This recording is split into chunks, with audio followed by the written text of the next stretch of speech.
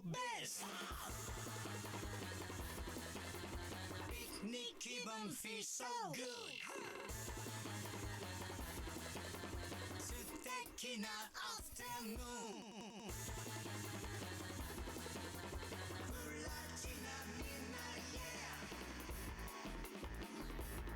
固めて転がす I love you いつでも smile for you. 君だけにラブ Hey so 頑張らなくちゃ Compilation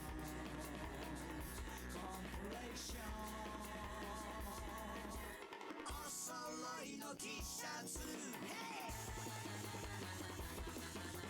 手編みのマフラーと Oh yeah ハートに目白押し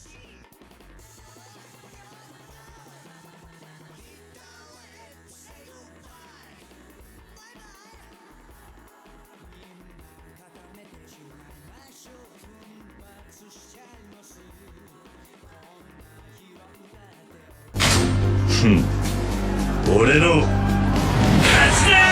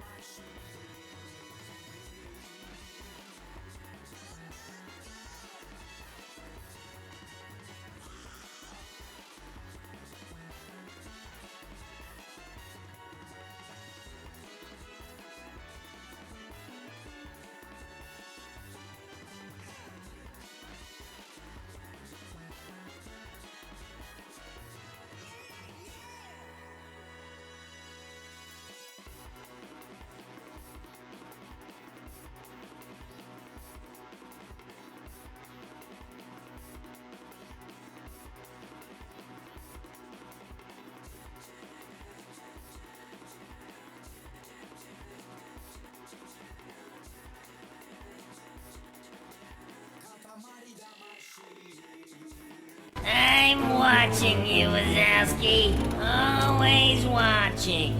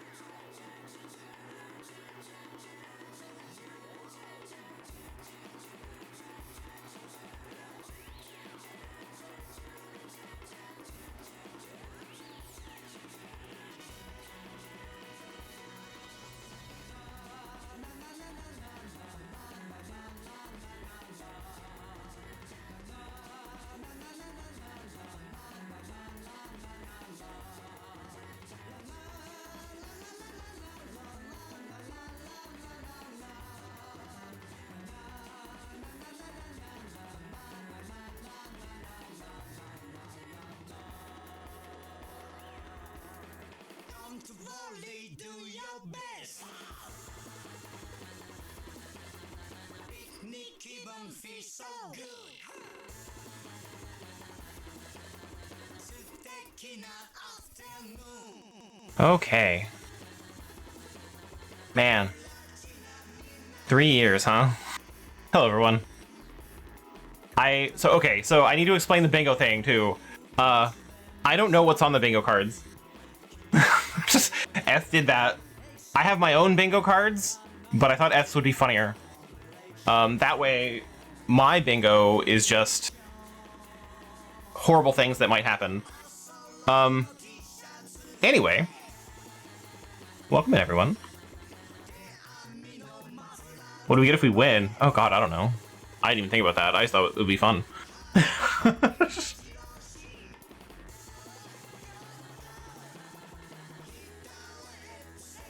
I don't know, you guys decide, and I'll approve or deny. A pat on the back.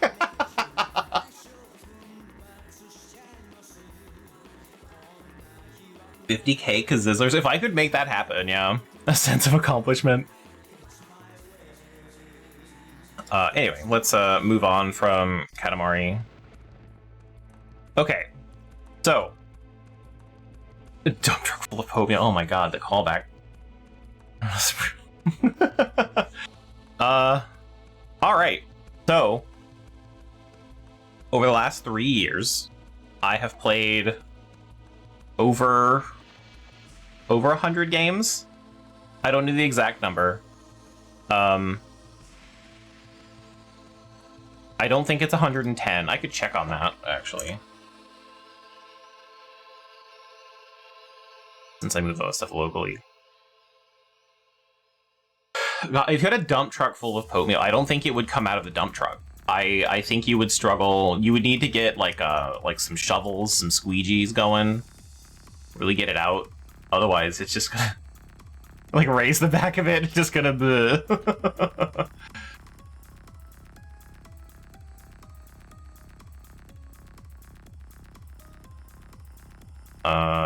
Anyway, let me do my thing here.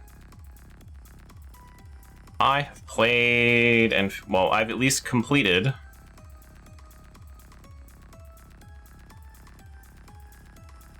104 games. And I've abandoned 10 of them. So, technically, we're going to be going over a little over almost 120 games. That feels like a lot. To see the truck, yeah. Why dirty a dish when you have a perfectly good dump truck?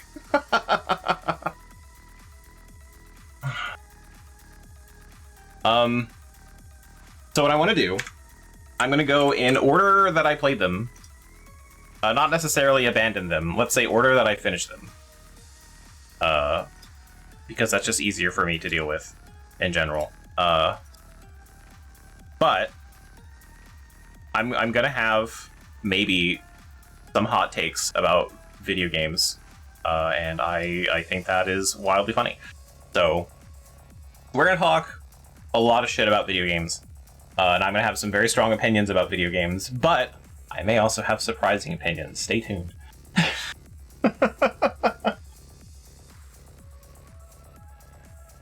But how are y'all doing? How are y'all feeling? Especially Moobs, how are you feeling? Hope you're doing okay.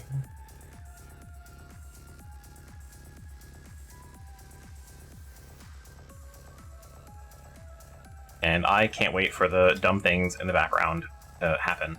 To explain the soundtrack, by the way, it is not going to be on the VOD, but I am recording this locally to upload it to YouTube. And I have it separated out so I can edit out any problematic songs that happen on YouTube, but the VOD will not have any music on it. The music is soundtracks from all the games that I've played. So, technically, all music we've heard before, plus some remixes. And I had a lot of fun putting it together.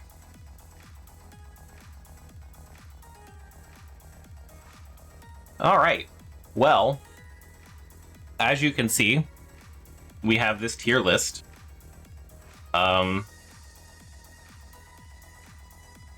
It's all these little images. Look at them, and they're all in alphabetical order. I had to do that manually. had to rename all these pictures. Lebo, you're gonna fall asleep midstream. I can't believe it. So, I wish I would have put them in order that I played them, but I didn't think that far ahead. That was a pretty last-minute decision.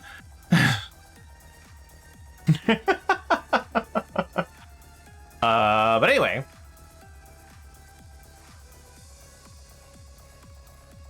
Should have put that on the bingo card, you falling asleep midstream.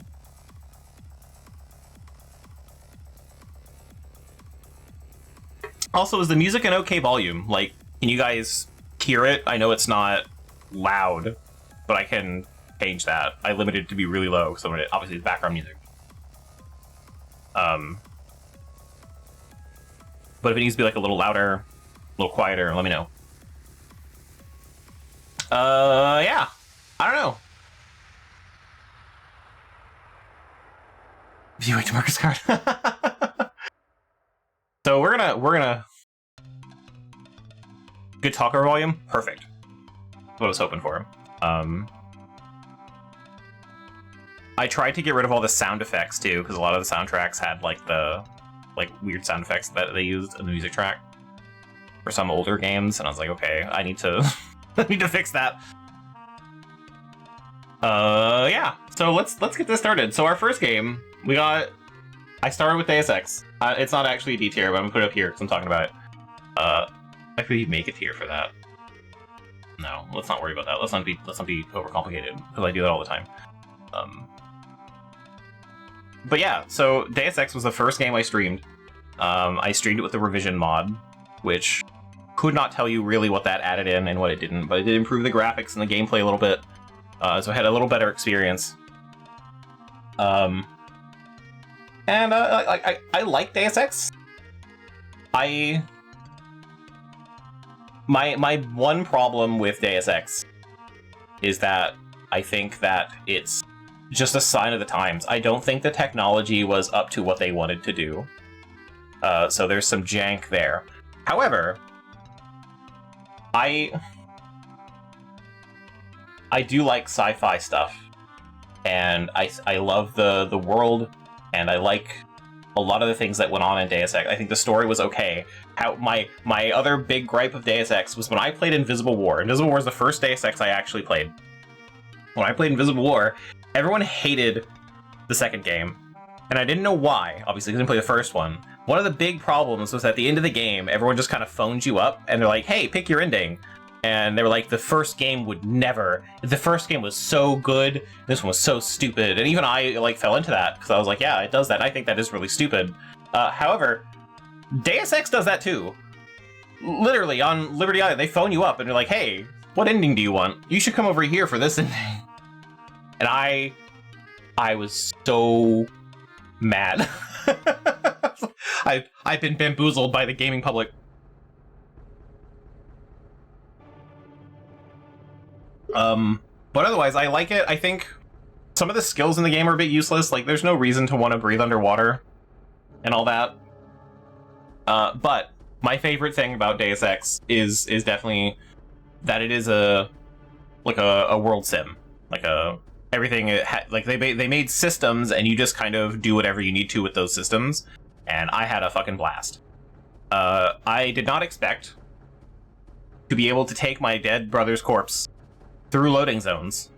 So that made it maybe the most fun I've ever had on stream. And I'm sorry to say, to me, in my opinion, my Deus Ex stream is where I peaked. And it was just from the dumb shit that game let me do. And he got exploded. Yeah, man, he died, and I had to reload everything all the time. Like, a lot of my really good clips are from Deus Ex. The game just had enough jank where it was so much fun, and it made for a really good stream. And I had fun. I think people watching had fun. Like, it was a good time. So, for me, I'm gonna have to rate I'm gonna rate these as games that as I stream them. I'm not doing like a video game review of how I really feel about them, though that is part of it. I'm gonna have to give Deus Ex an S tier. It was funny as hell to play. I had a blast. I love the systems in it and all that, and man, as a first game to stream though, ooh boy. that was a time. So I don't know. It's kind of funny because you can tell it's a game when it was made. The Matrix was cool, and sometimes that might be a little cringy, but like, good game, and the way it kind of made that immersive sim stuff like more viable and more and people more interested into it. Like, it really did influence a lot of games that came after it, which is great. So, Deus Ex, everybody. And then I have much harsher opinions about our next game. So, what the fuck is going on? Oh, okay. The Outer Wilds, got it. Okay, I was like, we're being attacked by kazoos. I don't remember that from Outer Wilds, but I think that's actually one of the guys, like the guys playing the instruments. I love that it's called A Terrible Fate. So good. Anyway, the next game I have less opinions on, but we are... Can I move them up like that? Yeah, so anyway, Henshu Self-Assassins. The clouds, they're coming! I hope I never make those sounds when I'm coming.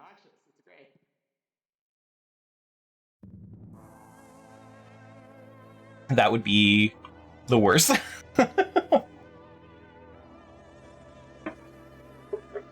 Anyway, Tenchu Self-Assassons. I have real mixed feelings about it. Because I think...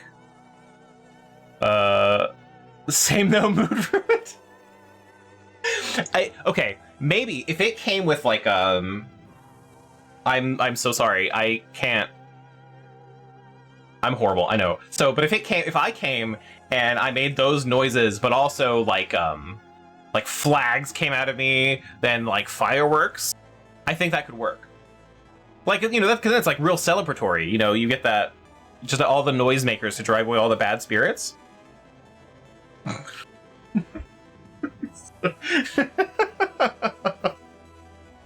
It'd be fantastic. I think that's the only way it would work, though. I'm so sorry. Like when the Sims have an awesome woohoo session. Yeah, exactly. See, there we go. It's all... I'm not the first person to have this idea that fireworks make it better.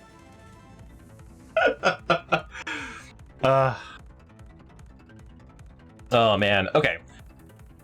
So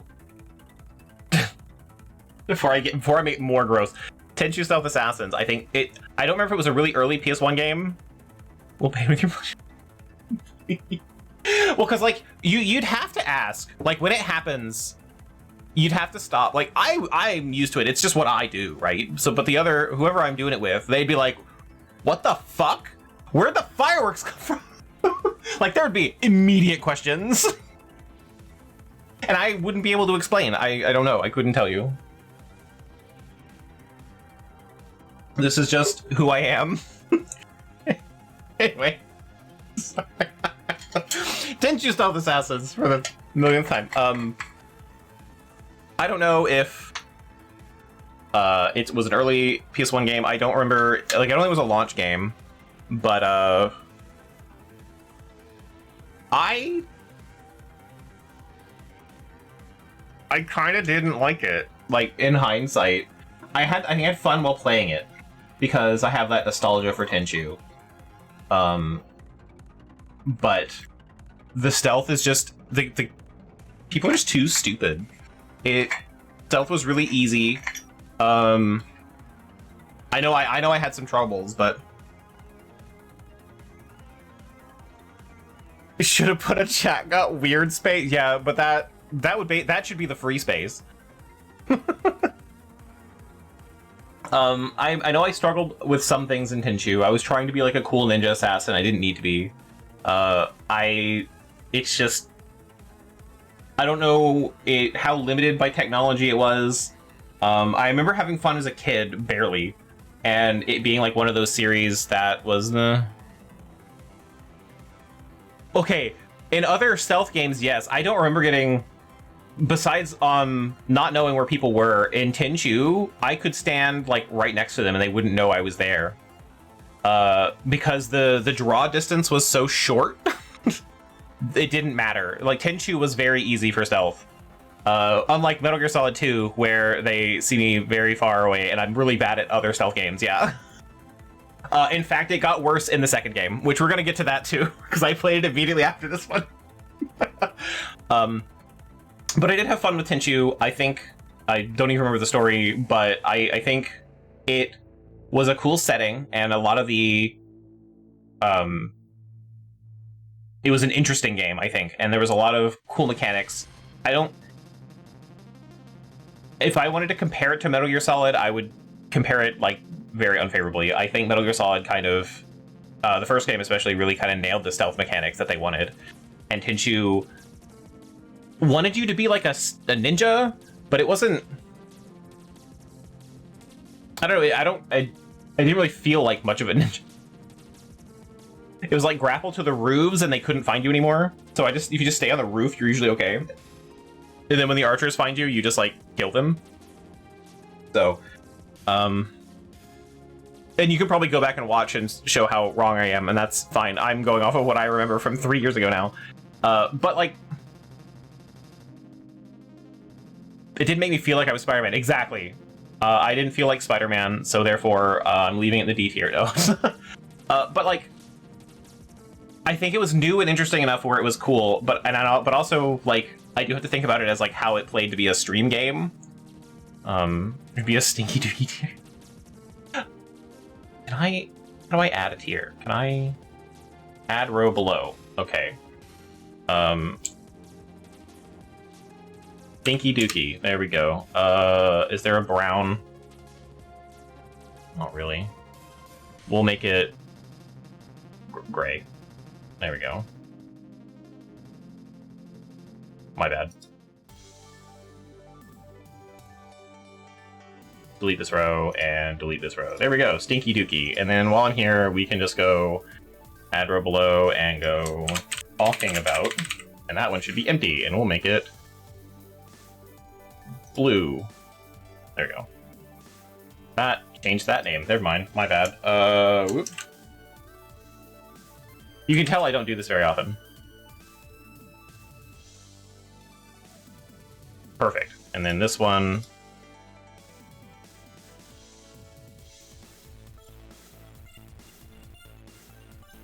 Hooray! Alright, put this one down here. We did it! Pepto poops. Oh no! If I could make it brown, man. That has a technical difficulty? Oh god. I'll let you all decide. But like, the other thing about Tenchu that I think really hindered it was the controls, because I think it was made before DualShock, or like joysticks. So it felt very clunky to play, and like the controls just weren't there. So for me, I am gonna say, like, overall, as a stream game too, I thought it was okay, but I'm gonna put it as a B tier. Right in the middle. It was okay. It wasn't great. It wasn't garbage. Whatever. Which immediately means I'm gonna move on to Tenchu 2. Because Tenchu 2 technically was an improvement. I think it's more fluid to play. I think Ayame is voiced by Claire Redfield, and like it was a lot of really cool stuff. But I cannot believe how wildly different I felt about Tenchu 2. I hated Tenchu 2. I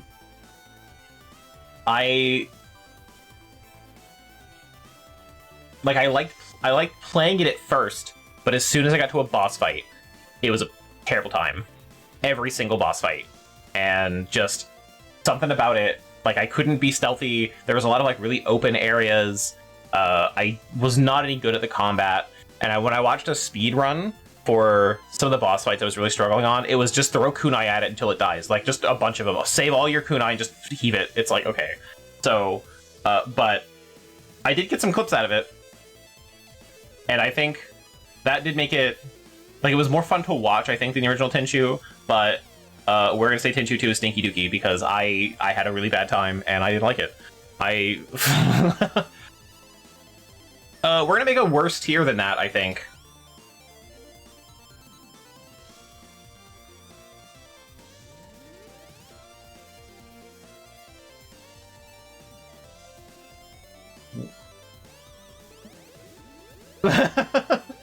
There we go. We'll do that. Worst games you should feel bad for liking, and we'll name this one. That's Stinky Dookie. There we go. Perfect.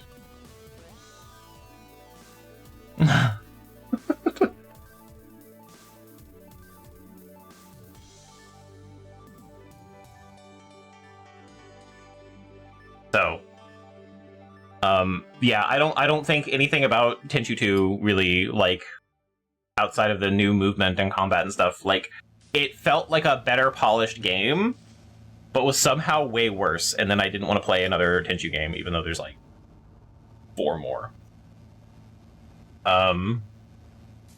So, yeah, the next game we played was... Where is it? Cult Classic Mischief Makers. Which I gotta say, I really enjoyed Mischief Makers.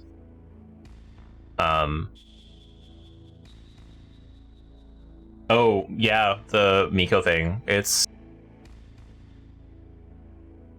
Zoe is so upset about the vet. But anyway, yeah, Mischief Makers. I really enjoyed Mischief Makers. I didn't think I would. Honestly, I didn't think I would have such a good time with it. And, you know, I did. I got the best ending. I think 100%ed it-ish. Whatever that would mean for you, I guess. I beat the bosses without getting hit and got all the gems. And I had a really good time with it. It's... The old man's weird, but that's just culture. The ending frame also changes based on what birthday you put in, I think. So you can be very young and get like a little child picture, I think. Not like, it's not explicit, but like the image you get at the end is different depending on how old you say the main character is. Which is weird itself, but the game is also just weird in general. But like, it's very unique, and I had a good time, and I got some clips out of it. Yeah, I noticed that. We're gonna move it down. There we go. I was wondering, I could maybe just move this window over here. Boop, like that. Perfect. But something about having platforming with the little jet boosters or whatever. And that covers the chat. It should be over the chat. I mean, the chat should be over that. Wait, where is the chat?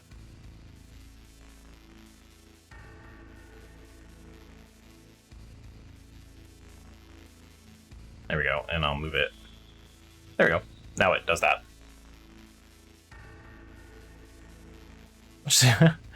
I can still see the chat, it's just not in the video. So anyway, there we go. Fixed all that. You can count that as a technical issue, sure. You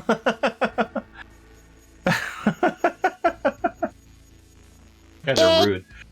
But the platforming...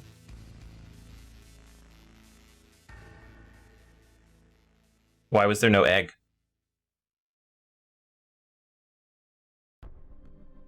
Why no egg?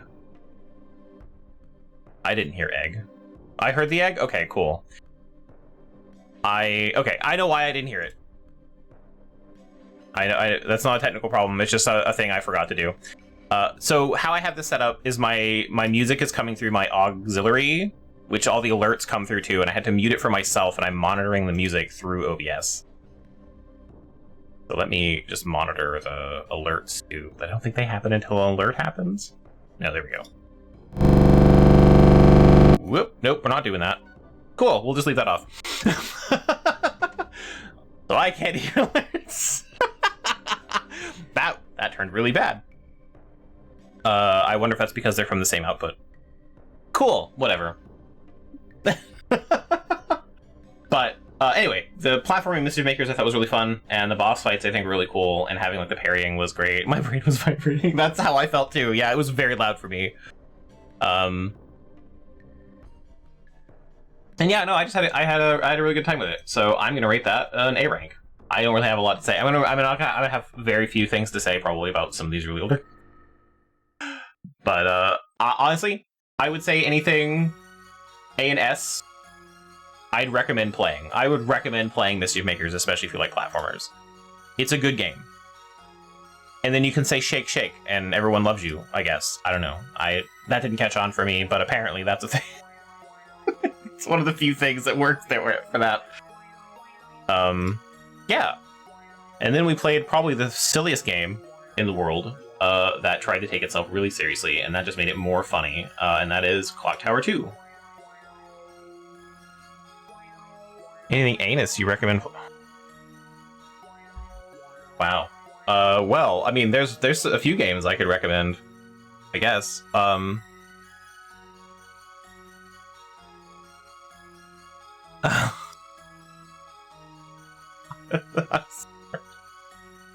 What, you don't... What, Mischief Makers is very, very anus energy.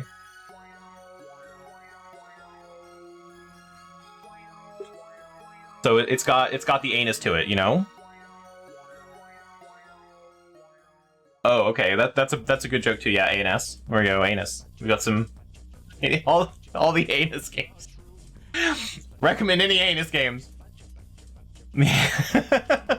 But anyway, Clock Tower 2. That is the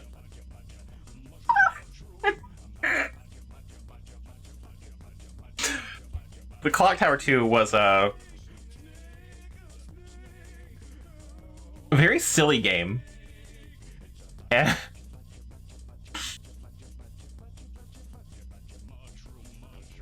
I fucking can't. Oh god, I thought I'd be able to keep a straight face. But like, I think the game was really silly, and like, it wanted to be really serious, but it couldn't be. But I liked that it used the PlayStation mouse, and there was some like cool interactions and stuff, and the multiple endings and all that. Like, I think Clock Tower is a good series, but you have to like camp. If you don't like camp, then like Clock Tower is not for you. It is very, very campy. But you want to look it up? LB, if you are into hentai, go for it.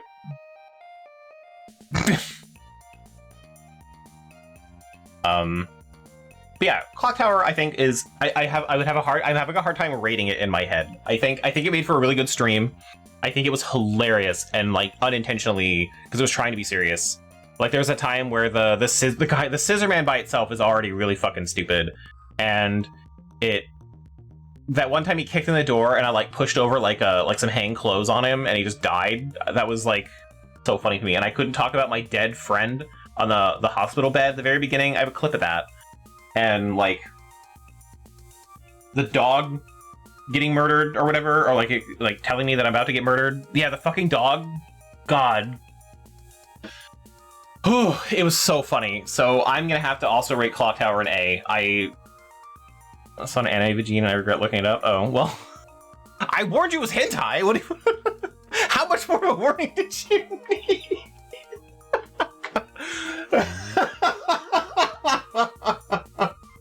No, LB, I totally understand, because if you told me not to look something up, I would look it up.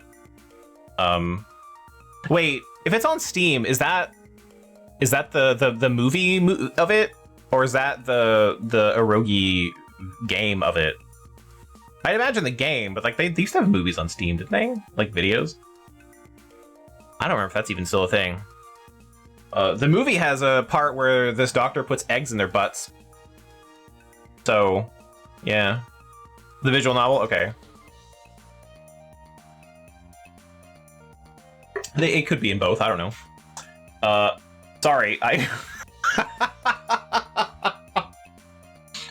it was a really popular one that was like the cool one that everyone knew about.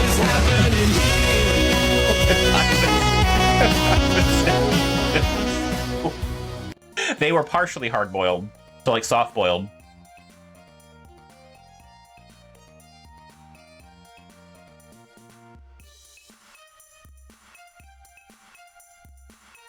They were boiled enough where they would survive the implantation.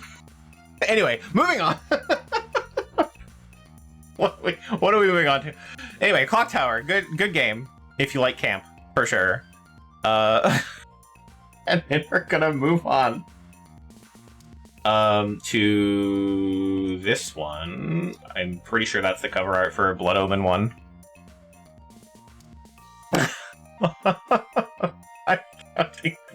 What? Oh no. Anyway, Blood Omen Legacy of Kain. I loved it, actually. I had a really good time with it. I did solve some of the puzzles for fun. I used to have those as a highlight, and I got rid of them. But I had a really good time with Legacy of Kain. Remake time? It should, honestly. I'm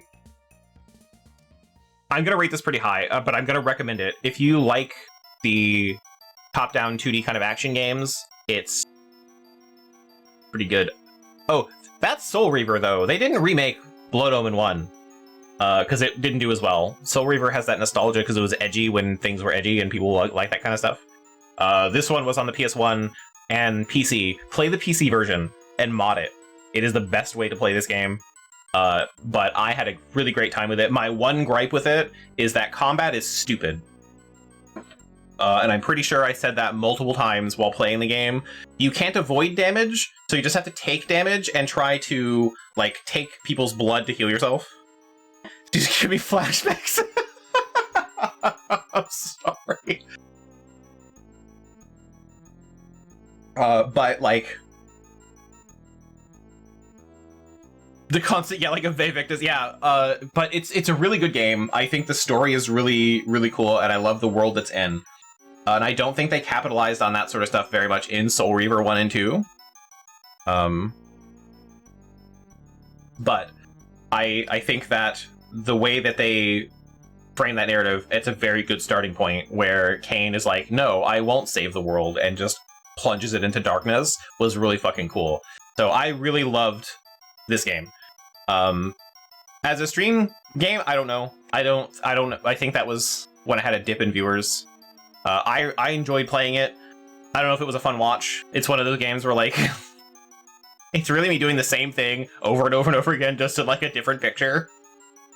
So to me, in my head, that takes down the watch value. Not even, like, the fact that I'm boring or something like that. I think that it's short, but it's very repetitive.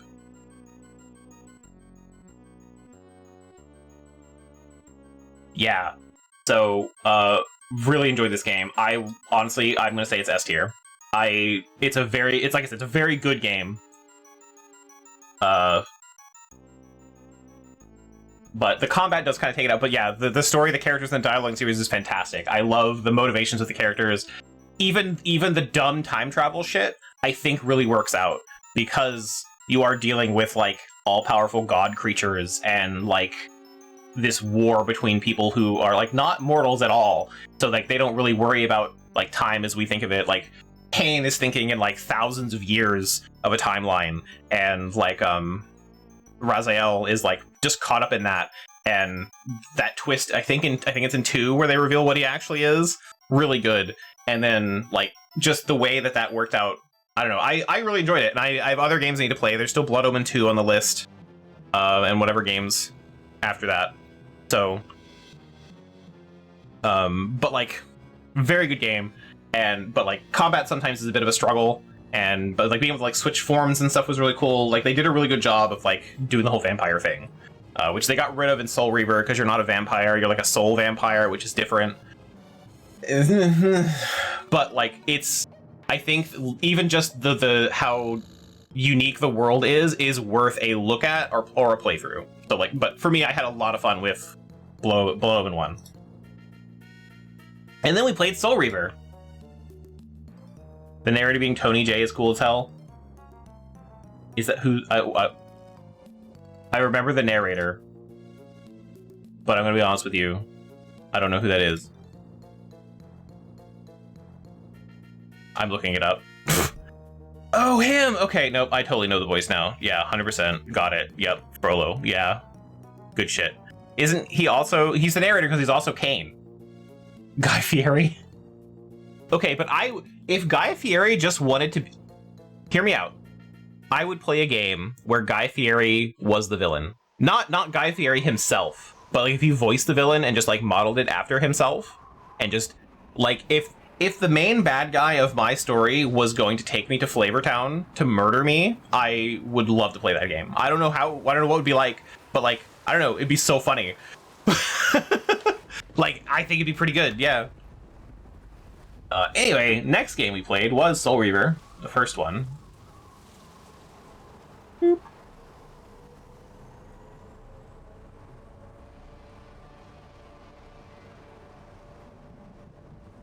But, so, Soul Reaver, I'm sorry to say, I don't... Thank you, LB. I don't think it's as good as Blood Omen. I know it's a cool, edgy, new thing that people love and enjoy, and I'm not here to take that away from you. But for me, I think it relies too much on block puzzles. I think I got lost a few times. Not counting my controller being weird, my old controller.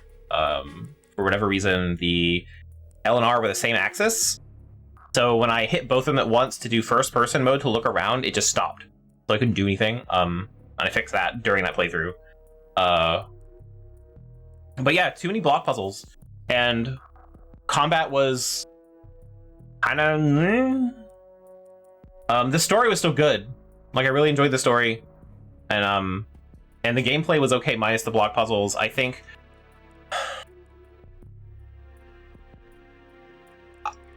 See, I agree with that 100%. I do like Raziel more than Kain, but I think when you get to Soul Reaver, I do like Kain more than Raziel because in the first game he's the protagonist and he's like he does that thing, but he makes a great villain.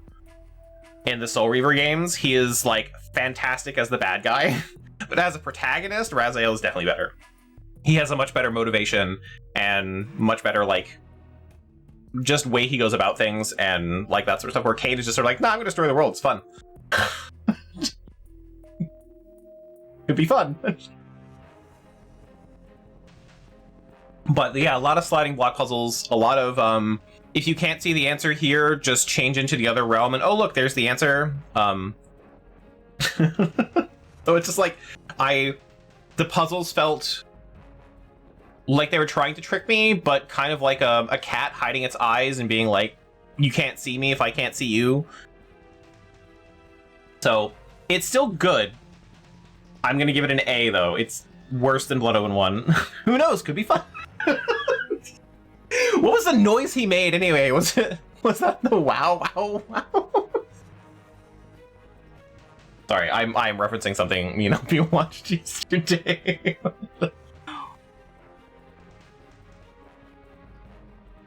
I do like that. I do like how the combat was changed in Soul Reaver. Like, I do like how you can fight things, and like pin them to the environment, like stick them on hooks and shit, and you have to like kill them and like eat their souls. Bingo already! Wow. you got the lucky card. Damn.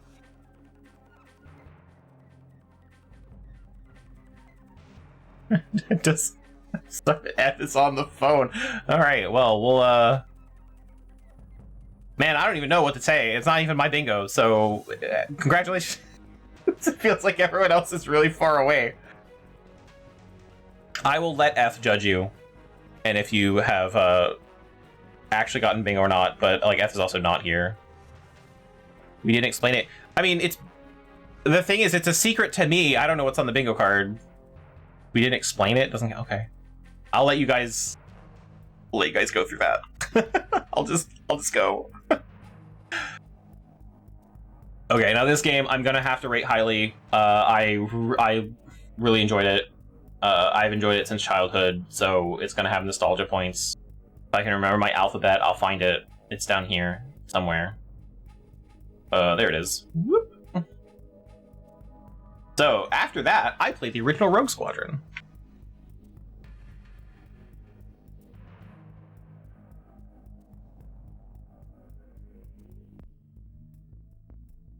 Damn. The wording. Okay. So, but God, Rogue Squadron is such a good game. The first one does feel a little clunky. It's not a perfect game, like not by any means, but I don't remember if I think I played the PC version with a few little mods on it, which do make it better. Honestly, for a lot of old games, if there's a PC version, play the PC version. Someone has probably done work to make it play better, for sure. You just have to find it, and that might be the hard part. But like, Rogue Squadron really nailed that kind of arcadey air combat that wasn't like an on-rail shooter. So like the X-Wing and TIE Fighter games, and like, what was it, Rebel Assault? Was that X-Wing 2? Rebel Assault, which I have the box actually still out in the living room for that. They're very on rails, like Star Fox, and to me those are fun. But being able to fly around and not be on rails, I think it just made it way better for me. So playing Rogue Squadron on the 64, I have really fond memories of that, and I think it was great. I managed to get, God, what was I got a gold. No, wait, I think it was just gold was the highest for the 64. I think no, there was higher than that. I don't remember, but I got a lot of gold medals except for like the very last match. So the very last map, and I was like with the Supreme Allied Commander. Like, I played a lot of Rogue Squadron, and it's just a really fun game. So I am gonna put that up in A as well. I had a really good time with it, and I really enjoyed it, and it's still good now. So I did die a lot. I had some struggles. Playing the game at 60 frames, I think, was weird. Was that a thing? I don't remember. But playing the game at a higher frame rate than the 64 can manage was weird, and I had to get used to that. But the game is also, there's some difficulty there, and it's a whole thing. No, I mean, I don't know what else to say about Rogue Squadron. Like, it's a Star Wars game. If you like Star Wars games, you're gonna like Rogue Squadron. And Factor 5 went on to do other Rogue Squadron games. I forget what else they managed to do.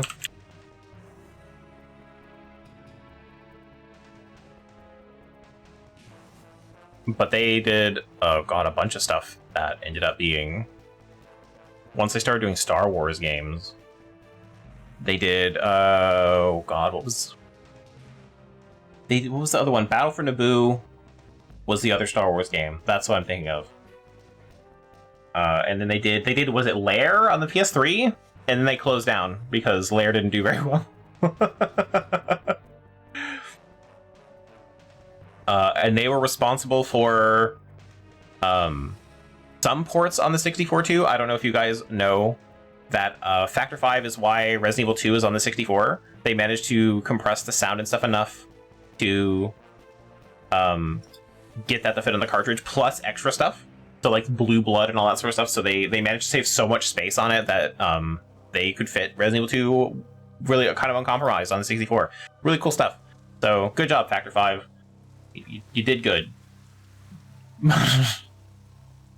So, yeah, anyway, Rogue Squadron, good game. Good shooty fun time.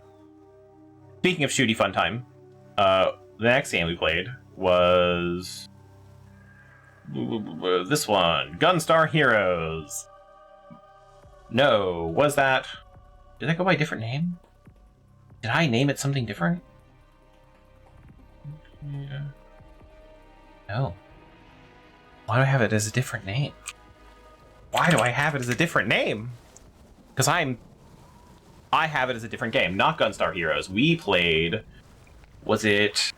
I have it under a different name on here. It is Rapid Reload, but it's Gunner's Heaven. Was the name of the game. I don't know. One of them is the name in Europe and one of the name is the States. Anyway, here's Rapid Reload. So I have the Rapid Reload cover art. Anyway, Rapid Reload. I don't fucking remember it. Either way, Gunstar Heroes is fantastic, yes. Rapid Reload was one of those games I think I finished in a stream. It is like Gunstar Heroes, which is why I was a little confused. It is a side-scrolly shoot 'em game. I think it had... Was it 3 weapons to choose from? And one of them was just far superior than the rest of them. So just running through, annihilating everything was a lot of fun. It was a good arcade, good time. I'm gonna give it a B. Because I don't remember it. If I remembered it, it would be better. But, like, it clearly was not memorable enough for me. I think I struggled with one of the bosses. It is 2-player, I think. For a side-scrolly shooting game, though, if you're into that, I'd still recommend playing it. But you have to really be into the genre.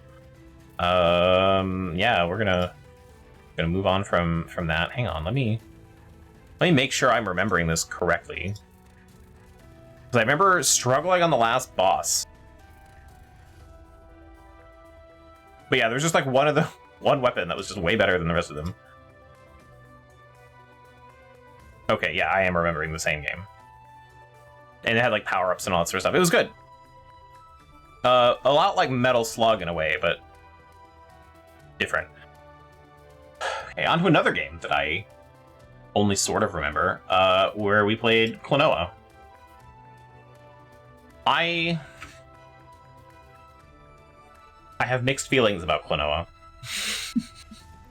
Because I was expecting it to be like one of those games where, like, you know, everyone likes it. It has that nostalgia factor for everyone. Why is Streamerbot still making noise? Does that sound weird for you guys?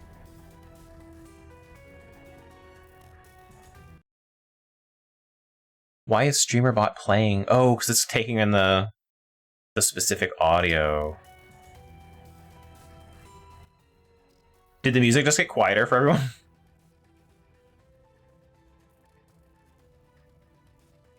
This is what I was afraid of. This was the one technical thing that I knew would be a problem.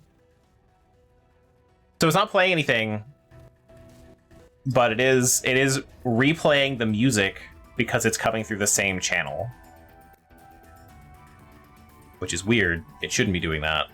I made the Streamerbot thing, I think, before it was specific.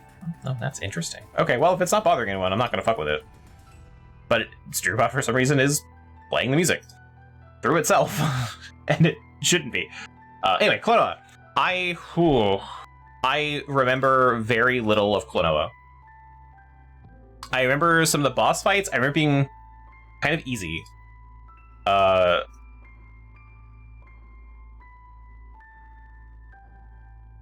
And it's because like with the platformer, and it was on the PS1.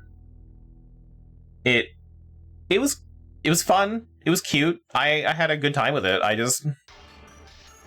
said I don't remember a lot of it. It was, what was I collecting? What was the collectible? I don't fucking remember. But there was like a... See, like I said, this is what happens when you play games 3 years ago. I'm trying to remember it. Like, it wasn't bad. I had a good time. But like there was like the collectibles. Noah Fruit? Okay, because there's like the special collectibles where like you had to do like very specific tasks to get them to spawn and all that.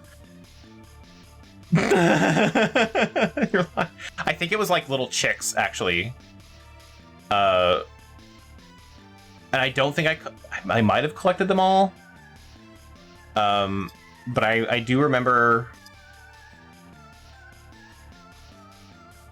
I do remember the last boss being like running around in a ring. I don't remember, man. It's been so long.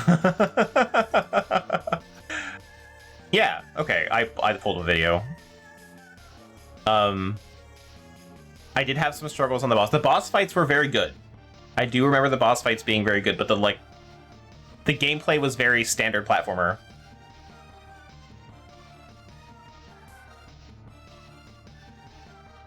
Square for each time, please.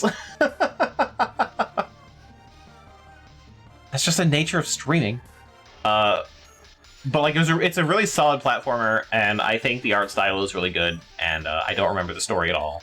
But I did have a good time, and I said the boss fights were pretty fun. So I'm gonna rate it a B as well. It's it's a good time. I enjoyed it. That's about as good as I can get. Whew, boy, and then now we're in for some fun. We are in for a good time with this next one because we are talking about Legend of Legaia.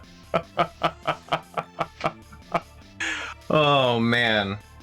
Okay, so for those of you that don't know, Legend of Legaia, I don't know if it was a big deal, but JRPG on the PlayStation, full 3D, kind of clunky, big RPG energy, but the idea was that they wanted combat to be more involved, so they let you do like fighting game inputs. So you did like well, I won't even say fighting game inputs, because you didn't really do like fighting game combos and stuff. You picked like whether you're attacking with your left or right arm, or which was like your weapon arm, or your special magical alien arm attached to it ability, or like your feet.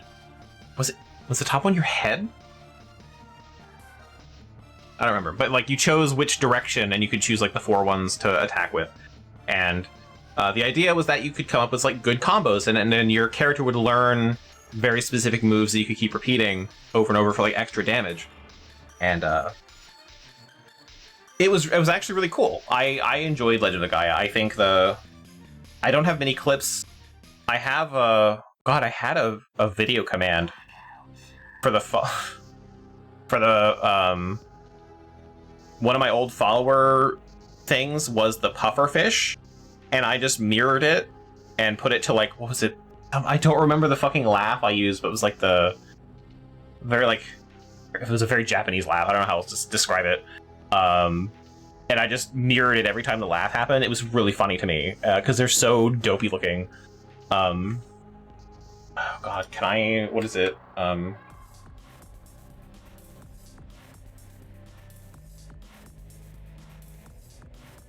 Yeah, these guys. The spike fish.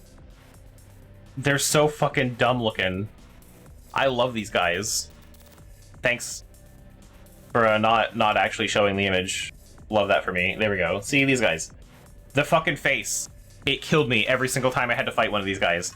So I was crying, and I had that as the follower gift for a while. Good times. So anyway, why Legend of Gaia is fun. One, the story is kind of meh, but it's passable, I think.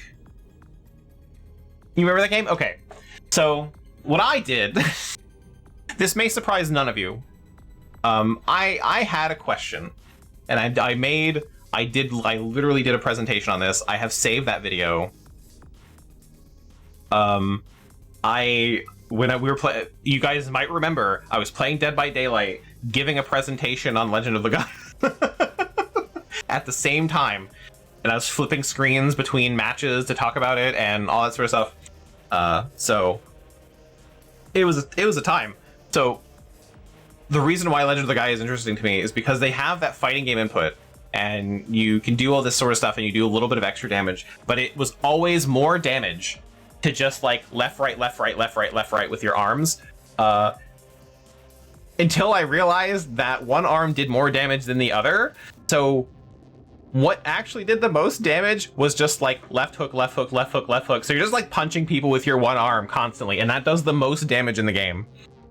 I might even be able to bring that up as I obviously saw the spreadsheet. I don't know, the PowerPoint is somewhere. But I literally made a PowerPoint about it.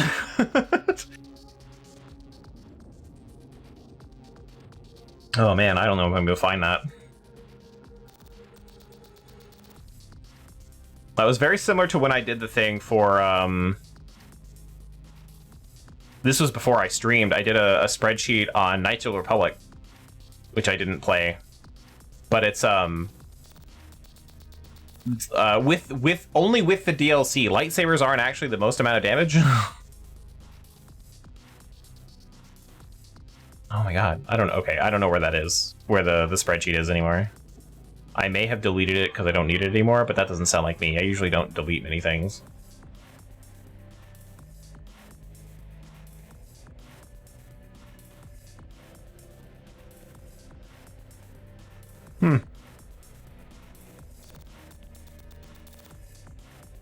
Yeah, whatever. But yeah, so just like the DVD Nemesis, right? So, but because I mean, it works that way for everyone in the game. You doing the combos is not good enough.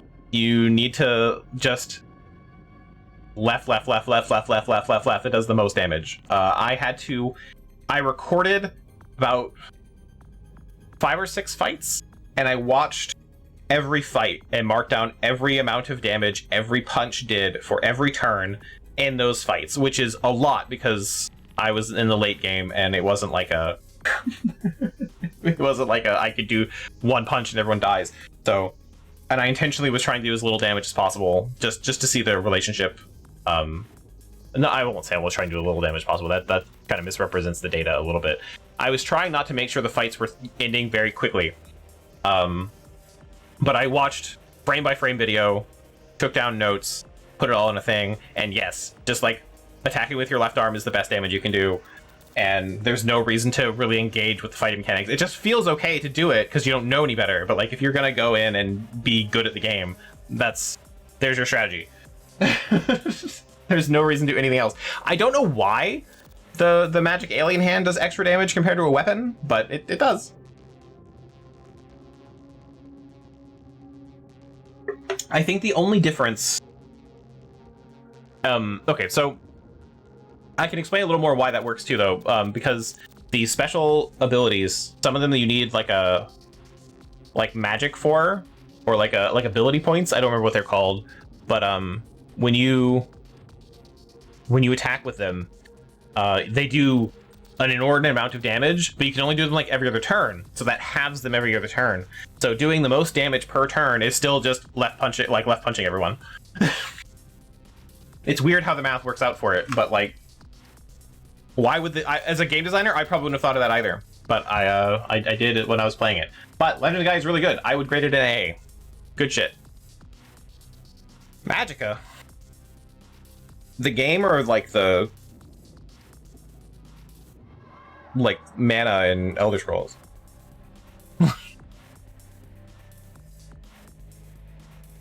But yeah, what is even the story of Legend of the Guy anymore? Like there's alien trees and you have to bring them back to life to like revive the planet, and like God doesn't want you to? I don't remember. Mana? Yeah. Okay. That's all I got for the story of Legend of the Gaia. I don't know. And then, oh boy. Okay, next game we played. Excellent. That was a fun one. We played a lot of really good games in the first year. Unintentionally. Like that was by design. We played Fear Effect. Man, Fear Effect, good. Thumbs up. Good game. If you like Resident Evil kind of stuff. I had some problems near the end of staying alive. It was kind of a big issue for me. But man, I love the art style. I love the characters. The weird QuickTime events I could take or leave, but like I'm okay with QuickTime events. But I know some people wouldn't be. I'm trying to remember the story where like for some reason you end up in hell, but like 3 years down the line, I'm not making the connection with the story. There's sometimes where like you have to make choices in combat too, where like you can shoot the people or you can shoot like the explosive barrels next to them and all that sort of stuff. It's a good game. I haven't played the sequels yet. I've been meaning to, but it just hadn't come up. But honestly, for what it is, I think Fear Effect is S tier. It's a fantastic game and worth playing for everyone. Oh hey, voice collection. We're gonna go away for that. Thought I got rid of that, all the sound effects, but that was just a compilation of them. But Fear Effect, like, they did a thing that was really popular on mostly Japanese games on the PlayStation, where the faces aren't animated, but they replace the face texture, and that's how you get emotion and lip syncing and all that sort of stuff. So each character has like X number of faces. They did the same thing in Mega Man Legends. So that's how you get the really expressive, emotive anime faces. Whereas like the West, I think really... A lot of the Western games I play either don't have faces, or they try to like animate them, or not. They just have a static face and they kind of wobble their head around when they're talking. But the texture swapping was really nice, and I think more games should have done it. They did the same thing in Wind Waker, only it was layered. Good old glow-in-the-dark faces, yeah! Wind Waker did the same thing, only they were separated. I think the eyes were a separate texture, but they were also not, like, part of the head, same thing with the mouth. So you got like a really expressive Link who could do like squint his eyes and things like that, and it ended up being like everyone hated it when it came out, but over time people realized that it actually was really good. So it for the limited hardware they had, I think probably the best option you could do is that kind of texture swapping, especially if you really want your characters to come alive and have like I said, expressive faces and show off the emotion of the scene and that sort of stuff. So like really cool technology, and they use it to great effect. I think the art direction Fear Effect is like top notch. So good game. Oh, we're getting into a weird one. Look at how it took off for VTubers. Exactly. See, it's still popular today. Oh man. Okay. This one was weird. I have things to say about this next one, that's for sure. So yeah, Hybrid Heaven. Where do I fucking start?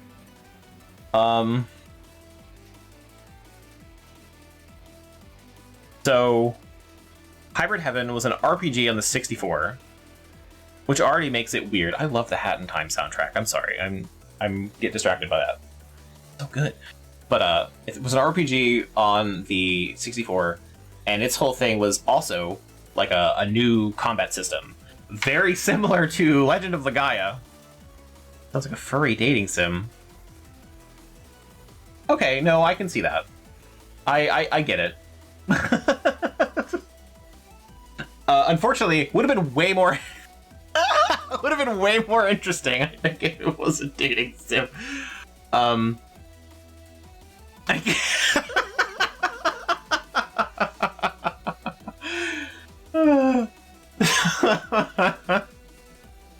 anyway, the combat in Hybrid Heaven is you choose like a body part to attack with, and I think you can combo them together. So you can like kick with your left leg, and as you kick with your left leg, your left leg gains strength, do more damage with your left leg. And the same thing with like blocking, so you can get like more defense on your like legs and stuff depending on what you block with, I think. And you can learn new moves to do, like special moves and things like that. So it had like basically with RPG elements, if you took like old school like wrestling games from the 3D era, same kind of feeling. So I like Hybrid Heaven. I didn't understand fucking shit when I was a child. Like, I played that game as a kid, I didn't get it. I rented it, no idea. I know what's going on now, so the story is weird as hell. You start off as a white man named Slater, I think, and LB has a voice for him now. Unintentionally. It's like Jack Slater or some shit like that. But he looks like a normal generic white dude protagonist. And you're a hitman. You're gonna kill the president. LB, the only reason I'm calling you out is because this man having this voice is so fucking funny. Okay, you don't understand how funny that is in my head. Anyway, you do the beginning area and then you fucking die. And you light on fire, and your skin burns off, and you become some sort of Native American superhero man who can kick the shit out of everyone. And I believe why it's called Hybrid Heaven is because people are being hybridized with aliens, and it's not going well, and the aliens are replacing humans. And you're there to stop it because you're the scientist that was responsible for it in the first place. So you go on a murder spree. You get captured and turned into this white man to kill the president. And then when you're not the white man anymore, you go kick ass and you go into like this underground base and you like punch people to death. And like there's that one clip where I was giving that guy head hugs and I fucking killed him. And that I think about that clip all the time. Hybrid Heaven I think got some really good clips. Did I say this on a juice cleanse right now and he won't shut the fuck up about it?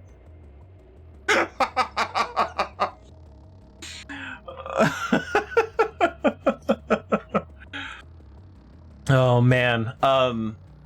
So yeah, but you go and you like punch up all the people that are in charge now, and eventually murder the aliens that are here to take over the planet. And yeah, it's a weird game. The other clip of me running around trying to pick up the fucking item on the ground, and I'm like running around in a circle going nope, nope, nope, nope, nope, nope, nope, nope. I struggled with the controls a little bit in that game. Here, we'll pull that up. And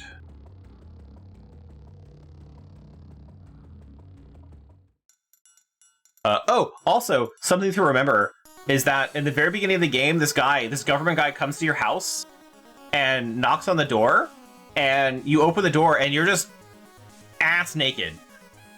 There's no wiener. It's just like you get, but you're like not wearing any clothes. So you just open the door like and poke your dick out the door a little bit, and the guy's like, "For God's sake, put some clothes on." It's like, okay, oh, okay. This is before I started watching. Oh God. So yeah, this game was absolutely wild. I do that with my neighbors. Trying to get a good shot of these characters.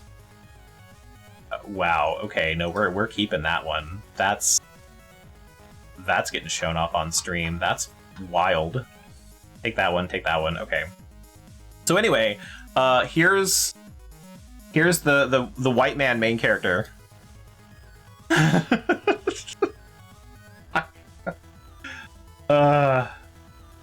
Yeah. So you're a synthetic human replacing the president's bodyguard. This is Johnny Slater. Literally, that's his name. And then when he lights on fire and dies, what the fuck in the body horror? Oh, he's doing a wrestling move on an alien, and I thought it was really funny, so I had to show it off a little bit. No, he's probably, I don't know what that wrestling move is called, but he's doing that on a bug, like it's a bug person, a little bug hybrid. Anyway, and then when you light on fire and all your skin melts off and you don't even have your memories back yet, you become this man. This is Mr. Diaz.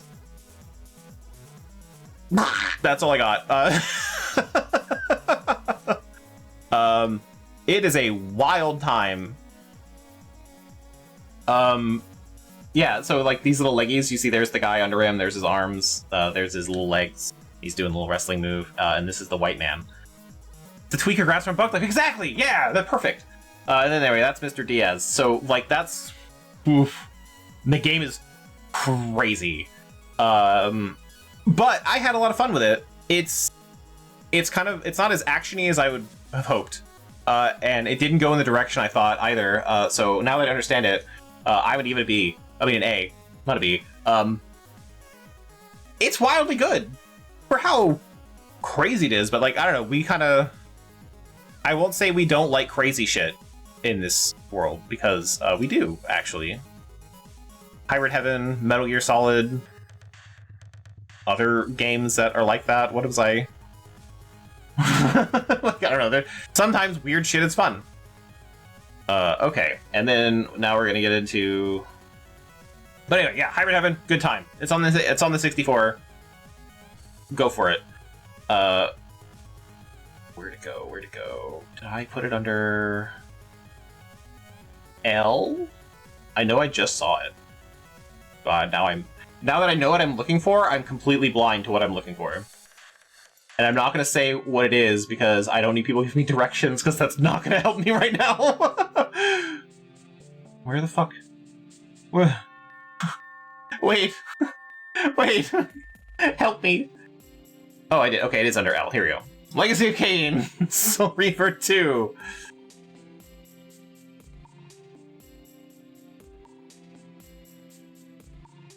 Mikey's going down.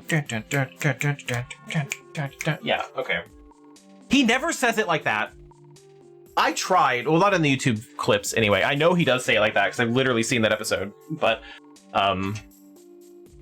anyway, Z, why I didn't put them in the order I played them is because I organized the folder in alphabetical order, and I named them that way so they would actually go in alphabetical order. And I didn't think to put like 1, 2, 3, 4, 5 in front of them. I didn't think of doing that until yesterday, day before. So I just didn't. So here we are, having this problem. So. Anyway, yeah. Soul Reaver 2.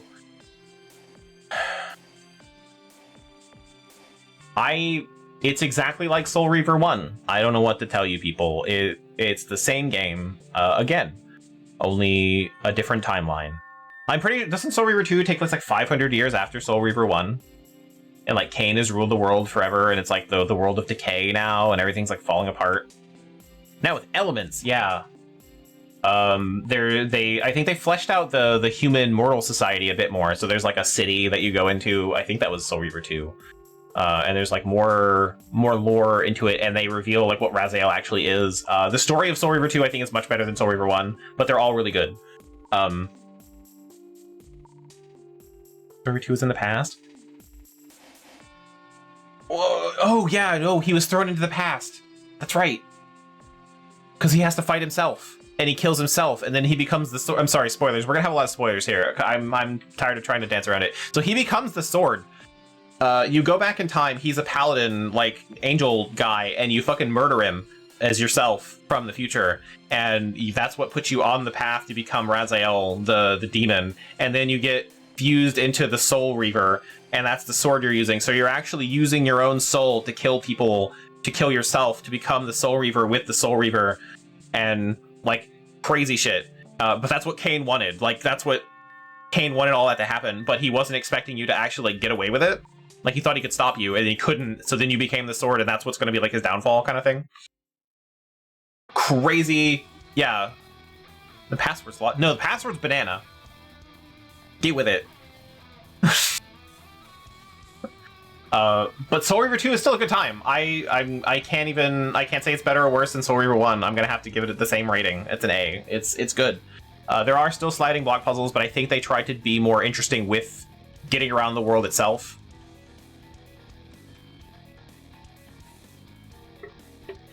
So like I would say it's an improvement, but it's still about the same level. I do like Soul Reaver 2. My password is pineapple. Sorry, pineapple. But yeah, I think honestly the Soul Reaver Legacy of Kain stuff, those games are good just to play for the story. Because I think the story itself is wild and interesting in its own way. But it was a safe word. Why can't it be both? Why can't your safe word be the password you use for everything? Like, you use it for everything. The password to your suitcase, it's the password to your... The password. I'm sorry, we're moving on. Was that not what we were talking about? Oh, fair. I'm sorry, we're gross. Okay. Anyway, we're gonna have a good time talking about this next one. This game also has nostalgia for me, and I think it's pretty misunderstood. Not mad, just disappointed. Somehow that's worse. But this game, I think, gets a lot of flack for what it is, and not... or like what it could have been, rather than what it is. And that is Quest 64. I played a randomizer of it, but I've played Quest 64 several times in my life, which is why I decided to do the randomizer for it. I like Quest 64. I think it's good. It's not great. I think there's a lot of things that it could have done better. I think it's very simple. I think that's the fucking point, though. It's basically Baby's first RPG, but the combat system I think is really interesting. Being in like the little circle. We gotta clap for emphasis too. Shut up. Please tell me that's not on the bingo card. But like, so in Quest 64, when you get into a fight, it doesn't take you to like a new map or anything. It puts rings on where you're standing, and that's the battle area. And there's a little blue ring that expands as you level up, where that's your movement speed, where you can go anywhere in that circle. The enemy can hit you, and when they do attacks, you can move and dodge out of the way, and that's how you deal with like dodging, and they can just also just miss. It's a very interesting combat system. And the idea is that you're like a little wizard boy. You're literally like tiny. You're like 3 feet tall, real short king. And the magic is element based, but it's in a grid, and it makes sense when you see it all laid out. You can't really in the game, but they have fire and water next to each other, and in that corner between them you have steam magic. And I think that's really cool. I think that's really intuitive to figure out like what kind of spell you want to do. So if you want to do like fire and water damage, you do steam. You do like a hot orb. That isn't that just Miss Pac-Man? I don't know, but it's a very simple game. I think it was a little rushed. Short king, is that not what we're calling short little people? Like anyone that's short, we call them short kings because we don't want to be disrespectful, even though sometimes they're assholes, just like everyone else. I don't know. I just do what the kids tell me to. I don't actually. But I don't know. The story's really interesting. Your dad disappears, and you go and find him.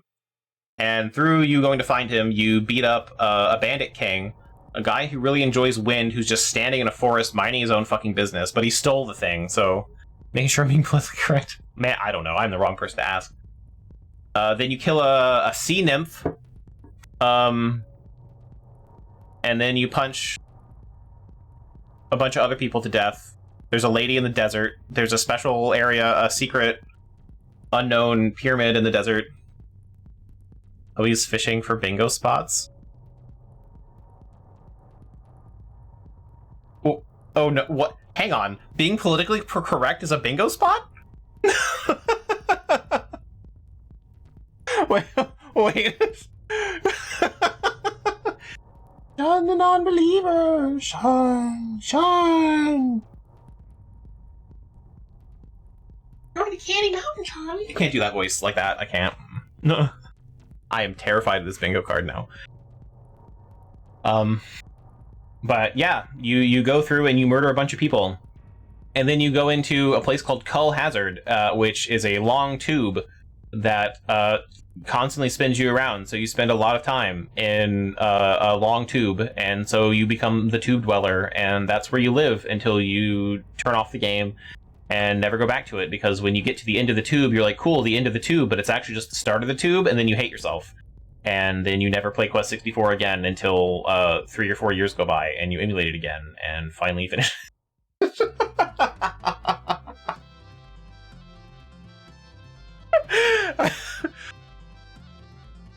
That is not a personal story. Don't worry. It's that is another problem that I think Quest 64 has, is the camera. Sometimes when you finish combat, it goes behind you, but it goes behind you for wherever you were facing in combat. So if you're not keeping track of forward, it's just going to turn you around, and you got to remember that. My one issue, other than that, with Quest 64 is I think magic is stupid. Because in the beginning, wind magic I think is the best. Because wind cutter, if you get level 2 or level 3 wind cutter or whatever, it's like, was it 12 air blades? It does so much damage. And then once you get past that, outside of like elemental weaknesses, the final boss is you run up to the final boss and you hit him with your staff, and that does the most damage. You just buff your attack and hit him with a stick until he dies. This big demon worm guy, and you're just sitting on a little island going boop, boop, boop, and he dies. It's hilarious. He's like 40 feet tall, and you're like 2.5 at most, wearing platforms, and you're just like, and it just explodes. It's so funny. But I'm gonna give Quest 64 a B. I think it's good. I wouldn't recommend it, but it's a good time. It's a simple game, and I think that's intentional. Good stuff, Quest 64. The randomizer is also really good. If you like randomizers, Quest 64's randomizer is one of the better ones I played. I skipped most of the game with my randomizer. I got some of the crystals really early on. But yeah, I also like the art style, but it is very, very simple. One of the things I liked when I was a kid, because I'd never really seen this, the bottom of... Fuck, what is his name? Brian. Because he's... Why not? Wizard Brian. The bottom of his cloak is frayed, and you can see through the fray. Like, the little frayed bits, little holes and stuff, and I thought that was really cool, because I'd never really seen that in games. Usually everything's, like, sharp and pristine. I don't know why I lock onto that, but I like that a lot. So, if you're new to RPGs, I could say Quest 64 might be a good choice. There might be better choices now for, like, modern indie games, too, but, like, good stuff. And next one, I'm not going to have a lot to say about this one. This one's going to be really short. I beat it, I think, in one stream, and that is Mega Man 4. I played it for fun, and this is playing Mega Man 64 is what made me want to play the... if you guys remember the Damage Shuffler, because I watched someone play that. But yeah, so Mega Man 4, God.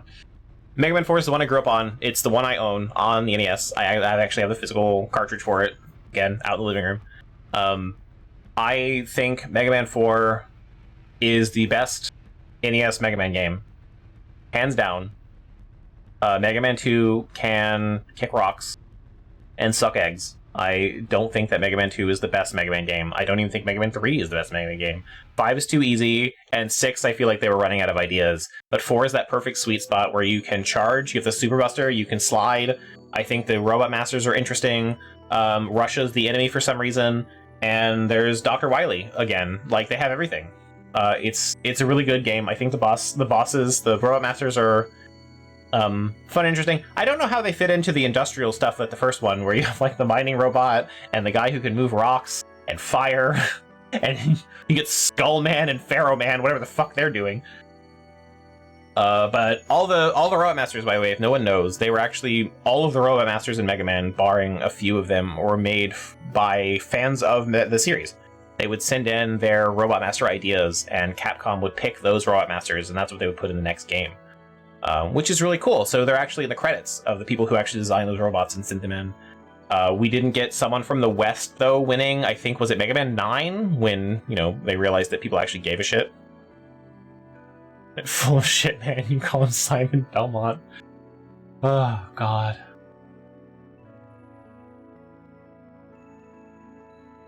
Shame that band broke up. I wouldn't have followed them. I just shame they broke up. But yeah, so Mega Man 4, I think, is the best Mega Man game on the NES. So we're going to give it an S tier. Good time for everyone. Let's see. God, we're still in year 1. I'm not even close to done with year 1. We're going to be here. Buckle the fuck up, I guess. Another game I have nostalgia for, we did in the exact same stream. This one was fun because I said I've never beaten this game before, and then I beat it on stream.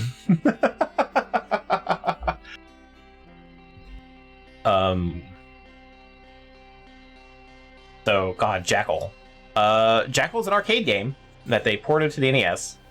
I actually have the soundtrack here in the background. It's actually on that playlist.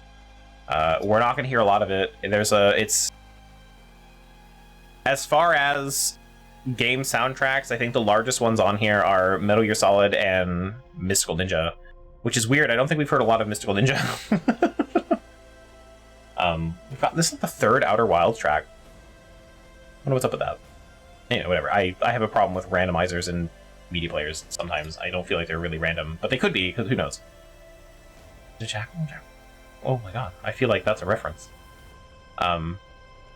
But Jackal, NES game, top down, you play as a Jeep, you have a machine gun, you pitch grenades, and then you get an upgrade when you get a glowy man, and he gives you missiles. And you're there rescuing POWs and going into enemy territory, which is not the Russians, and it's not the people in the Middle East. It's not even like Vietnam. And I go, oh, okay. Yeah, Family Guy Pictionary, man. Yeah, I don't know that one, but I'm glad someone gets it. It's always good when people get your jokes. I gotta say, I would feel really bad because I don't get it. But yeah, it's a fun time. If you like arcadey kind of games, damn, I play Gartic Phone now. Man, Gartic Phone is a crazy time. I would worry about getting banned playing Gartic Phone with my friends. Oh, I don't know about that. Ooh. But yeah, there's not much to say about Jackal. You're a Jeep and you destroy statue heads of George Washington, I feel like, that shoot missiles out of their mouths. You blow up a building and a helicopter, and you murder hundreds and hundreds and hundreds, maybe thousands and thousands and thousands of enemy people, and rescue some POWs. Some of them glow in the dark, and then you fight a giant tank that's the size of Washington DC, and that's how. And I won. I'm surprised they beat it, and that's how it's on this list, because I beat it. Good game. I love it. I love the soundtrack. Good shit. I'm gonna give it a B. No, an A. Do I want to give it an S? Do I want to give it an S? None of these games are ringing a bell for you? Oh man, it doesn't surprise me. I don't know when you started watching my stuff. You remember me playing Mystical Ninja? Do you remember playing Hitman? Oh, no, actually, you know what? You remember The Quarry, and you remember Hooked on You. We're getting to when you started watching, I think. Because you remember me playing The Quarry, I remember you were there for Hooked on You. So we're getting there. We're getting there. Now we're on Gunstar Heroes, though. But Jackal, good game. We're gonna have a lot of A ranks here. Hey, welcome back, F. You missed... I want to say you missed a lot, but we're not even halfway into year one. How'd you miss Hooked on You? It was a long time ago. It was one game you'd go kind of slow motion for.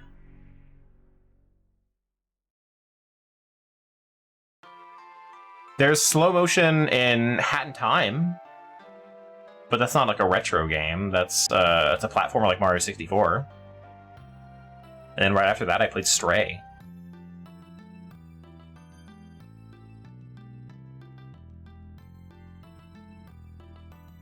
To clip it? Okay, sure, absolutely. I would love to know.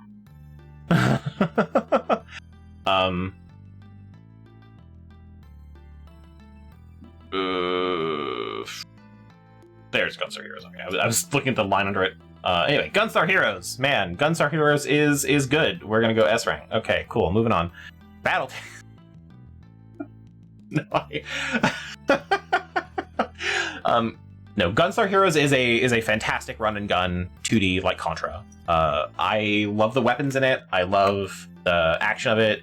Gunstar Heroes is a Treasure game, right? I want to say it's developed by Treasure. Yeah, Treasure. If you like side-scrolling shooting games, Treasure is fantastic. They do like the best games in that whole genre. Really good stuff. They're hard. They do hard games. But they're very good. I don't think they're weird, and they're not like, I wouldn't say they're the best games ever, but they are very good. I really enjoyed Gunstar Heroes and like a bunch of their other games. They did a McDonald's game after Gunstar Heroes, which I thought was really funny. But they're responsible for Dynamite Headdy, which got a remake. Fear was the game? Okay, yeah, that's much later. That was when I was doing the feet-only run. I don't think Fear is on this list, because I didn't finish it. But yeah, I think that was last year? My almost foot-only run. Treasure Rush did Ikaruga. People my age. if you remember Ikaruga. But Gunstar Heroes is really good. Yeah, the bowling one. And the guy exploding in the elevator. I love those clips. 3 years ago. Shit. Okay, yeah, you might be right. I didn't think that was so long ago. Jesus. Wow. All right. Yeah, so I think we're getting close to that. Like I said, because you know, here's a wild thing, LB. You want to know how I know exactly when you started watching my content? This is gonna be really funny. I'm gonna let you in on a little secret. This is a crazy thing for you. to know. So after Hat in Time and The Quarry, I played Resident Evil. And you remember, the reason I was playing Resident Evil, because you had never played a Resident Evil game before, and I was going to play the Resident Evil games for you. I ended up playing the entire series for you. So I didn't play Resident Evil 1 until after Hat in Time, so you came up for, like, around the Turok Quarry era. And it wasn't even like we didn't know each other before that, it's just that's when you started, like, watching my stuff. You love Resident Evil? Yeah, see? Solid 2 in-game lore dump for the next 40 minutes. Oh man, if only there was so much lore. No. I asked LB if she would play Resident Evil, and I think I don't remember if you said no specifically, but like you don't really do horror games all that much. So like, okay, well, would you like me to play them for you? And you said yes. So I was like, okay. So I started doing Resident Evil as a series, and that was the first time I started doing like a full series outside of when I was dedicated to doing a full series. That was the first one I did, was Resident Evil, which is why I played through all the games. That's because LB hadn't seen them.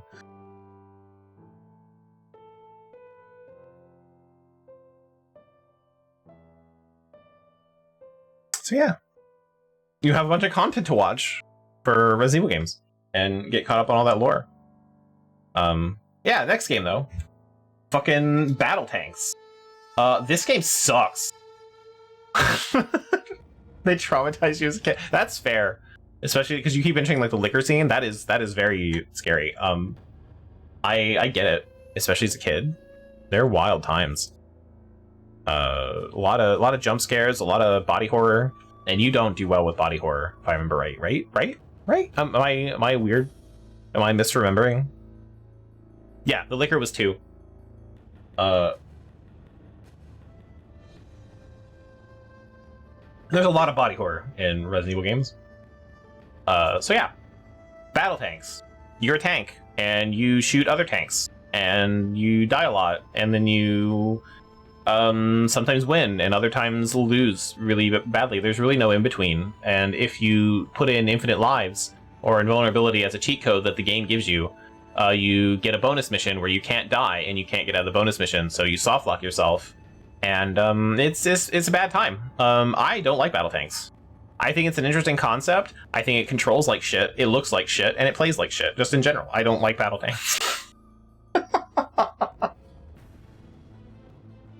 I'm not saying it can't be fun. I just didn't like it. You know, like seeing it happen implied is fine, yeah. And they definitely don't shy away from showing you in Resident Evil. But anyway, yeah, if anyone decided that, you know what, here, we'll do this. Worst games you should feel bad for liking. If you like Battle Tanks, play other games. You really need to expand your horizons. Maybe video games aren't for you. It is so mediocre as a game. Like, I would rather eat sand, I think, than recommend Battle Tanks to someone.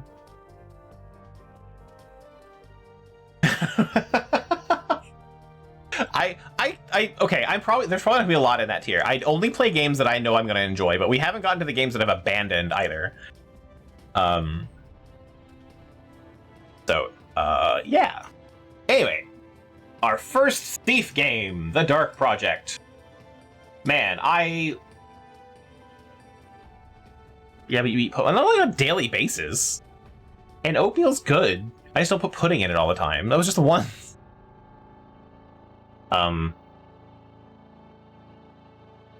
Yeah, Thief the Dark Project. I played, just to be known, I played the de-goldified version, which is the gold version, but with the gold stuff patched out of it. So I didn't play the Wizard's Tower levels, and it emphasized more of the Woodsy Lord man,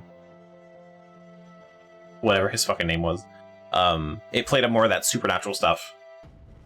So, I really enjoyed it. I wouldn't give it S tier. We're not gonna see too many S tiers, honestly, even though I already have 5 of them. But I think Thief the Dark Project is great. I love the shit out of that, actually. I don't know if I forgot to tell you. Uh-oh. Should it? Well, no, I probably shouldn't be worried if you're going to tell me in stream chat. Never mind. I'm not worried anymore. Your own mother's eating oatmeal like every day now? Yes! Oatmeal reigns supreme! Zoe approved and LB's mom approved.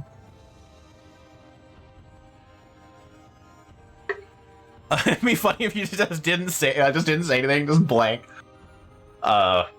Anyway, yeah, Thief the Dark Project. You stopped buying yogurt though. I'll just mix the two together. Have yogurt oatmeal. Then, okay, hear me out. If you take the oatmeal and like, I don't know, add some like almonds or some nuts to it and then bake it until it's like kind of crunchy, crispy, like hardened a little bit. And then you put it in the yogurt. Like, that's pretty good, right? Like, you get that crunch and you get the yogurt, just age it a little bit. Real good stuff. I don't know. I don't know. I just thought of it. It's just a thing. I'm just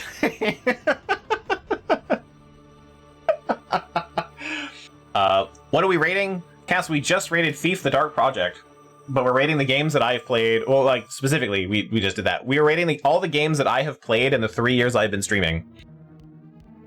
So we are having some opinions and talking about stuff. Yeah, so we're going through the whole 3 years that I've been streaming and looking back on it and having a good time and talking about LB's love for hentai and furries and video games. It's good stuff. It's some kind of degree. Hey, okay, look, I took that out of my bio. Yeah, no, I do have a degree in game design. I do actually like game design, and I do academically look into it on a level that other people don't.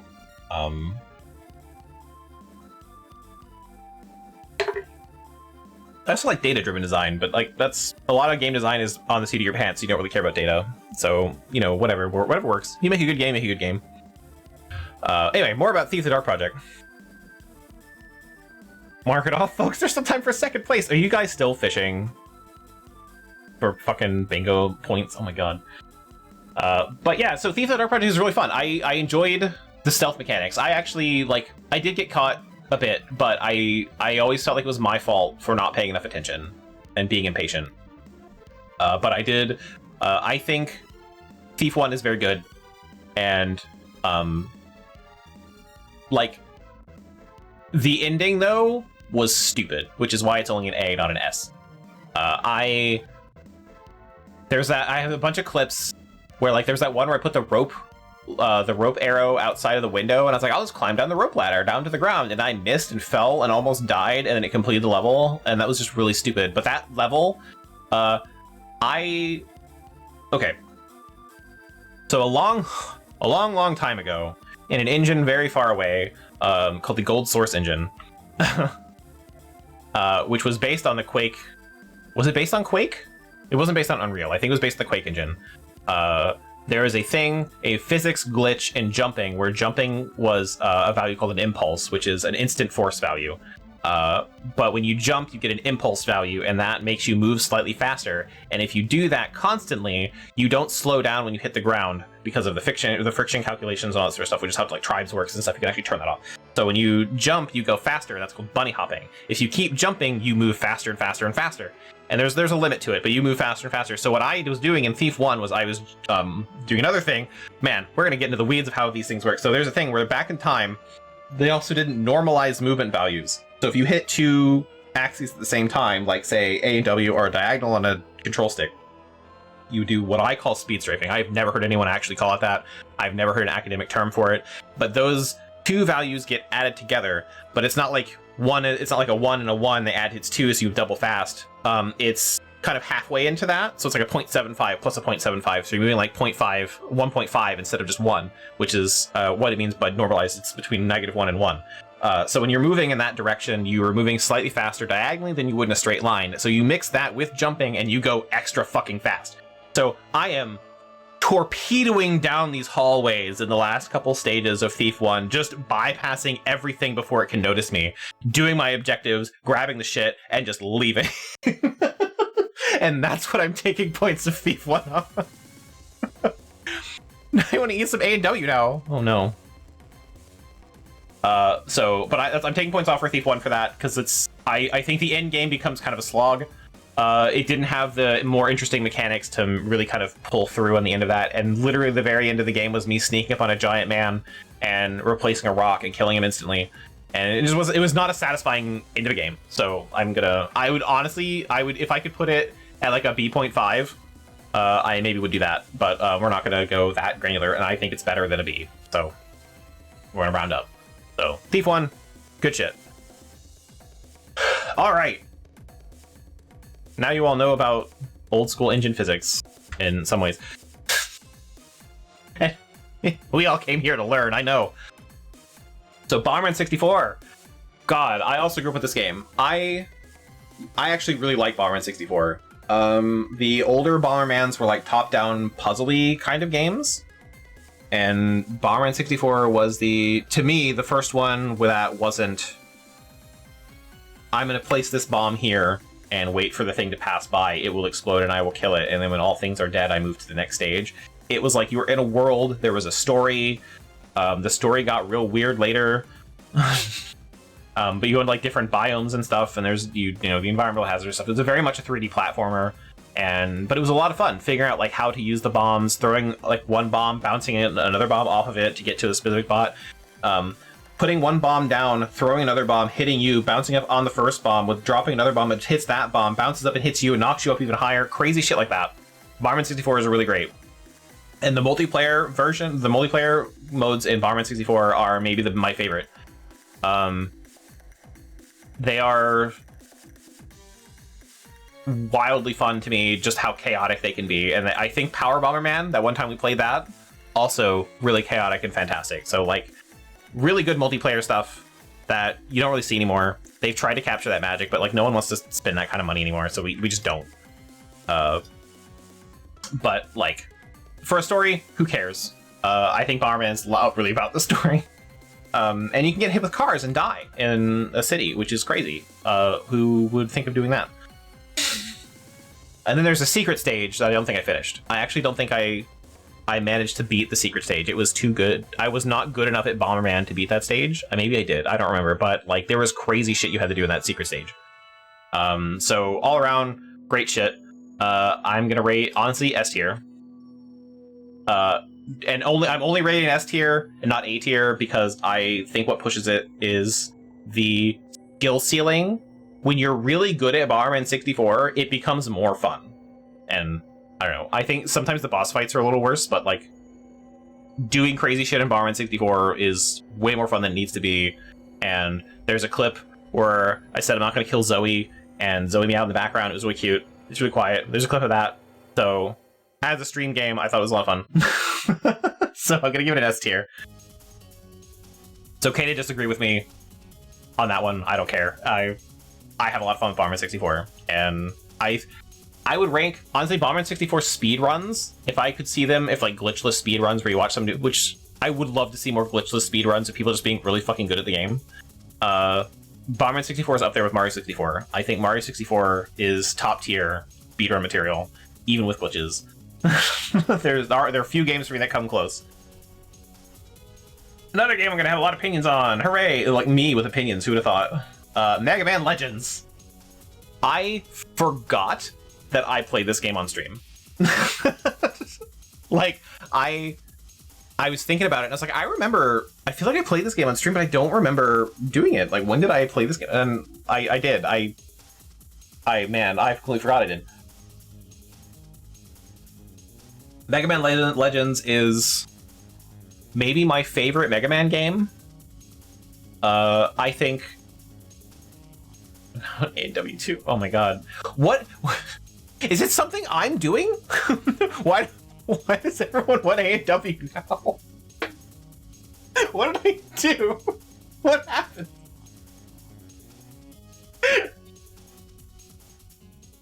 Oh, I said A&W. Okay. I didn't even realize. I get it now. Okay, never mind. Carry on. Mega Man Legends is maybe my favorite Mega Man game. I don't know if it's the best Mega Man game ever made, but as far as my sensibilities of what a good video game is, I really like Mega Man Legends 1 and 2. I really wish there was a 3. I'm sad that that collapsed and didn't turn out very well, and everyone now hates Inafune because he's a businessman and not a game designer, and he ruined things with Mighty Number 9 and Red Ash or whatever, and no one likes him anymore, and Capcom has absolutely no interest in Mega Man anymore, and it's sad, because I think there needs to be an ending to that series. We left Mega Man in space. We need to go get him, please. Anyway, Mega Man Legends is one of the first, I want to say one of the first 3D Mega Man games, and I love how Canadian the voice cast is, and being able to change the Buster and the special weapons, and I love the Serb bots and the bonds and the bad guys. Everything just has, it's full of color and charm, and it's just such a good game. Everything about it I think was really good. I think it's a little short, but even the boss fights are fun, except the one in the water ruins where circle strafing is the way to win, and that's all you need to do because he can't hit you if you keep running in a circle. And circle strafing will always be the best strategy in most old games. But that particular fight, it's just jumping in a circle. But knowing what each like special weapon can do is really interesting and fun to unlock like new strategies to beat things. So like when you have the landmines, you can actually place them in the very first fight with the serve bots who have the key to the city, and they're in the big giant robots. The very first thing you can do is just drop some mines in front of the red one and just vaporize it. And then you can do the same thing to the open door in the back of the Mara Wolf later, and like that kind of stuff, making those connections is really fun. So a lot of the fights are really cool, and it's such a good game. I think it's very well designed. And you also get roller skates. You get jet skates that you can skate around on and jump, and there's a mini game for it. So I'm rating that an S tier. And Mega Man Trigger is the best version of Mega Man. So I don't know what to say about that. If you like any other Mega Man and you think he's better than Trigger, you're wrong. So, I mean, I don't know what to tell you. You're just gonna have to live with that, I guess. Yeah. Disruptor, the next game. Boy. Who remembers Disruptor?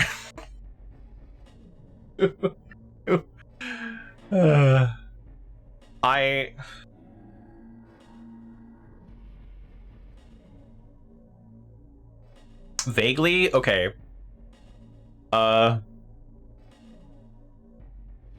Because it is not a very memorable game except for one bit at the end. And I want to say there's one clip of this game, and that's the only part that people are going to remember. I imagine Eth is going to remember when I mention it, because Eth is the one that took the clip. It is a first-person shooter. I don't remember the story. There are live-action cutscenes. It's pretty good for a first-person shooter, actually. Like, it's not bad. It's short. It's okay, but you kill the president at the end, and the clip is like the president doesn't like. I don't remember the fucking thing. Should show some. Okay, let's see if I can find these clips. We're gonna take a break of talking about games in a second too to go through some cool channel statistics that I'm sure everyone would love to hear about. Let me go pull up my clips. Is that a bingo slot then? Then I will not.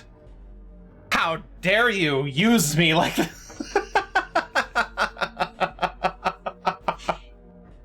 love that you guys are calling each other out for this stuff. Only if it's funny. I'm so bad at not cheating. Doesn't count if it's not a funny clip. Oh, okay. Well, whatever. I'll give the people what they want. I don't care. The bingo's not that important. It is an excuse for me to do things, I guess.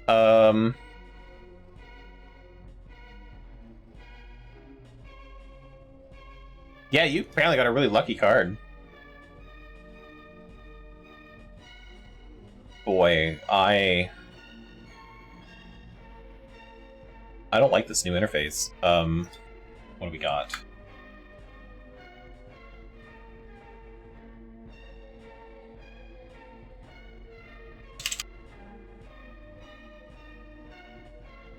Oh no, okay, I don't know how I'm gonna find it.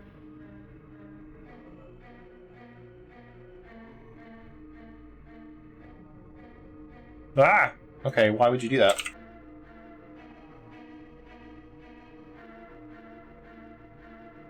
There's a power over a single block.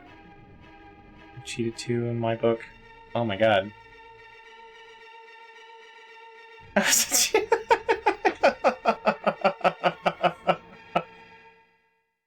Yeah, okay, here we go. This clip. I don't know if we're gonna get audio from it.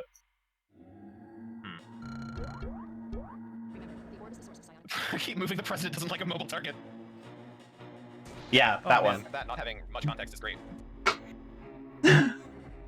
So, yeah, that was the clip. The president doesn't like a mobile target because you're killing the president. Oh, this one, yeah. So, this game is extremely mediocre, but very campy, and I'm gonna have to give it a C. I don't recommend it. It's good for a PS1 shooter, but no, you know what? I'm gonna give it a B. That's a C. It's a C. Oh no, it's not Stinky Dude. Yeah, I'm gonna give it a B though because it is campy. It was competent. That's too generous. I don't think so. I would rate it the same as I would Quest 64 and Klonoa and Tenchu. Like, I think those are... I had the same vibes going through that game. There is going to be a game that is a C, and that's not going to be for a while, I don't think. When the fuck did I play that game? Where... Is that not on this list? Oh, wait, did I give up? I gave up on it. Yeah, okay, we'll rate that one now, actually. Screw this. We'll do that. We're gonna do it. Where is it? Because this is one of the games I gave up on. Here we go. C12. C12, the final resistance. This game rated very highly as a cult classic, hidden gem on the PS1 in Europe. It's an okay shooter. It is. It's an okay shooter. Its story is dumb as hell. It's boring as shit. I don't like the puzzles, and nothing about it is any fun. I had a really bad time with it. And by bad time, I mean I had a boring time. It wasn't even so bad it was good. It was so mediocre and average, even for a PS1 game, that I really couldn't recommend this at all to anyone. It kind of feels like Terminator. Like if you were playing a Terminator set, like a Terminator game set in the future where everyone's dying by robots. Kind of that vibe. You're like a super soldier, cool guy, commando man, and then you get like your head blown up, and they replace your eye with a fake eye, so you can be better at being a super soldier man. But you're still really bad at being a super soldier man. And it's just, I don't know, it was not fun. It was the most boring cyborg game I have ever played, and like, and I honestly. I can't even, as someone who grew up with the PS1 era, I didn't have a PS1 until later, like right after, like when the PS2 came out, we got a PS1. But I've played several PS1 games, and we've even rated them here, so I don't even feel like I can say that I've never played a PS1 game, and this one was actually good, but I'm an idiot. It's not great. But it's not dinky dookie. It's competent. I think there was nothing egregious about it. It was just so, like, if my average heart rate at rest was 60 beats per minute, this game would maybe make my heart rate go up to 62. That's it. It was not exciting. It was not enough to not like it. It was just the entire time. The controls are weird. Aiming is weird. The fact that it's a PS1 game with the low view distance and stuff like that, it didn't work out. And there was supposed to be like an auto aim with his eyeball or something. Your first person is like red. It just, I don't know, it wasn't fun. It says I abandoned it. I thought I finished it, but no, I think I gave up on it. I played one, I made most of the way through it and just checked out. I don't know, I wasn't having any fun with it at all.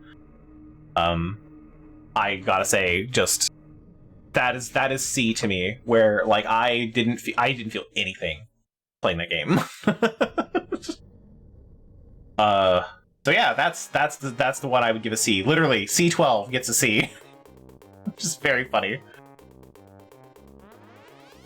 Oh, hey, look, more Mario. I'm trying to think of more things to say about it. Like, I don't even remember the weapons. The story was like, we're gonna take the fight back to the fucking robot aliens or whatever the fuck. I don't know. It wasn't worth it. Oh boy. Oh boy. Okay. So you all may remember. I don't know who tuned in for this. I did a run of the Final Fantasy V 4-Jump Fiesta. My first year. I didn't do another one on stream. I thought one was enough. Well, I did it for my first year, and then Twitter took shit on bots, so they still did it. I wasn't sure what they were going to do, and then they revamped the whole system last year, and I didn't do it last year. So, but I've played a lot of Final Fantasy V. A lot. I've played through Final Fantasy V at least 15 times that I can remember. Some of them were for the 4-Job Fiesta, but Final Fantasy V is, bar none, my favorite Final Fantasy. I think the way it is not... The story itself is not serious. It has some serious themes and some serious things go on, but overall, it is a, like, whimsical journey with my friends. It's very fantasy, very... I don't want to say shonen anime, because the guy's name is Butts, but Butts is not the main character. Butts just kind of exists. It's really everyone around him that gets the main character treatment. He's only special because his parents were special. But I love the characters, I love the setting, I love the story, I love the mechanics, I love everything about Final Fantasy V. It is such a great game to me, and it really scratches that itch of like character customization.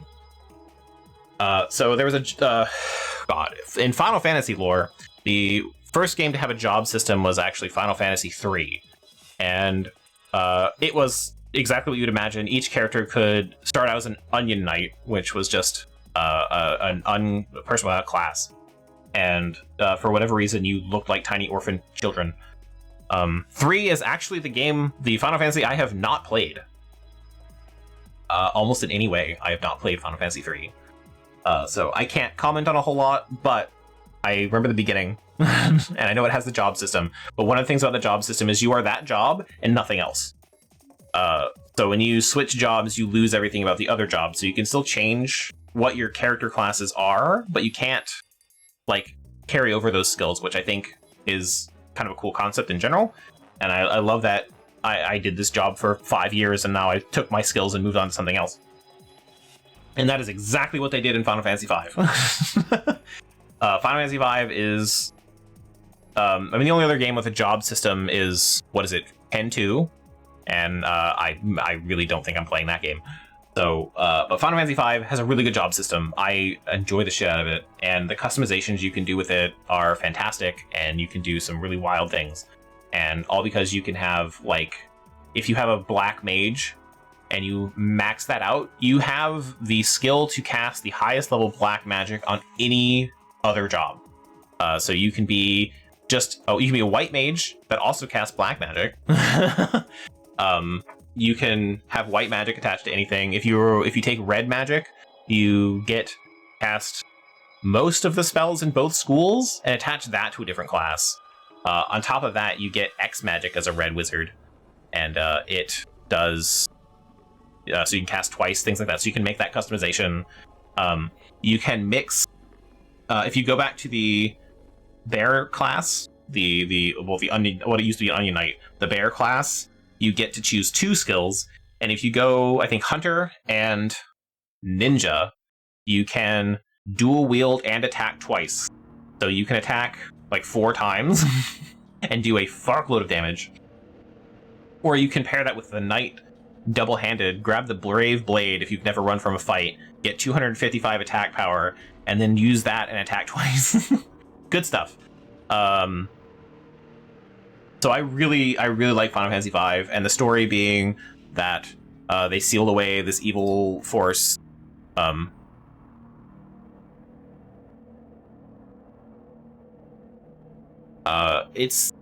He's an evil tree, and that's such a weird enemy, and I love it. And then he becomes God, and you kill God like you do in all JRPGs. So I just the whimsical friendship stuff, and God, what is it?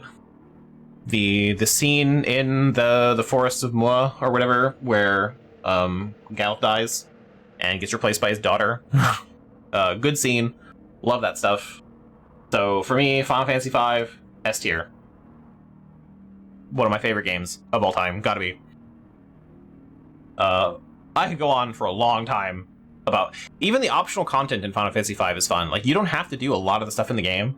So, like, unlocking all the 12 weapons or whatever, getting Bahamut from the tower and Phoenix from the other tower, and learning all the summons and all the extra bonus bosses, getting the mime job from underwater, like, a lot of extra content, and that's something I don't remember being in a lot of the older JRPGs I played, is that extra, not even post-game, but like the special super bosses hidden away. Like, I don't remember that being in a lot of the older JRPGs I played before Final Fantasy V.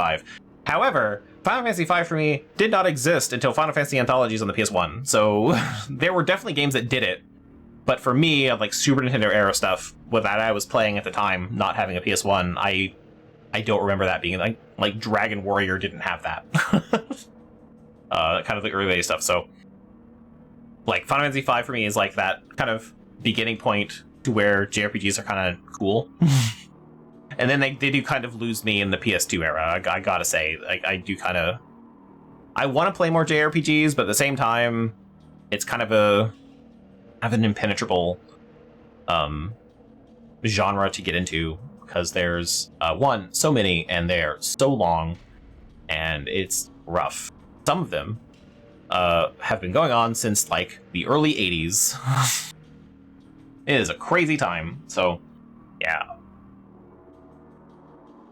But we will see more JRPGs on this channel. I do plan on playing more. I have added some to the list. It gets good 60 hours in long. Yeah. And 60 hours is like maybe the midpoint of the game. The game's first big twist. Like I don't know how long I put into Xenoblade Chronicles. It was like 80 hours, and I didn't even finish it. I need to get on that too, because I really like Xenoblade Chronicles. But yeah, I struggle with JRPGs and the length.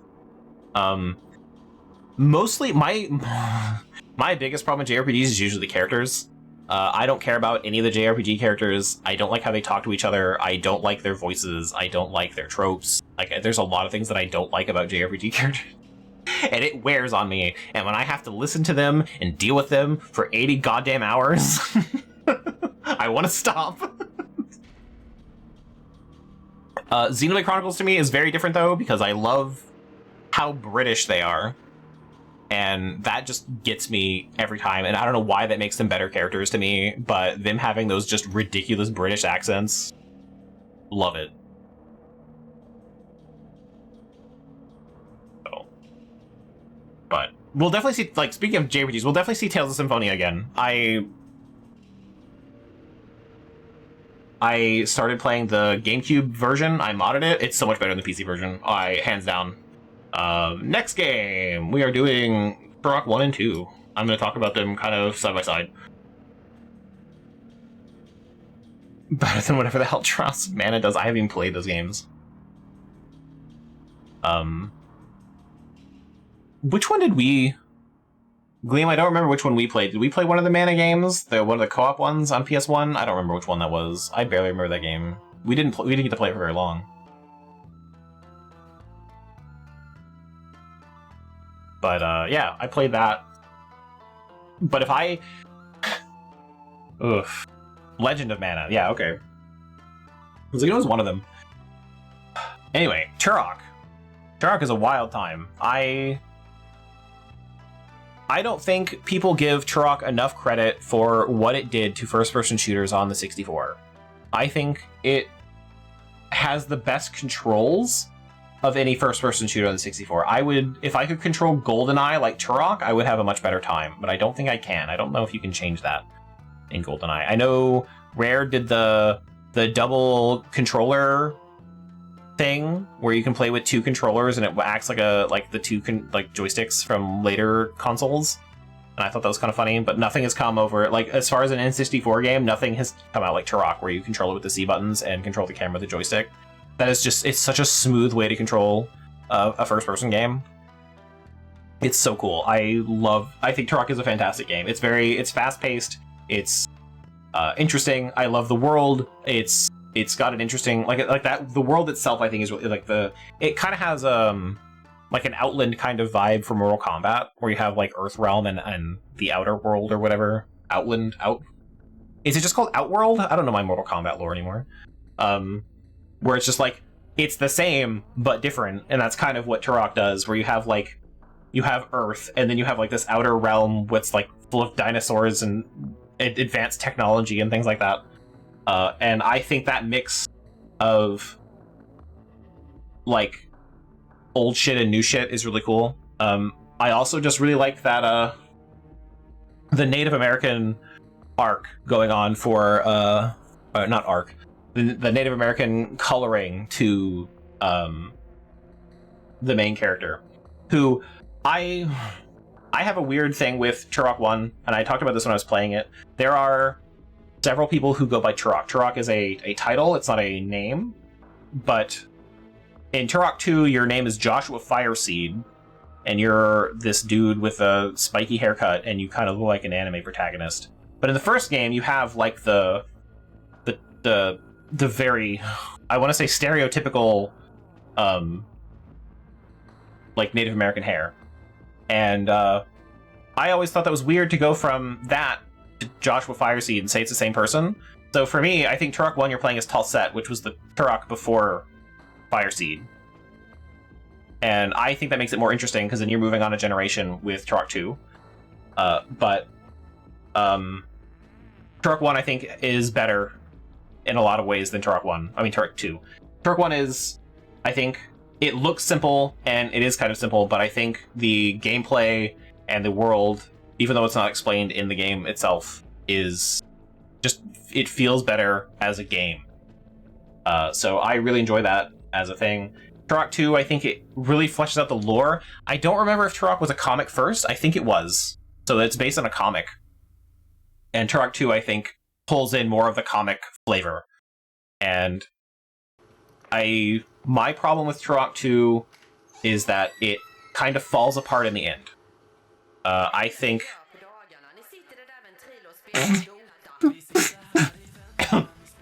I'm so sorry. This exists. Turok 2, I think the first two stages are really good. And then you get into riding the fucking dinosaur with the rocket launchers on it, and the Halls of the Blind, and all that, and it really, I think, falls apart. What the fuck was that? Don't worry about it. But like, Turok 2 just doesn't hold up near the end, even though I think the gameplay and the weapons are way better. Like, the Cerebral Bore is like my favorite weapon in Turok. But the Chronoceptor and the Fusion Cannon are also really cool in Turok 1. So, how I rate these, I think Turok 2 is way more polished than Turok 1. I think Turok 2 could have been a better game, it just wasn't. I'm gonna give Turok 2 a B, and I'm gonna give Turok 1 an S. And I never played Turok 3, but I hate Turok 3. Turok 3 would be down here, worst games you should feel bad for liking. Just, if anyone's curious. So, yeah. Oh god, okay. I don't know what I'm gonna say about this one. Because we're gonna play, we're gonna talk about Hooked on You. Guys. The only dating sim I played on this game, the only visual novel I played on this channel. Boy. Any opinion I'm gonna have is embarrassing, so we're gonna, yeah, it's gonna go here, and we're gonna not talk about it, because no one wants to hear me talk about it. We're gonna move on. Thanks for listening. Bye. What's next on the list? Please. Fine. So, okay, Hooked on You is a thing that exists. I cannot do this with fucking Base Hunter in the background. It's too fucking funny. Like, that is a joke for, like, 2 people in this chat, I feel like. If anyone even remembers this song being, like, wildly popular on the internet, and everyone thinking Base Hunter was, like, super fucking hot. Maybe it was just my circles, I don't know. Anyway, Hooked on You,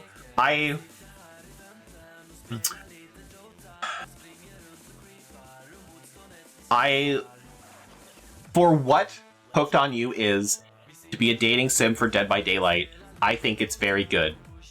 And I think very specifically, they did a really good job of making weird stereotypes for each character, even though they're murderers. I love was it Dwight and what's her name? Claudette. Yeah, I don't know why I wanted to call her something different. Claudette, that was it. That was close. The Feet and Spirit. Are you telling them who I dated? Because I was getting to that. Yeah, no, I dated Spirit.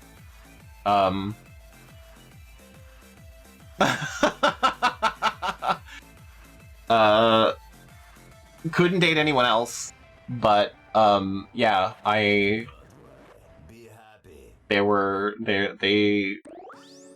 Spirit was really good. I don't know, maybe there are things about Spirit that I like in that game, and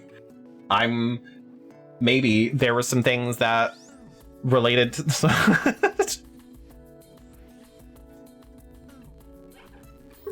Absolutely not.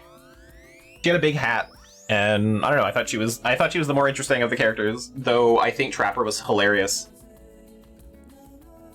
Yeah, I don't know.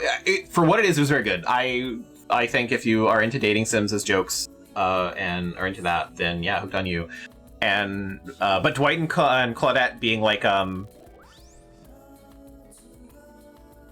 they know they're on an island of murderers, and they're trying to be like good hosts on this island resort and like facilitate dating, and it was really funny. Like, yeah, it's so good. I love that, and they keep bringing up man, I don't remember Dead by Daylight anymore. I keep wanting to call him the Joker, but like is that what he is? The fucking Trickster. There we go. Close enough. Yeah, Trickster. They keep bringing him up like he's super hot, and he's just like, oh yes, I'm just over on the other island with all the licensed killers. And just so they did a really good job. I think if you're a fan of Dead by Daylight and you do kind of like the lore a little bit, and you would love to play it in a more lighthearted way, I think Hooked on You is very good. I had a good time. I don't like playing dating sims. I don't say like a troubled history with dating sims. I have a troubling concern with the idea of dating sims and playing them, and what that means for humanity in a way that means if I push the right buttons, the girl will like me. So I don't like dating sims. I think they make me feel gross. Because, like, it's the same reason, it's a more extreme version of why I don't like romance in video games. One, because you usually have more stuff to worry about in a lot of games, like the universe ending, or they're gonna blow up the world, or enslave humanity in the pits of hell, and you're like, hey, let's bone, and that's weird. I feel like when games don't let you feel like you have any downtime, which they frequently don't, it feels weird to want to like romance and go on dates and stuff when you need to be busy saving the universe. That's just surface level problems I have. The other bit is that, and this is something I touched on with like Golden Light, is when you give someone multiple choices, like you do in, say, BioWare, which I think BioWare characters are some of the worst characters. I really don't like a lot of BioWare characters, and we're going to get into why, because they fit into specific archetypes. And when you talk to them, you are given 3, maybe 4 responses, or like you can ask some questions to get more background on it. But when you get those multiple choices, you are locked into thinking about that situation in only those 4 respects. And I'm going to say 4, even though it's usually 3. You have a good, bad, and neutral option. But I'm going to say 4 because sometimes you have that other neutral option. If you like know special lore or like you did something else, sometimes you have another option. And what that leads to is that you are picking, and even if you take the humanity out of it, you're thinking of it in terms of game mechanics. So when you're playing a dating sim, when you're trying to romance a person in a video game, I know some people, I'm not saying because not everyone's a gross weirdo. Some people, you're more interested in the character's lore, so you romance them to learn more about their lore. That's totally fine. I don't mind that. My issue is the idea of it being a romance. I don't think you need romance to do that.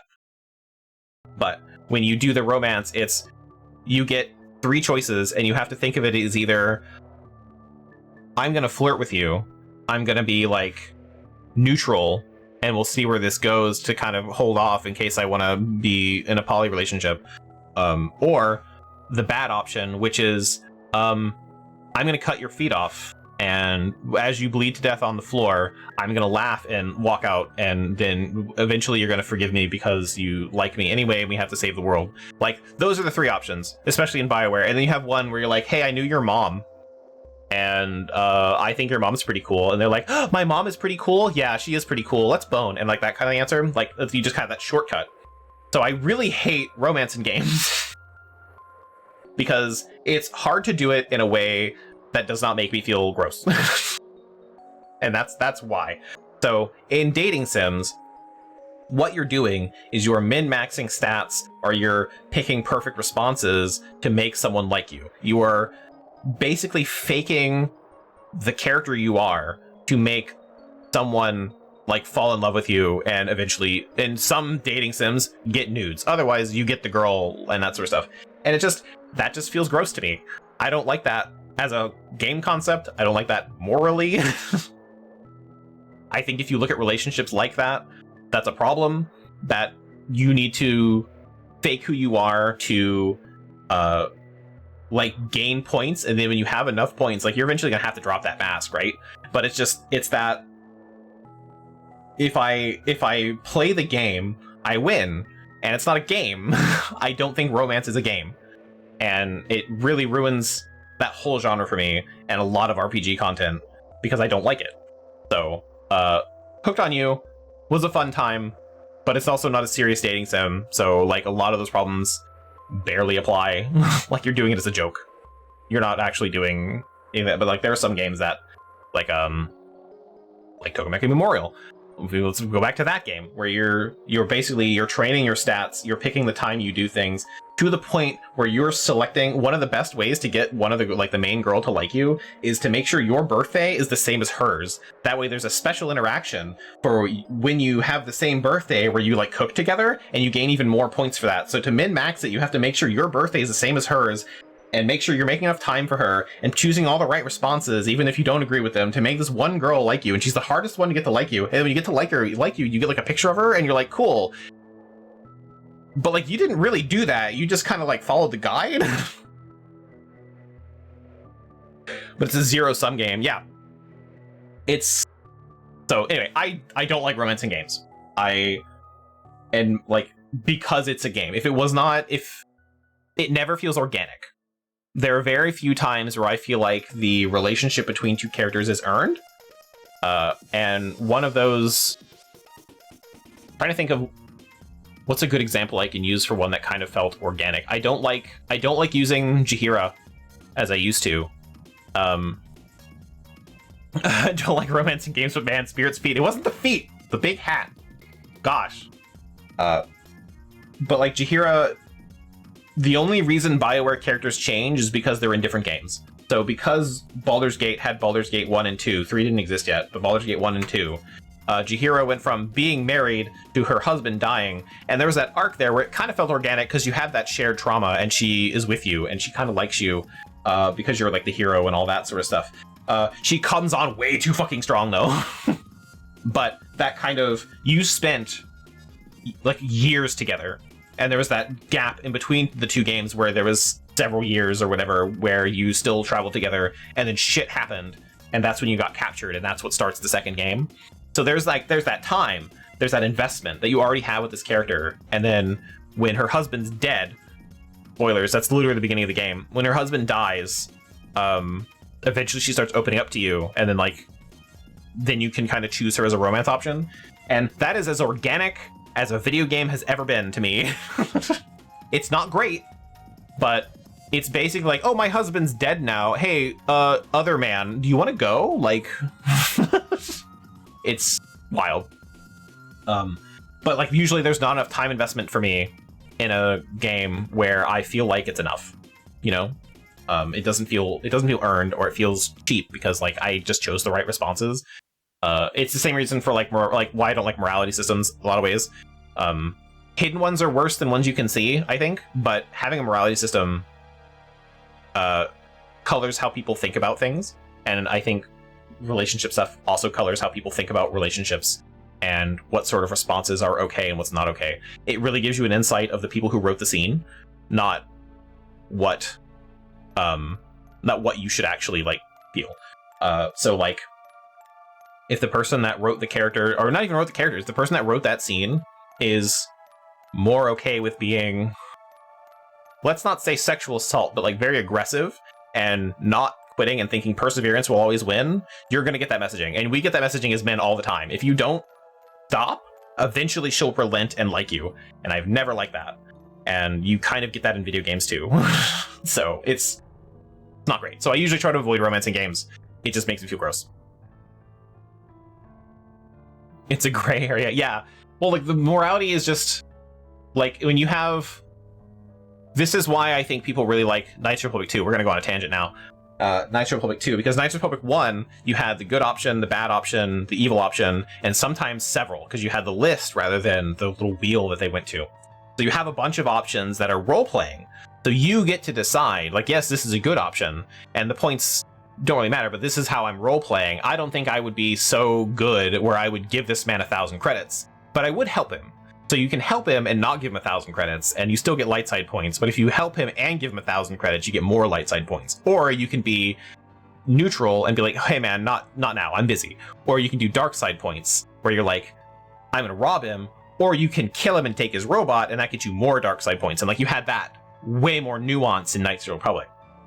But in Knights of the Republic 2, the whole thing was, yes, you gave that homeless, this is literally the first thing, when you land on the first fucking planet, this homeless man asks you for money, and this tells you exactly what kind of narrative you're in for. This homeless man asks you for money, and you're like, it's like 100 credits. It's something really small. I don't remember. Like maybe even like 10 credits. You give him money, and the gray area whole thing with Kreia is that she's not like, yes, you just did a good thing, but did you really? Did you really do a good thing, you dumb motherfucker? And it flashes over the guy getting robbed and murdered for the 100 credits you gave him.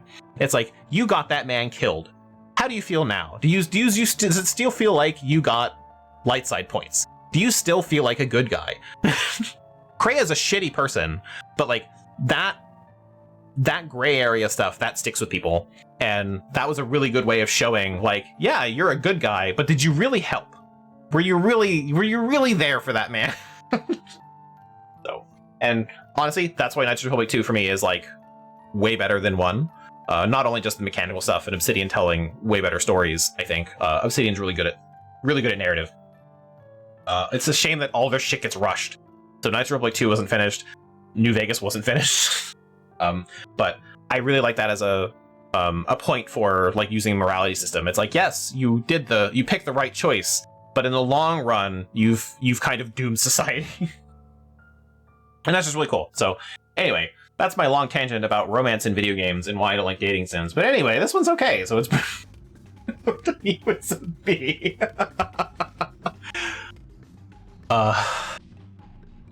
Boy.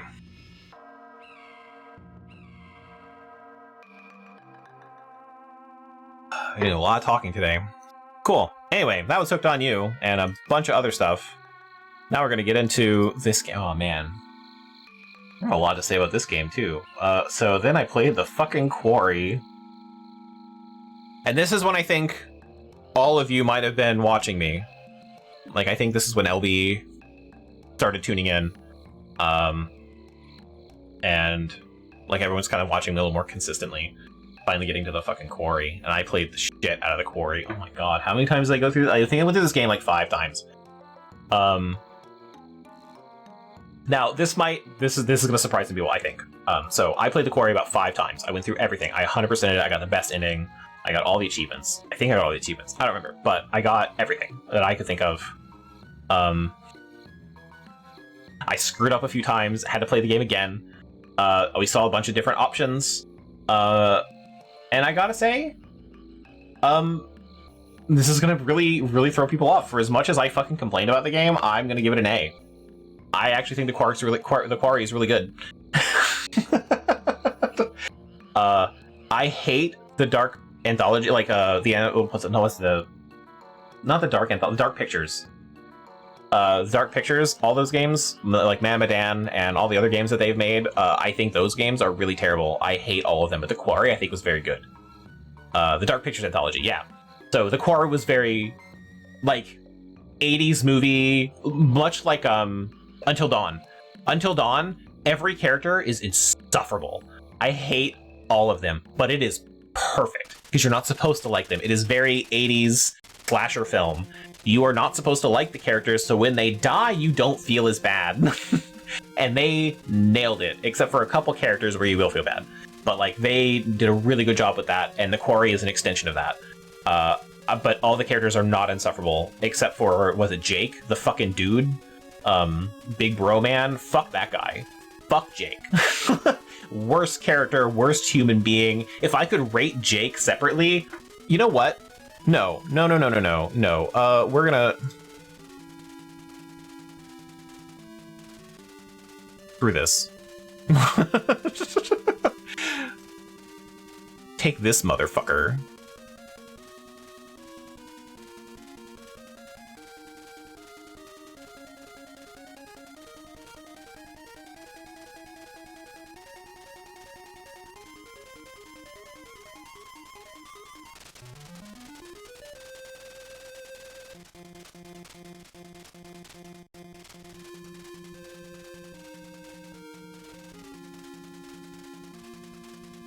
Add a row below.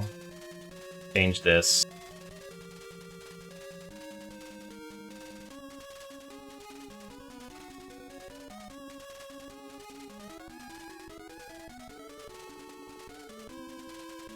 Fuck Jacob. I want you. Yeah, peanut butter pops. God, man, if I could make a different... Yeah, okay. Anyway, so Jacob sucks. He's the worst thing in the entire tier list. Anyway, so but the Quarry, I think the old lady, the voice acting, everything that the tarot cards, all that sort of stuff, all that was fantastic. I loved finding the collectibles, and Brenda Song was in it. She was fantastic. What's her face that had one eye was fantastic. Like everything, there were a lot of really good characters, and as teenage as the story was, a lot of it was really good. I do think the characters fit their archetypes really well, and like I said, it was very well cast, very well acted. The story might have been pretty hit or miss, but it was spot on for the kind of media it was supposed to be. I think the Quarry did a really good job, almost knocked it out of the park, but I don't think it did. I think there were a few things that were... it was not clear to me, and I think some other players, where aiming doesn't matter. When you get to those points where you're supposed to shoot someone, you just have to shoot. You don't have to aim. But if you take the time to aim, it's too late and you die. That's the one major gripe I had with the Quarry. That and having to play it 5 times in a row. But that's not really the game's... Well, it's kind of the game's fault, but like also my fault. Really good game, though. I know I complained about it, and I feel like a lot of people would imagine that I would rate it way lower, but I actually liked it. I don't know, I enjoyed it, except Jacob. The everlasting exception. Because fuck Jacob. I think he's the worst. If I will. You know what? No, let's make this as red as possible. There we go. Jacob sucks. Okay. Just so anyone who comes across this video, hand on my heart, if you look and act like Jacob from The Quarry, be someone else. I don't know, figure it out, but be someone else. It'll just help everyone around you. For me. I mean that. I would rather you be Garfield than Jacob from The Quarry.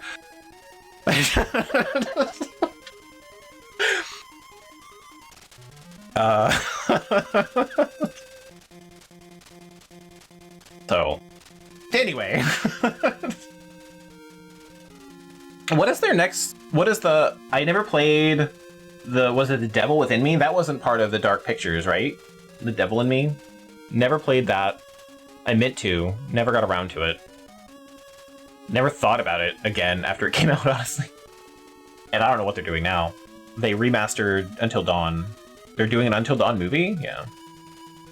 Oh, yeah, that one. That was the... What was that one? Devil in Me, and then it was the casting of Frank Sinatra, or whatever the fuck. Frank Stone, yeah. When I watched it, I have only...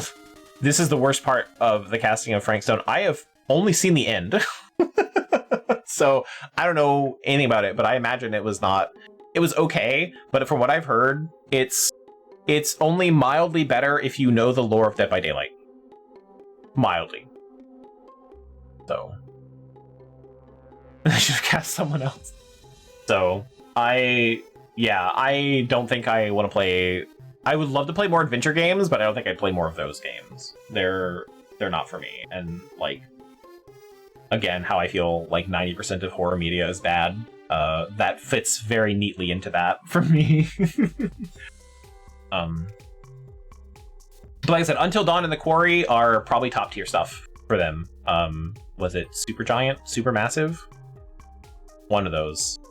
Was Supermassive? Supermassive made World in Conflict, right? There is a Supermassive, and then there's Supergiant. I don't know. Man, there's too many game companies. But anyway, moving on. We have a really good game to talk about now. It's definitely better than Jacob. That's for fucking sure.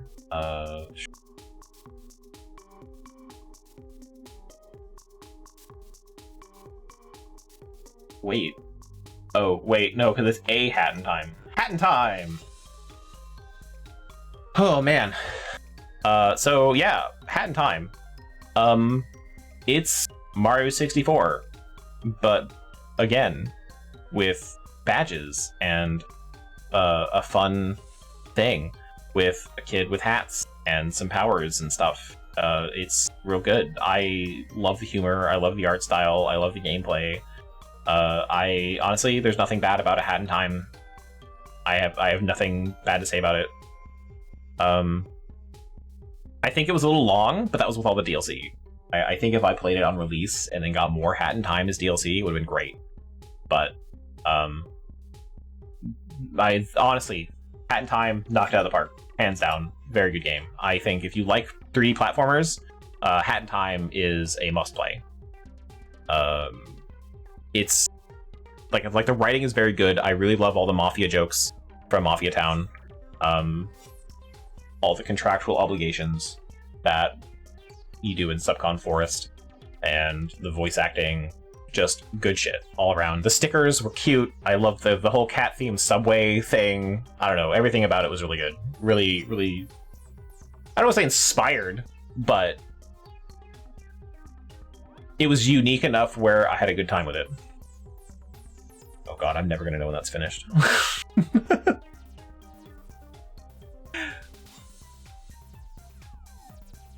Is that supposed to also be a video?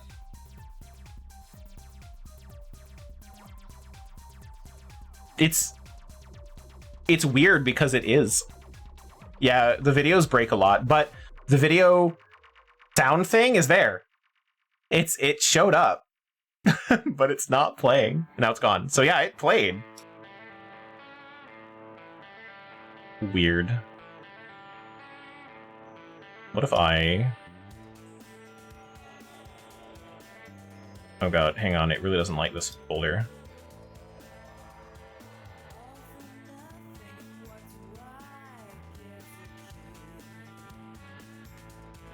Oh yeah, I should probably talk about this music. This is, as you you can see on screen if it's not too small. This is from No One Lives Forever, but not from the game. Someone did the soundtrack as like a lounge, like funk jazz kind of thing, like a whole soundtrack for it. So I couldn't find the actual soundtrack for the game, so I ended up with this.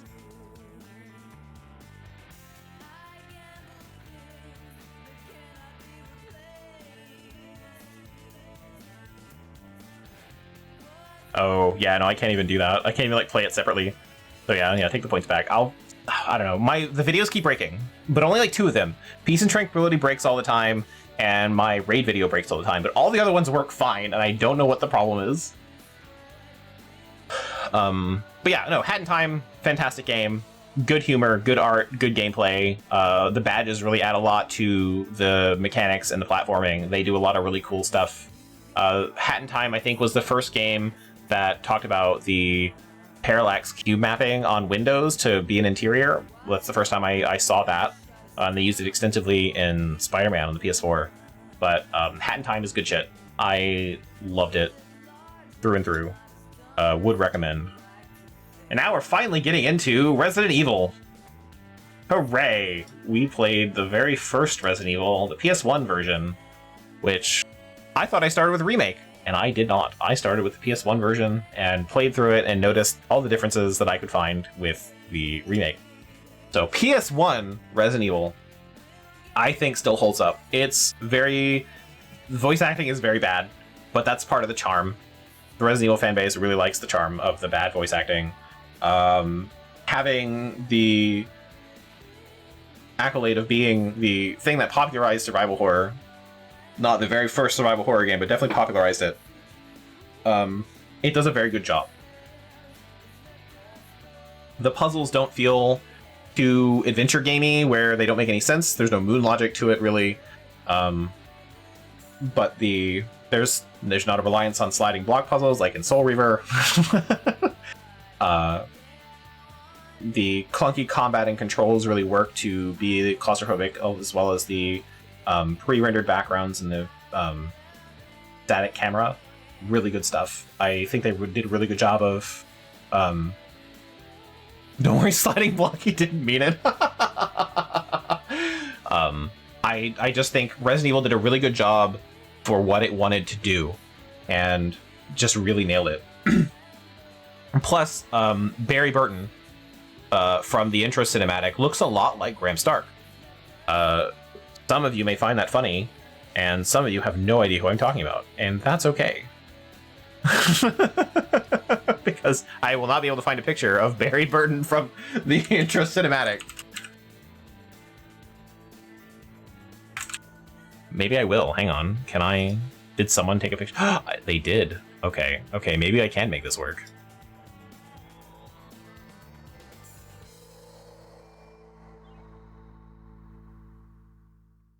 This is so funny. Hang on. This is the worst thing that I've ever done in my life, I think. I'm sorry, Graham. You don't know me, and that's okay. Maybe you don't want to. Barry the dentist.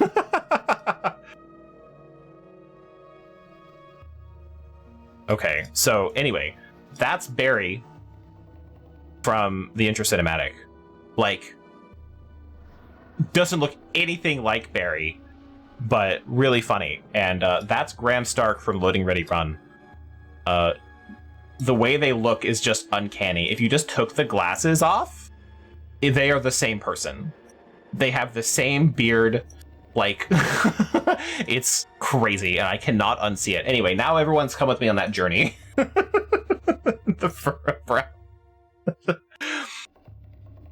I'm glad I could share that with all of you. Anyway, but Resident Evil, the story is just starting, so it's really hard to get, like, how crazy Resident Evil will become. Oh, I love this song. Fucking pumped! doing. That's beat up a ninja on a bridge. But the Wesker twist, I think, was done better in remake. A lot of things were done better in remake, but the Wesker twist was really good, and not being able to trust the people like that, and kind of wanting to figure out more behind the scenes stuff. I think Resident Evil 1 is very good about that. So I'm gonna have to put it up in A tier. I don't think it's S tier material. It's definitely A tier. It's good, but the only reason why, if this was like 30 years ago, maybe, but I think A tier, good shit. And we'll get to explaining more of that as we get on, because we got that whole series to go through. Let's see, we've got Stray. I'm sorry, Stray, I didn't mean to put you next to Jacob, even though you're kind of next to him anyway. But you're separated by a little line, that's okay. Stray, I'm sorry the picture's cut off and weird, but boy, Stray's good. If you don't like seeing a cat die, don't play Stray. Otherwise, it's a really good platformer. They do really good cat animations. I think it's a fun game, and it's cute. And this little orange boy goes around and does cat stuff and saves the world. It's fantastic. It's a little platformy, there's some like running puzzly kind of stuff, and you solve puzzles by doing cat things.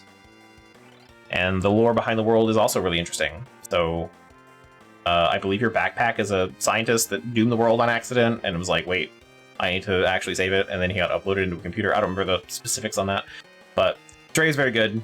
Unfortunately, there are parts where the cat dies when you get a game over, and it's really sad.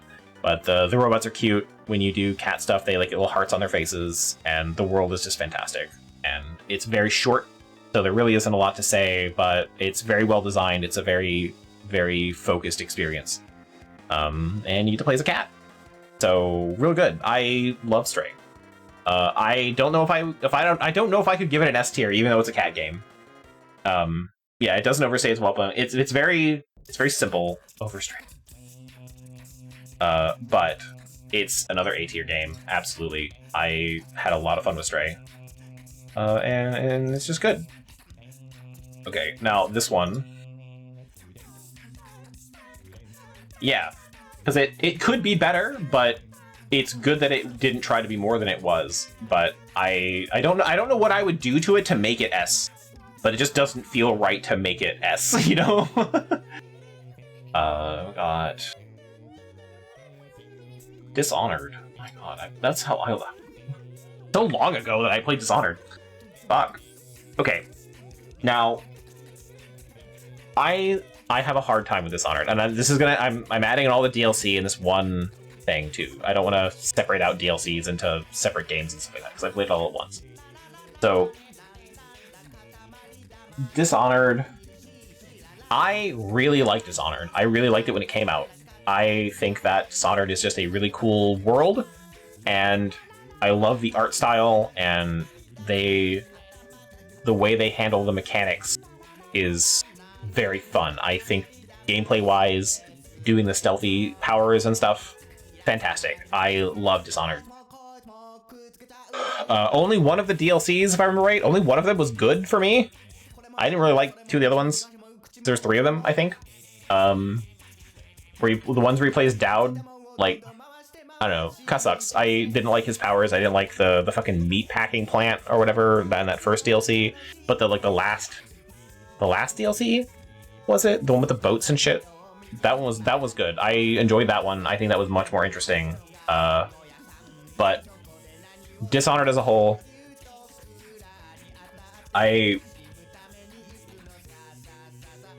my one big complaint is that if you think using any power but blink is worth your fucking time, you're wrong, and the game lets you know it.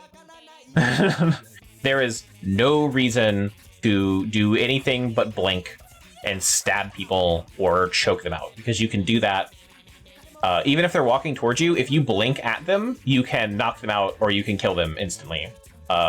Blink is so crazily overpowered that there is just why did you make any other powers? Why do they exist? You could have just cut all that out and done something else. I don't know. So that's my one mark against Dishonored. It's very fun. I haven't played the second one. I really want to, but I like Dishonored. Like I said, I like the world. I like the art. I like the gameplay. Like everything about it. I think it's really cool. The story is fun. You're a man out for revenge, but you can choose whether to be like, I'm gonna murder everyone, which is interesting because they have that chaos system. If you kill people and don't hide their bodies, more rats show up. But if you kill people and hide the bodies, they don't, like, your chaos doesn't go up, but people don't like you. Making the eating rats power, yeah. A lot of the extra, like the mines, all the equipment too, also not that great. The trank darts are fun, but other than that, there's some fun things. But the trank darts and blink, all you need.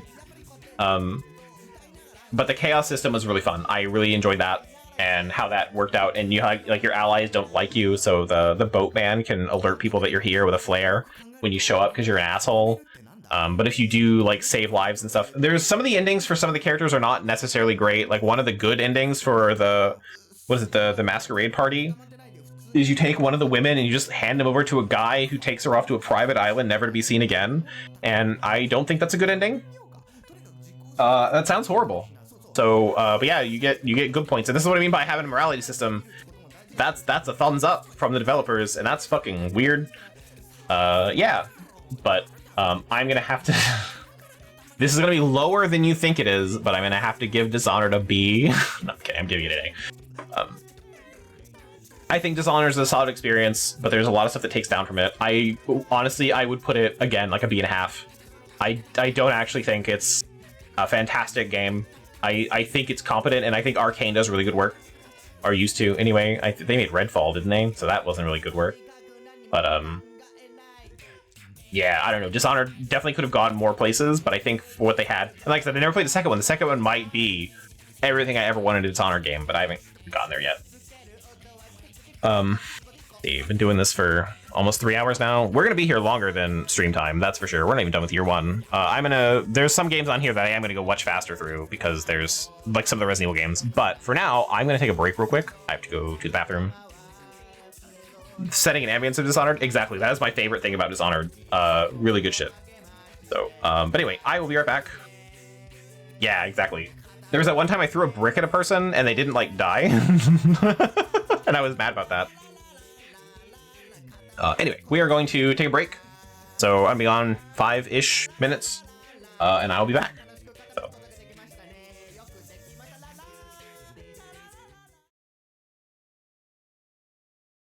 You're gonna fuck the bee! Okay, look, if I have to fuck bees to make my population go up, I will. Where's that policy? Find a bee, stick your dick in it.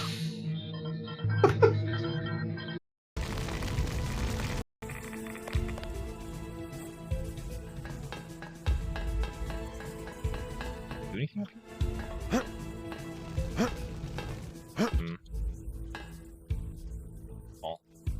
No, wait.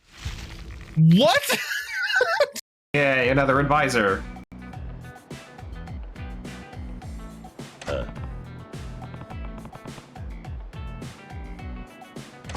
Why is it staring at his crotch? You know why it's staring at his crotch.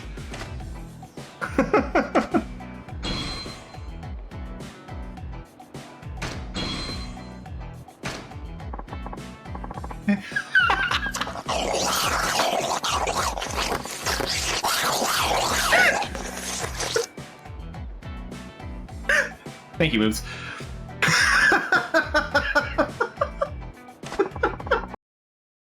There we go. Hell yeah!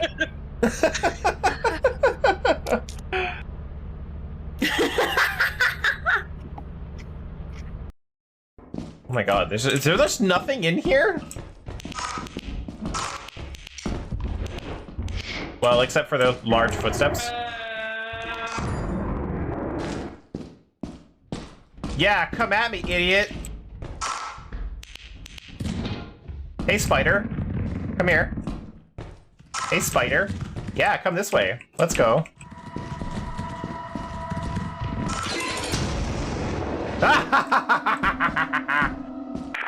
This is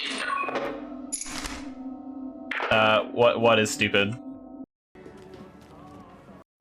Like the cat. Well, hi. I hate that I'm getting better at this minigame.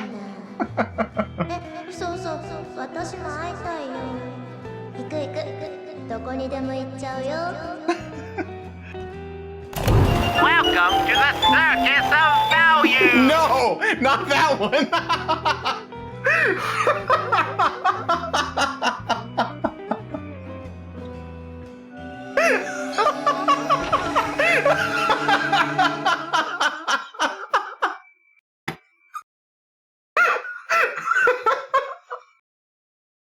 I'm gonna die if I do. I'll do it. Oh no! Oh, his poor little body. Oh no. Oh god, that was so That satisfying. is great. Yeah, you little shit. Careful. I got your His fucking friends key. might come for revenge. Well, I didn't kill him. Okay, I've got to do something horrible. I'm very sorry. I need to know. Yes, I can.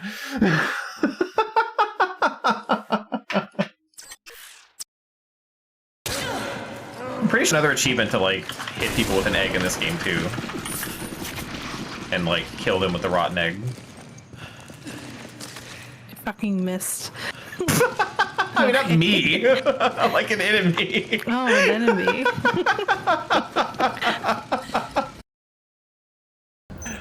I just want to know if it bothers him at all.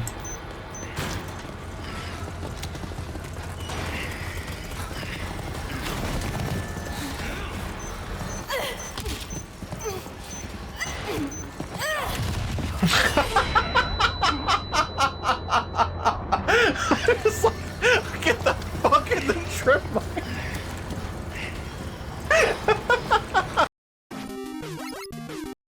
Leave me alone, frogs! I just want to have a good day!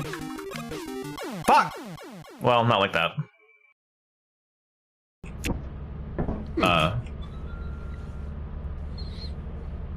Fuck who whatever fable noise that was, turn that off. I will hit you with a fucking shovel. I don't have a new quest card, okay, old man? I didn't even hear any. Jesus Christ. We're landing.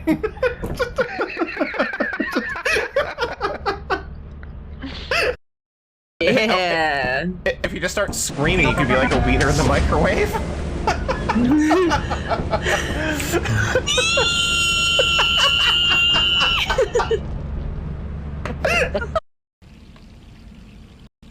I can't read. Raccoon milk. Oh, we're closing that.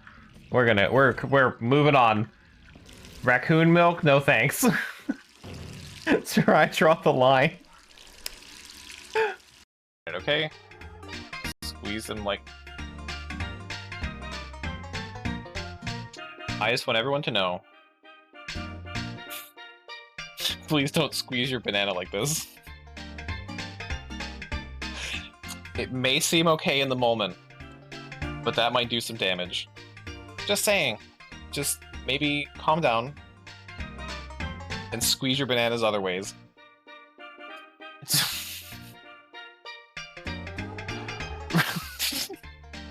isn't helping. He's not helping anything. Oh man. Okay. Remember, guys. Shame! Squeeze your banana responsibly. Shame! Fuck.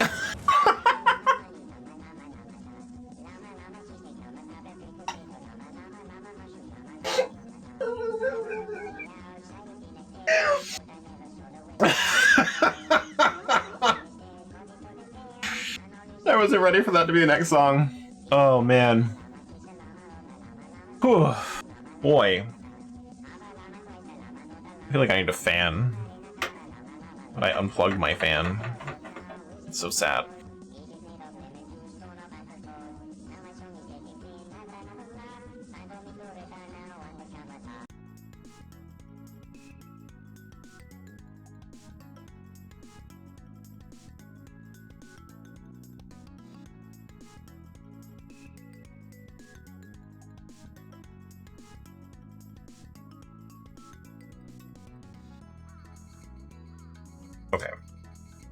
Whoop.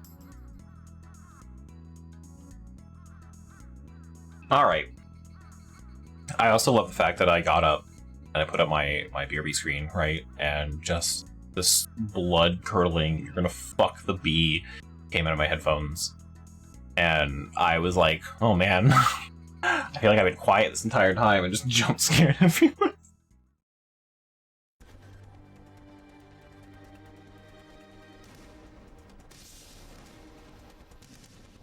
It was very loud, and then just I looked over and it was a clip of me. I had to fuck bees to raise my population. It's like, man, my stream's always this weird. Yes, they are. Oh man. Alright, where were we? Complaining about Dishonored. And just finished with that. So, yes. Okay, look. I'm sorry. I'm just a little weirdo.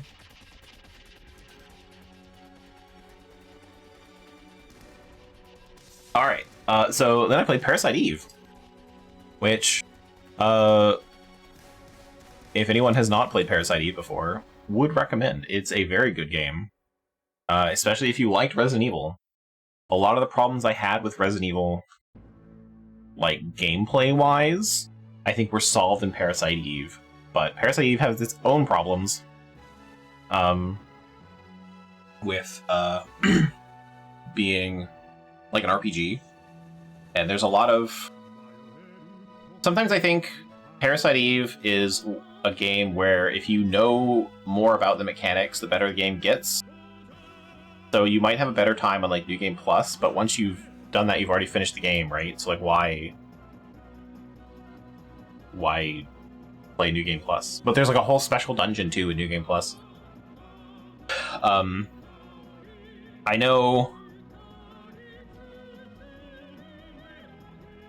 know the third one's not great, and the second one's also not great, but the first one's pretty fantastic. I never finished the second one. I didn't play it on stream, but when I played the first one, I moved into the second one. I couldn't get into it. So, but yeah, the first one being all about... I don't remember what's special about Aya.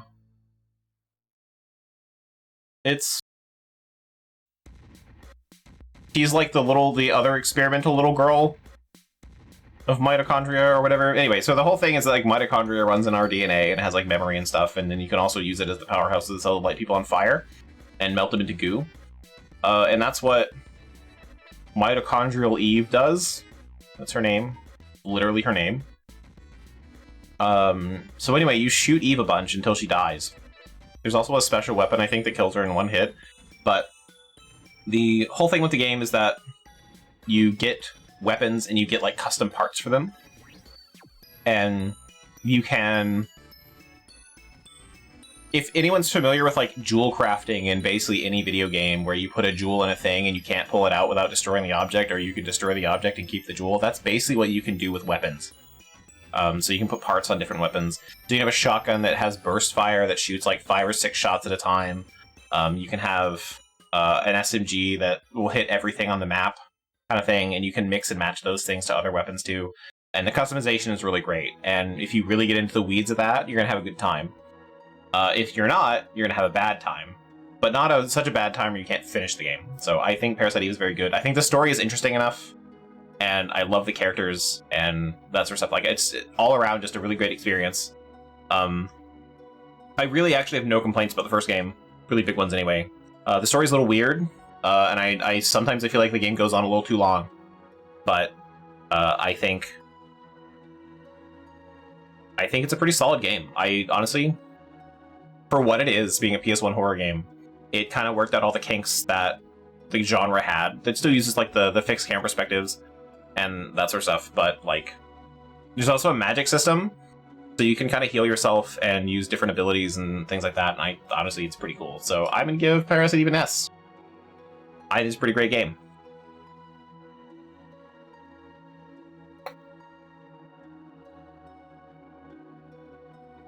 I don't know. I'm trying to think of like other things I can say about it. But no, it's pretty fantastic. I really enjoyed my time with Parasite Eve. And then we get on to the other game that I think was maybe... This game was a really good stream game. I also just love the game in general, but Alien Isolation, fantastic game. Creative Assembly did a really good job of absolutely nailing what the franchise was about and the art style and that feeling of being powerless against the xenomorph and like that sense of fear. They did a really good job. It is absolutely an S-tier game. I have some complaints, but most of that is like I played the game on the hardest difficulty, and if you aren't, it's another one of those games where if you're not familiar with the mechanics and crafting and like how the alien works, you're going to be too inefficient for Legendary. But if you it's really kind of dumb to say that if you know what you're doing, it's easy.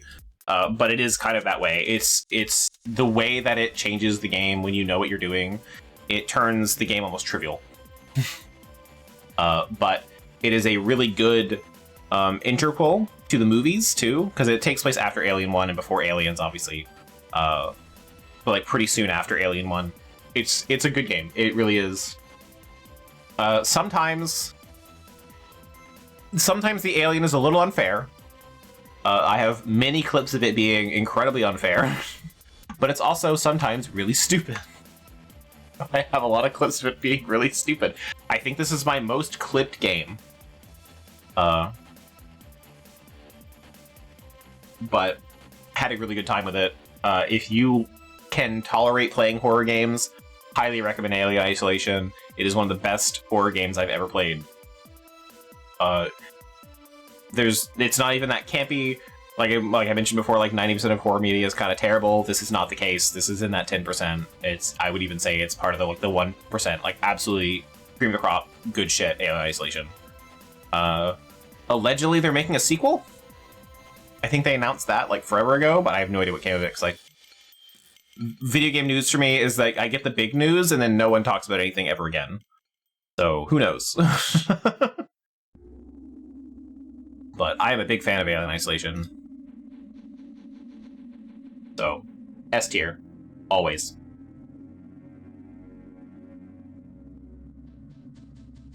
And then we played Resident Evil 2, the PS1 version. If Resident Evil 1 had any issues at all, besides the voice acting, Resident Evil 2 did not fix it. Resident Evil 2 is basically Resident Evil 1 with more ammo. I do like Leon and Claire more than Chris and Jill, though. I think they're better characters. But I don't know why Jill is such a fan favorite, besides being the first one and had a silly hat. But I think also Claire is too much of a badass, but like whatever, you can do whatever you want with the character. But I think Resident Evil 2 is definitely better than Resident Evil 1 in just vibes alone. It is my favorite Resident Evil. Even the remake is top tier. It's gonna be S tier. Spoilers. Just Resident Evil 2 feels better, even though it's like the same shit. And I don't really know how to explain that. Because it's like the same controls, the same camera angles, like literally the same gameplay. They didn't change anything. So, but Resident Evil 2, definitely S tier. Good game. The new enemies are fantastic. The puzzles are not... They're not hard. Most of Resident Evil puzzles are not hard. They're just find the right item, and the right item is always going to be in the room you haven't been in. But I love Resident Evil 2. Another nostalgia game for me, but I do think that, for whatever reason, to me, it just feels better than playing Resident Evil 1 on the PS1.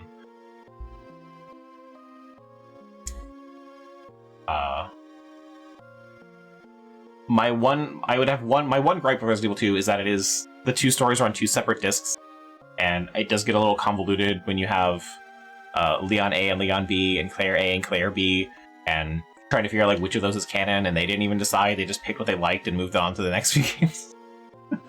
But that's it. That's my biggest complaint. Otherwise, it's Resident Evil and good stuff. Most of the Resident Evil games are good. I don't want to say that any of them are bad. Well, so we'll get to that. We'll have my hot takes in a second. But then we played Hitman. Now, I've only played the only Hitman games I've played. I played the first one, which was like Agent 47. The very, very first one. I don't even think it had that subtitle when it came out. But Agent 47, didn't like that one, actually. But I never played anyone after that. It was a series that kind of passed me by. But the World of Assassination trilogy is what they're calling it now. The newest Hitman games, the second reboot. And Hitman, absolutely fantastic. No one is going to be surprised it's S tier. Like, there's no way around it. Each map having so many different ways to do things and different outfits and different interactions and different ways to do the jobs you need to, and the achievements and the things you can unlock to get better at doing the same things. You can unlock things to like have different locations to start in with different outfits to make things faster and easier, and like only achievements you can do when you do it this specific way. You can unlock like lockpicks and things like that. Fantastic game, and has so much replayability, and it's just such a good experience for figuring out what you're there for, where your target is, what your target interacts with, what you can do to the things the target interacts with, and finding out the best way to do that so you don't get caught are great. Like, there really are just so many different ways of doing things. And if you want fun times, Gleam knows what I'm talking about because he's the one that showed me. Speedruns of Hitman are hilarious. And one of the things you can do for Hitman Online stuff is you can select a map and select your own targets. So you can have just some random NPC in the map be the target for this multiplayer thing, and have like different ways of doing things. And the one video that Gleam showed me has my favorite thing, where they're doing it as fast as possible, and people are realizing that if you like did this thing and shot a bullet across the map to hit the wall, it would alert a guard on the roof who would come down from the roof, and just in time for you to get by it and kill the target without him noticing, because he's on the roof looking at the target and that sort of stuff. And then they were the one where he does like the guitar case or whatever and shoots it, and it flings him up in the air, and he just shoots the two targets from the air and lands and finishes the map in like 2 seconds. Like, wild shit. It's so good. Like, I couldn't begin to be that skilled at Hitman, so that was really good stuff. So Hitman S tier, really good job. I played a lot of really good big hits in my first year. So, but if you like kind of a puzzly game, I know it's about murder, but it's definitely a puzzle game. There is nothing about Hitman that's not a puzzle game. If you like puzzles, Hitman is the way to go. Fantastic game. Through and through. Oh, man, I have so much to go through. Mystical Ninja was the next game. Hooray! Mystical Ninja is interesting. It's part of a series of games that has been going on for a long time. Like, since the NES, I want to say. Based on a character from folklore. Goemon was a thief Robin Hood-like character. And there's a whole series of games. And when you get to Mystical Ninja, which was, I think, the second one to come out in the West, there's already a bunch of lore and in-jokes and build-up that you don't know. And it shows. But despite that, it's still a good game. You could still grasp what's going on. The localization's really good. I love the humor in Mystical Ninja. I do love it being really funny, where you meet the big bads and they do a little song and dance for you. And Abismaru was like, I think I'm a big fan. Really good. I don't know. And the dumb laugh track, it's really endearing. So I like Mystical Ninja, but it has a lot of early 3D issues. There's a lot of large rooms with not a lot in them. A lot of things are really simplistic, and I don't think that there's a lot of things that don't feel like they really need to be there either. So it just felt, it's such a weird experience. Like, it feels like if Ocarina of Time was an indie game made by a much smaller studio that didn't know what they were doing. So in that way, I cannot rate it an A either. I can't rate it an S. I can't rate it an A. I'm gonna have to give it a B. It's good. It's not great. I think that if you like 3D platformers, you might be able to get into it, but I think for anyone else, it would be difficult. And just, it's kind of a rough time. So, but I think it's got a lot of charm. I think that does a lot for it too. I do like this game, but I think, spoilers, the next game, Goen's Great Adventure, is a much better game. It is, I would rate it an A or an S. I'm not really sure. I'd have to go through it again. It's just more going on. It's a much cleaner experience, but it's a much better game. And I love the soundtrack to both of them, but I think Great Adventure has a much better soundtrack to it. So yeah. There's a lot of silliness too. I love the fact that when you crouch, you do the little worm to get around. It's so great. And Sasuke using his hair as the crouch attack, also really good. I don't know, good stuff. It's very fun. So, okay. And then I played. What are we talking about next? Pretty sure it was, yeah. Finally, man, I played this in year 1. Jesus. Katamari! Hooray! Katamari is S tier. I'm not even gonna act like I'm gonna rate it any lower. It's an S tier. It's unique, colorful, it's fun. I love the soundtrack. I love the concept. There are jokes all over the place. The King of the Cosmos is condescending and hilarious in so many ways where you're never good enough, but like it's still funny. There's a bunch of little in-jokes in the dressing on all the stages. Eventually you roll up the world, like your Katamari can be the size of like 100,000 hot dogs. Like the way it rates your thing is so good. Katamari was just, it nailed it. And I do think the series went downhill after the first one, but I haven't gotten around to the second one yet. But it's just a good time. It's a cute, fun time to really just nails what it wants to be, and there's no way I can't rate it an S. It's just such a good experience, and if you're, I don't know, if you can't think of what you want to play and you want to play something really different, Katamari, if you've never played it, 100%, it is just different enough to be like it's so unique where you've never played anything like it. And there's no way you're prepared for it. I'm really sad, though, to say that the reroll uses the Japanese cutscenes, and the English voice acting in the cutscenes is so weird that it makes it so much better. I really wish the English versions were in reroll, and I would love it. Obviously, I don't know now. I played it when it not near release, but I did play it pretty early on. And it's when it came out reroll, and there's no mod for it. But if there was a mod to add the English cutscenes back in, I would download it 100%. It really fits the tone of how weird the game is. But I don't know Japanese, so I don't know how weird the Japanese sounds either. So for me, it's just I don't know. I miss out on that. So Katamari, highly recommended. I don't know about the rest of the series, but I honestly love the Katamari games. They're co-op. I'm pretty sure there's a multiplayer mode for them. Good stuff. Love that.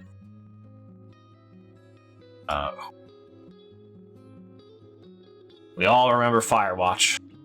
That one clip. God, can I? What did I name it? What did I name this clip? Whoop. Nope. Hey. Nope. Yeah, there's... I was hoping that maybe there was a... No?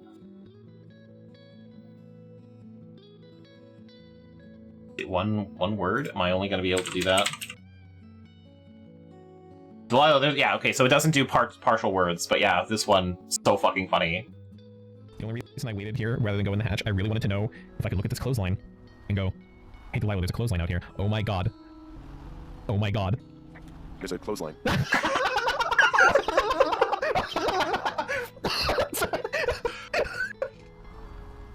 was having that whole big moment, and I'm just like, there's a clothesline. I just, yeah, the no answer, like, everything's on fire, the sky is red, and she's like, yeah, I'm sorry, it's at 2x speed, that's just my default. But the missing context on that clip, for anyone who hasn't played Firewatch, is Delilah is a person that you've been talking to the entire game of walkie-talkie. You've never met her, and there's debate whether she's real or not. But you're talking to her, and there's this big moment where she's like, I don't know why you're here, like, whatever, and I'm gonna go now. Like, you're not, like, we're not gonna be together, kind of vibe. And she leaves. And after this whole big moment, this big emotional conversation, I'm just like, there's a clothesline here. It fucking took me out. Like, God, that alone I would put at A tier, but that was so good. I just, oh, that killed me. So I'm glad there's a clip of it to remind me that happened. Otherwise, the game is very good. I give it an A. It's not S tier material. It's kind of a walking sim. You're never in any danger. There's nothing, like, you're just making choices. You're following a narrative. It's very, very much, but it's a very good narrative, and the voice actors really bring it to a whole new level. Firewatch 1, you had more? Yeah, no, absolutely. I get it. I think that it was a little too short, but I don't know what I would do if it was any longer either. So, like, if there was I would say if they did a sequel, and even with different characters, I think they could still do a good job. But it felt like there was no payoff for the narrative. There's a silhouette person watching in the dark. Yeah, well, if the sun's going down, you climb up, and there's this guy, like, watching you, and he just leaves. So, but yeah, it feels like the narrative didn't have any payoff because Delilah was gone, right? And I think there's some other stuff. There's some different endings you can get, but it felt like kind of a letdown. But that journey was what you were there for, because you're not. The idea is that, like, you're there. I think your wife died. Was that it? You didn't, like, get mad at her and leave, but your wife died, and you're there, like, recovering and trying to, like, deal with that. And you find comfort in this Delilah person who's the next fire tower over, and has her own trauma, so everyone's trying to, like, run away from something. That was kind of the thing they talk about. And you kind of learn about your wife, and you tell Delilah about your wife, and you can be cagey about it, or you can be open about it. And at the end of the game, Delilah's like, I can't be your wife. I'm sorry, I can't replace her. And she just disappears. And you gotta fucking deal with that. So, good game, good narrative, good story. I enjoyed it. There's also a dead kid that you find, and there's a whole history for that. That's just, like, lore for the background. But it's really a good game. I definitely would recommend playing it if you like narratives. Really, just, I don't know. There's not much else to say about it, because you just kind of, you walk through stuff and you have interactions. You can talk to people about things you've seen. There's, like, different events that happen per the end of the day. It's okay. It's okay. I had a good time. Ooh.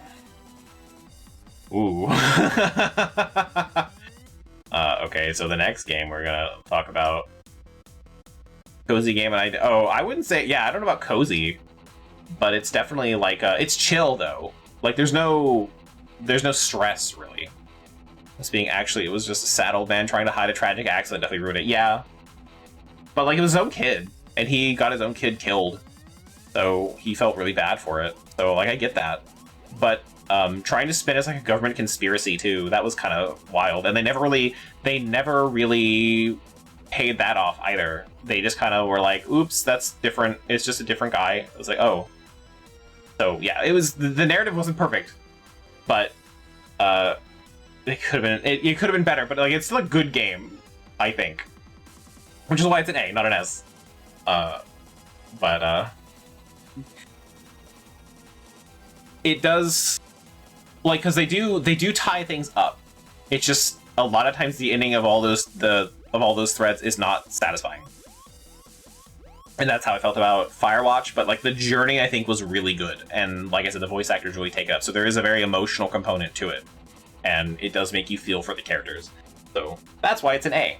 But if you're there for, like, if you're gonna rate it on, like, narrative structure, I'd put it down at C. It's not... There's some things that I think don't really work very well.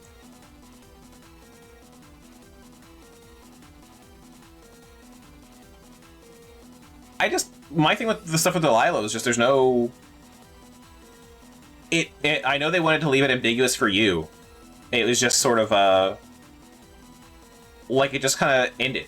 Like there was no closure, and I would have liked there to have been like something, right?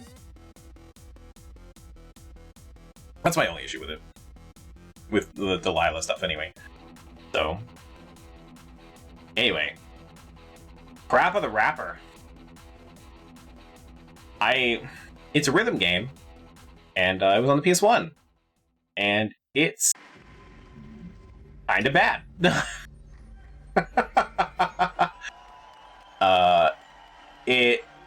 Yeah, Stinky Dookie is definitely how I rate that. I think Parappa the Rapper is... I actually like the art style. It's kind of a little weird for the sake of being weird, which is not a bonus for me. I think the gameplay... I don't think you should feel bad for liking it. I think it does have a charm to it that I could see people enjoying, and it is an early rhythm game, and like that's okay. I know I'm not into rhythm games, but I don't think it was a good rhythm game, and I don't think anything about the game was really that great. But I don't think people should feel bad for liking it, unlike Battle Tanks. Or Jacob, but if you... I don't know, that's... but it's just not a good game. We did dabble with Jammer Lammy afterwards. I didn't finish that game, so it's not on this list, but Jammer Lammy is a much better game. It doesn't feel like it's running at 10 frames a second. There's no lag, which was not an emulator thing, I've learned. But Jammer Lammy is a much better game, a much more interesting character, and a much more interesting premise, and just a better game. And it should be, because it came afterwards. It's still weird for the sake of being weird, but like I think Jammer Lammy is much... If you were going to play Parappa the Rapper or Jammer Lammy, go with the other one. Go with Jammer Lammy, 100%.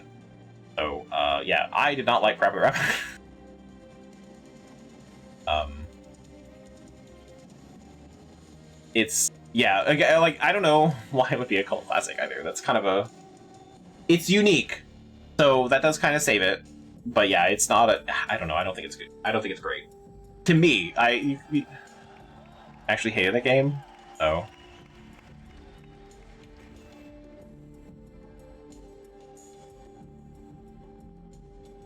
It's a very small cult.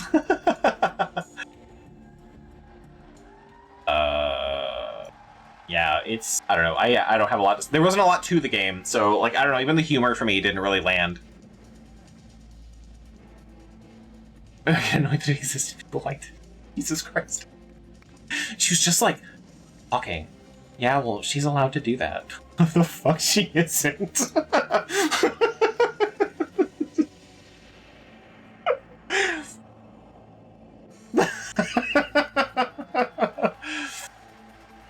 The song where everyone thought the girl was pregnant, really fucking... Yeah, the games are very weird. 100%... I don't know, I don't know. I needed to play them because they are, like you said, cult classics, but they just didn't do it for me. There are definitely better rhythm games out there, which I would hope so. That game being like a game from the 90s. Anyway, story about my uncle. Who remembers this game? Because it was a short one. I only played it for like one stream.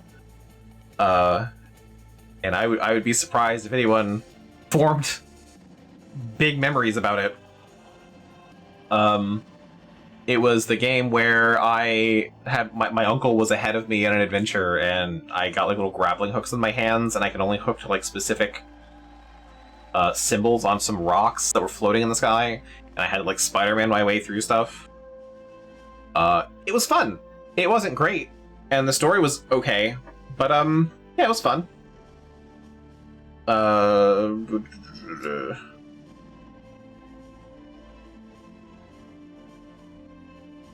And I believe there was like a lot of narrative to it that I don't remember, but there was it was very short, like the shortest possible.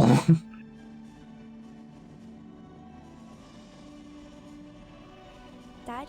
Aren't you sleeping yet? It's time for bed, honey. Dad, I can't sleep. Can you tell me a bedtime story? See doing this stuff? Where I was like Spider-Manning around?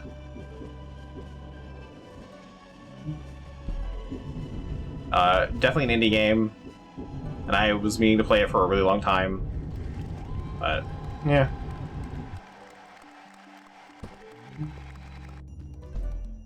Not paying much attention. Yeah, it was not an exciting game, but it was good. I would struggle to rate it really highly. I'm gonna have to give it a B. I think it was almost too simple. I don't remember having a lot of problems with it, and the story was okay. And I think at the end you do find your uncle, and then you go on and save the world or some shit. But it just, I don't know, it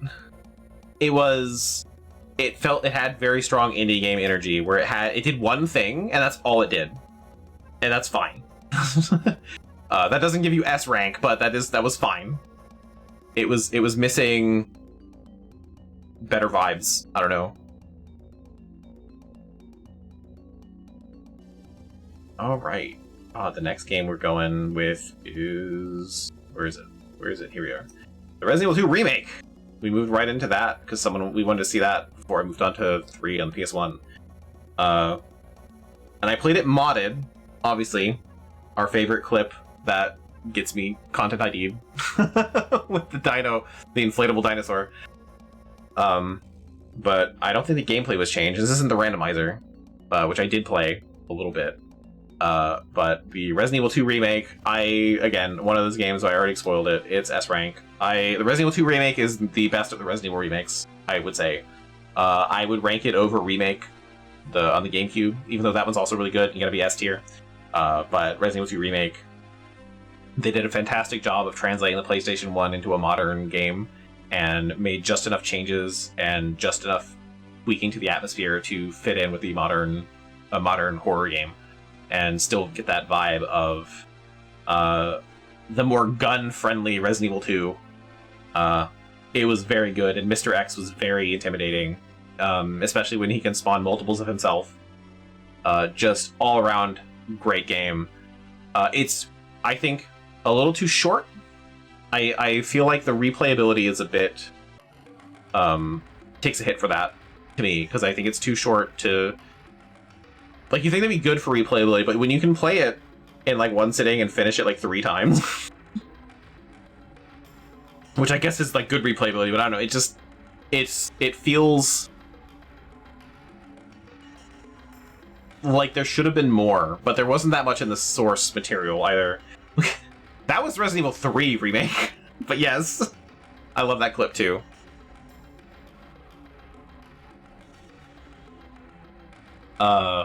God. I don't know, not much to say. If you like video games, play the Resident Evil 2 remake.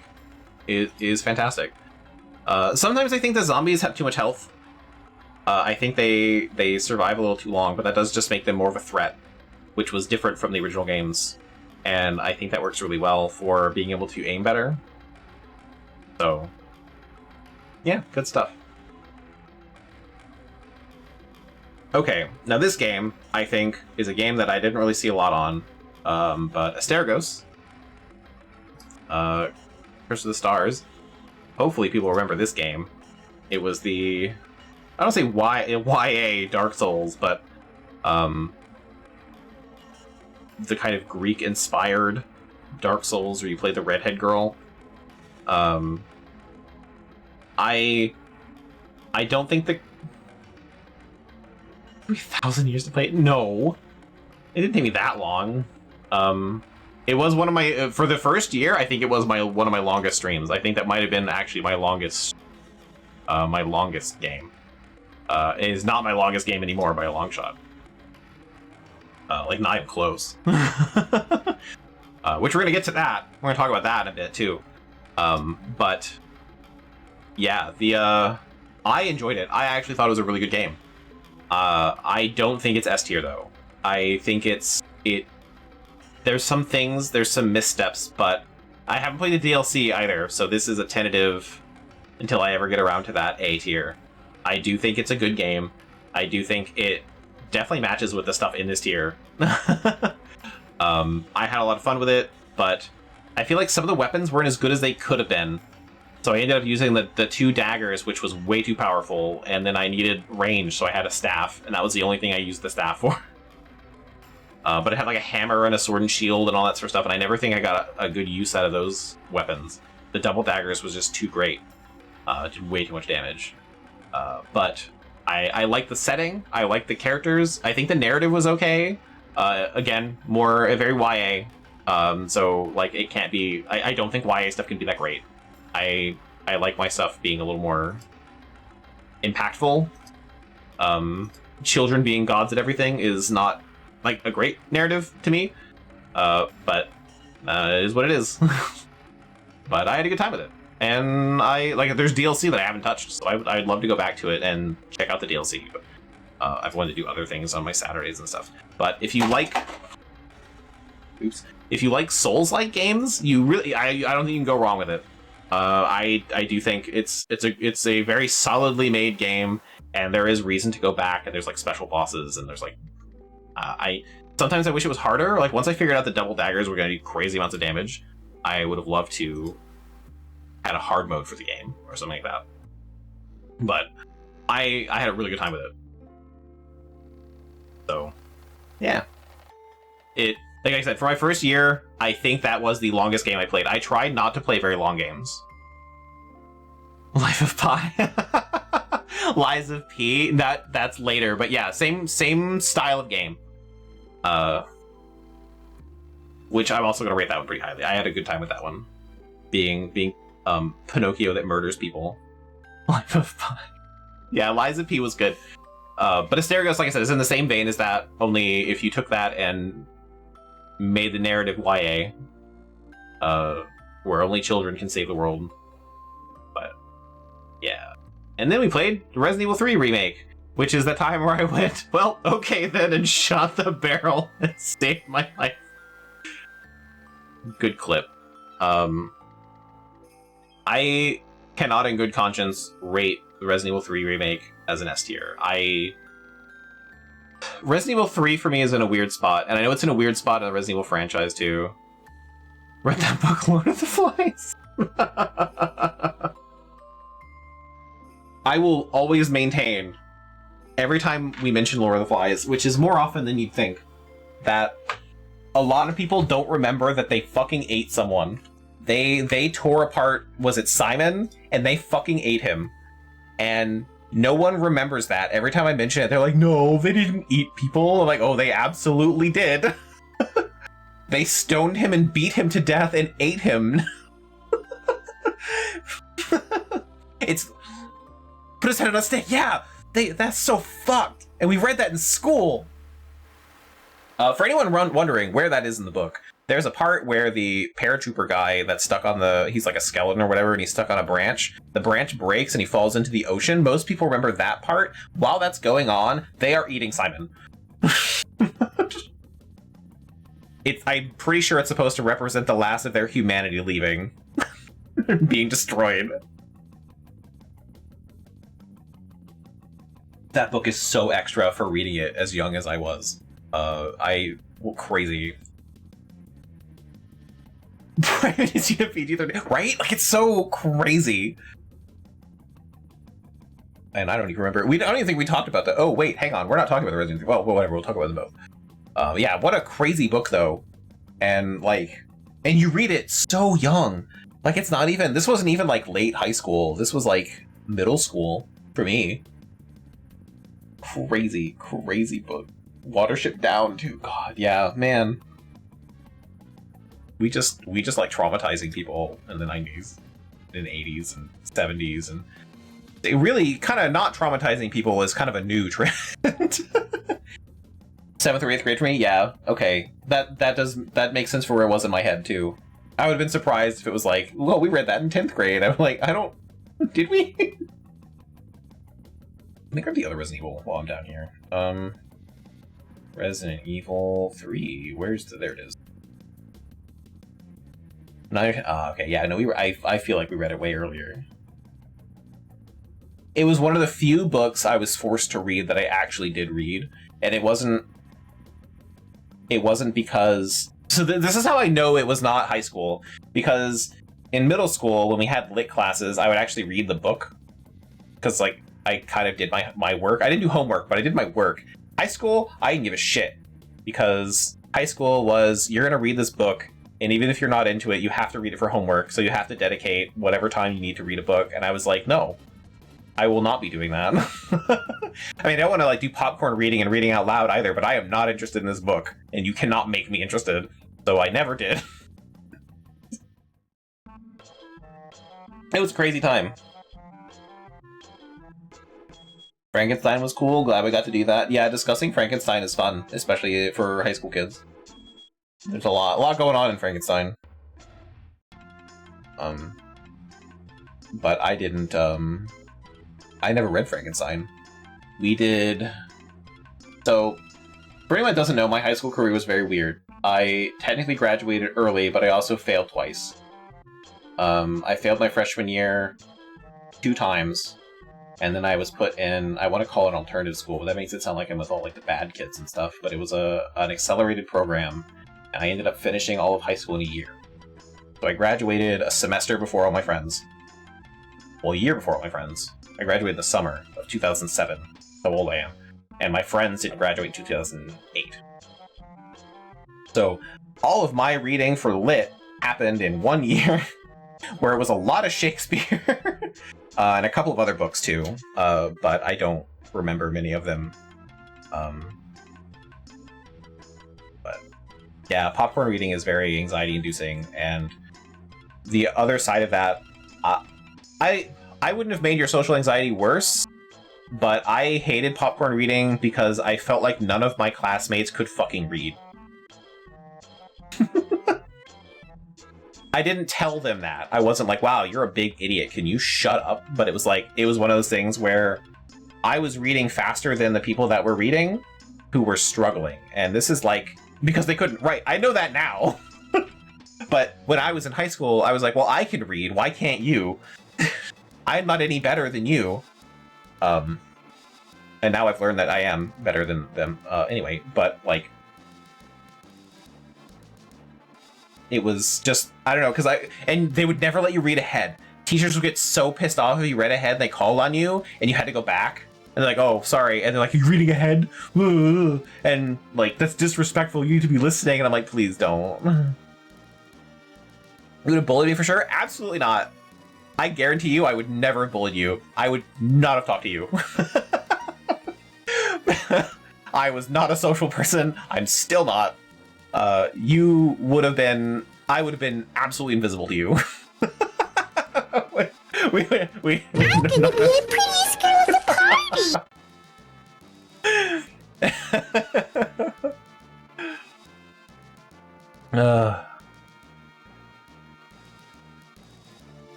Wait, a religion class? That's terrifying.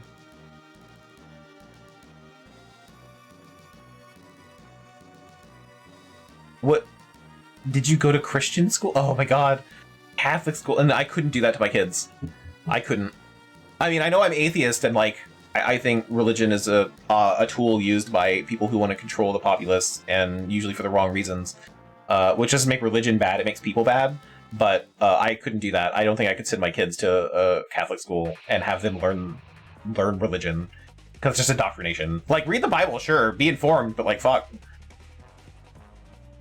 My fucking still chapter 1, I finished the book in sequel already. I could have. If my whole reading career was not shattered in elementary school, I think I would really have enjoyed reading and would have kept with it, and I would be just much more interested in reading as a whole, but I can't do it. I know I've told LB this story. I think F knows it too, and Moobs, you might be somewhat familiar because you were in the same school system. Remember the accelerated reading program? Where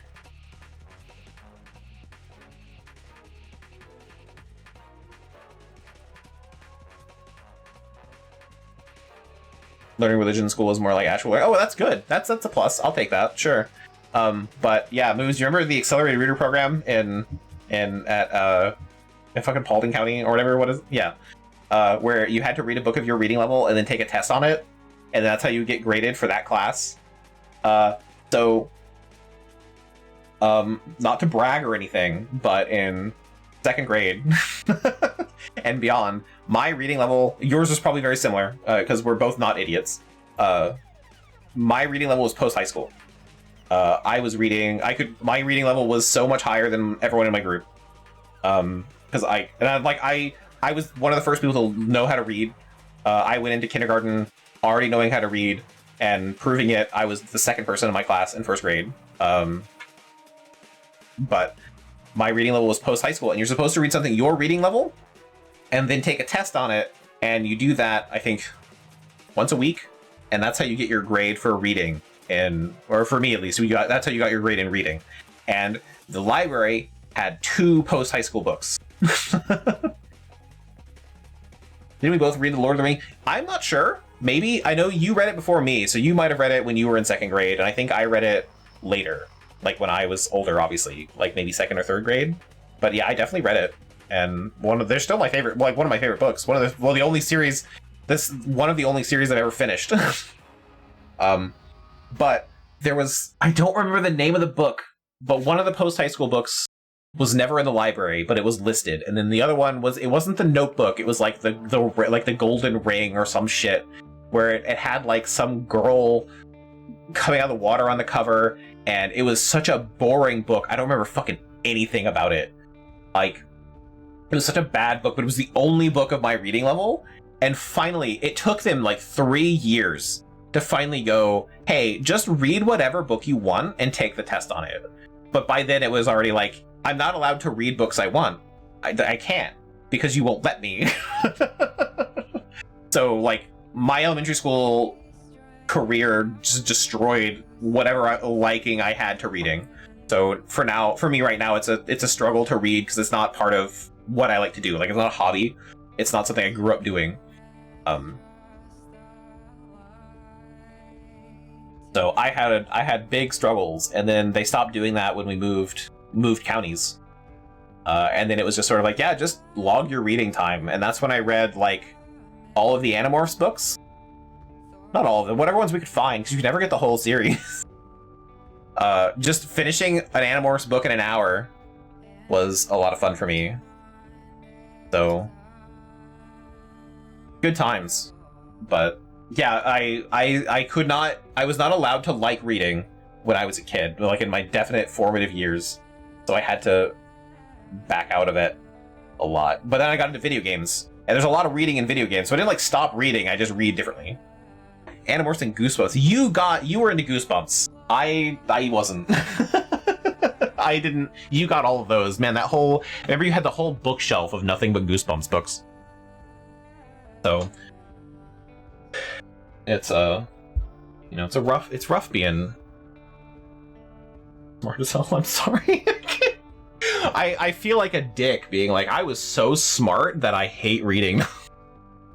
But it has nothing to do with me being smart, and more with how we measure intelligence and reading level.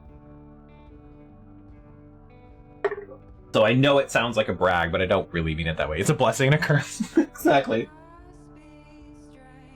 I know it sounds like. I know what it sounds like.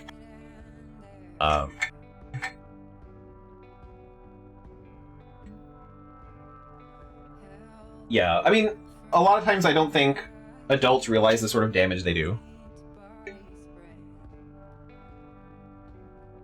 But the only thing that it did to me was it made me not care about school. I don't know, by the time I got to high school, like, it was already fading in middle school. Because in middle school, that's where I got the idea of we shouldn't have homework. If you can't teach me the material in the time allotted to you in class, why are we here? And then high school was like, there's nothing I can do. I don't want to be here. I don't like this. I'm not learning things that I'm interested in. I'm not learning things that I should know. I'm getting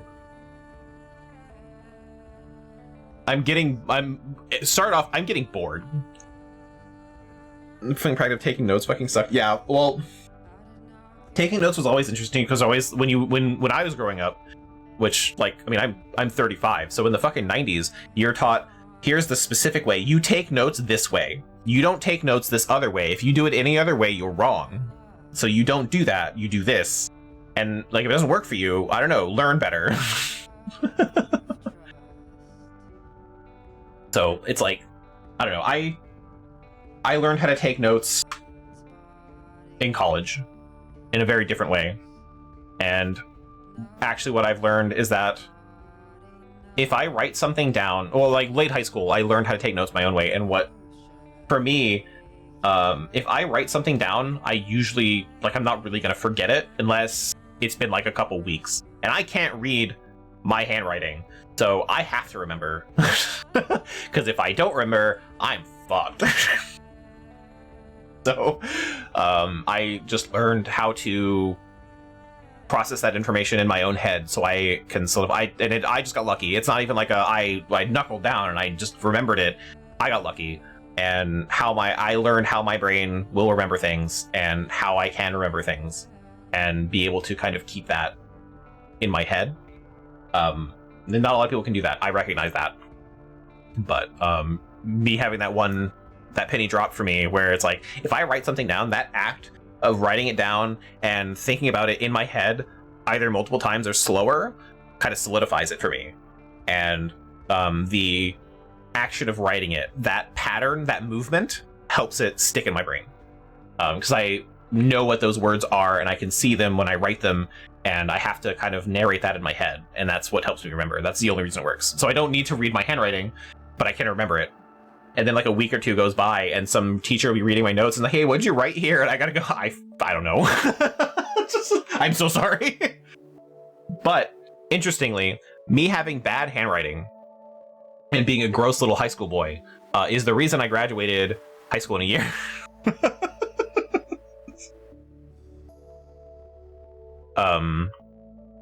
Yeah, the writing stuff on the overhead also really sucked. But when I was in my second freshman year, my math teacher, was it my second?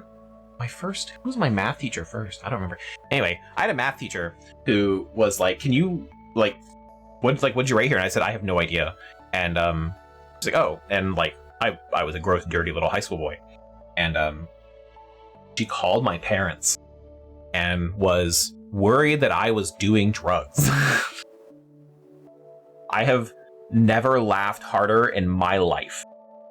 But my mom came home and told me, hey, your teacher called me and she told me that she thinks you're doing drugs. And absolutely not. I don't leave the house. There's no way I'm like out doing drugs. Like, I don't have any friends. I don't talk to anyone that lives near me. Like, I don't have any kind of drug hookup. Not until I failed these classes, actually. I didn't get with the drug kids until I was in the low tier science class, where I was sat across from the high school crack dealer. Which I saw him later at the alternative school, which was really fun because literally we had the place I was for the accelerator program was a wing of where all the bad kids go. But that conversation got my mom talking to the counselor, and my mom, being a teacher, knew that this program was happening and asked about it, and that's how I got put into it. And then it was a online with human support. So there was always a teacher that knew about the subject, and you were taking courses online, and you could work at your own pace. And that's how I did all of high school in a year, because I could just do whatever. And I would show up, do math on my own, do reading on my own, do science on my own, whatever, in a little packet, and do the tests when they're done, like whatever, and then finish. And then once I finished that class, I move on to the next one. So I instantly finished my freshman year and then did sophomore, junior, senior stuff. Technically, I don't think I should have graduated. I think I missed one thing, but they graduated me anyway. Like, for my 12th grade lit, I think I didn't do the last paper or something. I don't remember what it was, but they passed me anyway. And that was it. That was a good time. I actually really missed that. Why couldn't normal high school have been like that, right? I'm very self-directed, so that would have really helped me out if you just give me a thing. Like, you just gave me the textbook and you were like, hey, just answer the questions in the textbook. I'd have fucking done that. Like, I would have just answered the questions at the end of the chapter, make sure they're right, do it again and again and again, test me, I'll go. So, but that really jump-started me teaching skills to myself, which has caused huge problems in my adult life because I've taught myself all these skills, but I can't prove it. I don't have like a certificate or like anything like that, so no one knows I can do these things. So, anyway, that's history lesson for me. Yeah, high school was a fucking time, but good stuff. I don't know. I don't talk to anyone I knew in high school except Gleam. Well, I don't even know how you say Gleam. Like, I met Gleam in middle school. We lived in the same neighborhood. More lore dumping, yeah. I can't even say that I'm like a gifted kid burnout. That usually happens. I'm just a gifted kid that got lost. I don't know. I don't feel burned out. I just like, I want to do things that no one will let me do because I can't prove it. So I just do things on my own. And then now I have like an ADHD problem where I have too many things going on, but there's no payoff for any of it. So I just kind of stop. But anyway, Resident Evil 3. Let's get on with this again. I want to at least finish year 1 before I take another short break to talk about other things. Yeah, so God. Resident Evil 3. So the first one, I actually played Resident Evil 3, the PS1 version first. And Resident Evil 3 has an interesting history in that it was weird even for the system. It's the series itself. Because Resident Evil 3 was supposed to be a spin-off, and Code Veronica was supposed to be Resident Evil 3. Then Code Veronica got delayed, so they made Resident Evil 3 the mainline series and just surprised that whole dev team. So that's why Resident Evil 3 feels so different, because it wasn't supposed to be a mainline series. A mainline game, I mean. So the actual Resident Evil 3 is Code Veronica. This one, I like the PS1 Resident Evil 3. It's much shorter, it feels like, than the other games. But there's a lot of things to do. I like the choices for when like Nemesis shows up, you get like the action choices or whatever. And those are pretty fun. Being able to make the ammo is nice. And like there's a lot of like add-on stuff, but it's Resident Evil 2 but worse. So and that's not even a fault of like the devs or anything. Like I said, they were kind of surprised by it. I'm gonna have to rate it an A. I think it's good, but it's not fantastic, you know? But it's about the same as Resident Evil 1. The remake, however, is the same thing. I could not in good conscience rate it an A. Honestly, I could rate it a B and be fine with it. Because it's too short. 2, I think, misses a lot of the uniqueness of the PlayStation version. And I think that Nemesis is stupid in the remake. And then there's also the fucking spiders that implant eggs in your throat. And that's a weird thing to have go on. I think, honestly, I'm going to leave it at a B. I think that it's a very weak entry into the Resident Evil series. It's good, but as a remake of 3, it somehow is not as good as the original. And I think it should be good or at least different enough and improved upon where it feels like a different game. And it feels like the Resident Evil 3 remake is not worth playing. Which is the worst thing you can be as a remake.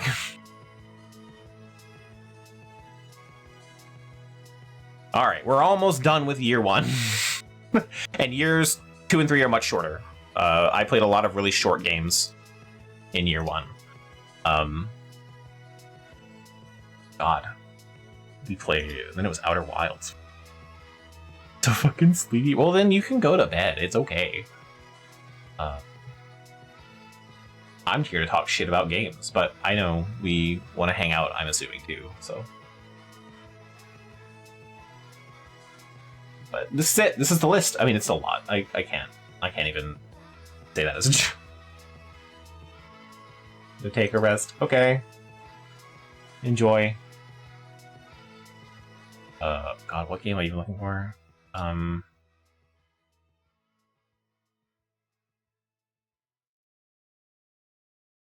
There it is. Outer Wilds. I'm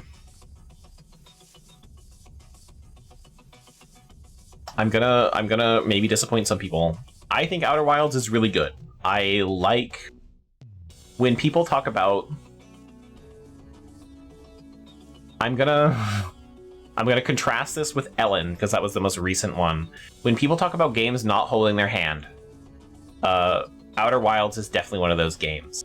But Outer Wilds always gives you a thread to follow, something to do, some sort of, not task, but like a mystery that you can look into yourself. Or you have to think about certain things and figure out how a certain planet works, and like you might learn some new lore on a different planet, and you got to come back to it and like come and like figure it out and go to a different planet, solve it, and then that planet tells you the answer to the other planet. You got to go back and forth and find out things like that and uncover that mystery. And that experimentation, that going places you haven't been before or trying new things is usually rewarded by something. Whereas Ellen, which we're going to have a long conversation about Ellen probably, Ellen doesn't do that. Ellen is a game that doesn't hold your hand, but gives you absolutely no threads, gives you no way to figure out what you're doing, nowhere to go, nothing to do. You just kind of have to do things and hope it works in your favor. And the experimentation in Ellen, 1, doesn't exist, and 2, is not fun. So when people talk about games that don't hold your hand, there's a good way and a bad way to do it. And Ellen is the bad way, and Outer Wilds is the good way. Where you always have a thread you can think about and pull, and they have like that whole like board of cards and stuff. I love this song.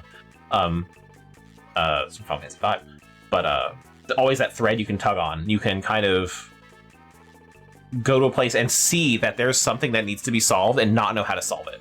And you might come back later with a better answer, or that answer will be somewhere else in a different research area, or you'll unlock a new area and you're like, oh, I've never been here before, and then it tells you like the things you didn't know.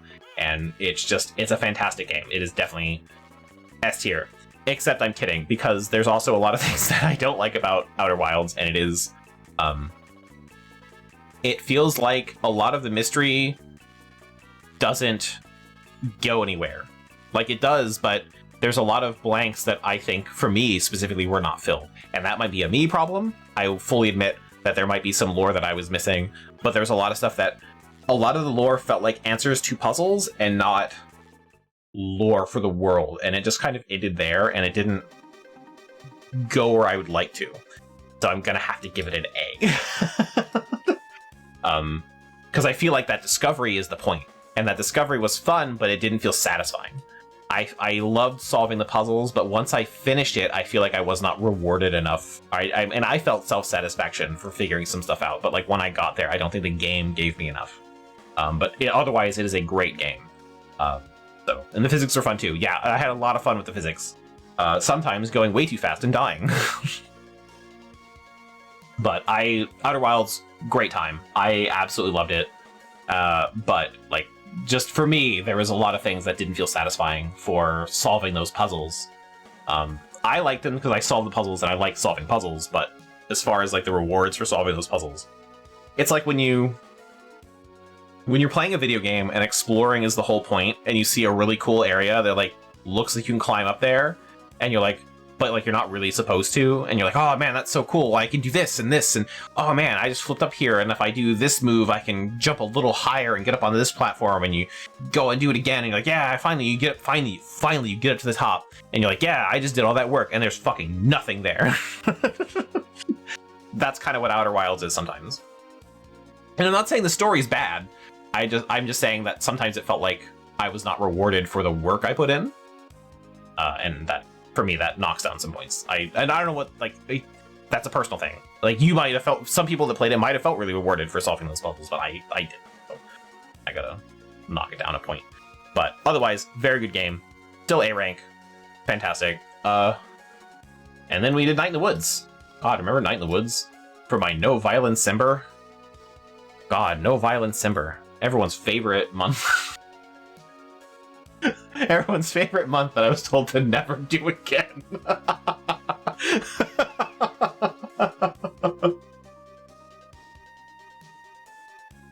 Oh, what a wild time.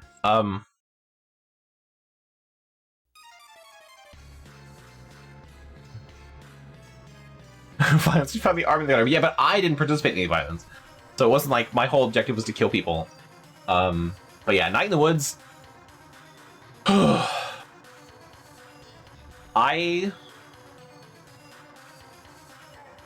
don't know. I really enjoyed Night in the Woods. I love all the characters. I think it was a very good story. I love the town. I love the narrative. I also love the art style. I love what they were trying to do. Like, I love just talking to the townsfolk. It was a very good game. I don't remember what came of the cult thing. I flat out just don't remember the ending. So, I don't know. Because there was like a whole cult in the forest. I don't remember if that even resolved. So like, I'm like, was it a satisfying ending? I don't know. I feel bad not remembering. So like, I want to rate it, but to me right now, as someone who doesn't remember, I feel really bad giving it like an A when it should be an S. But I'm gonna put this, unfortunately, like, I'm gonna put it in A. But just know, anyone who watches this VOD, I gave Night in the Woods an A, but if I remembered the ending, it possibly could be an S. But I remember a lot of the smaller moments, and the only reason I'm putting it in A is because if I don't remember the ending, obviously I don't think it was good. But I love the characters, I love their interactions, even the mini games were fun. I really enjoyed, especially like, we say F the cops all the time. Like, it's a game I'm going to remember for a really long time, and it's definitely going to stick with me.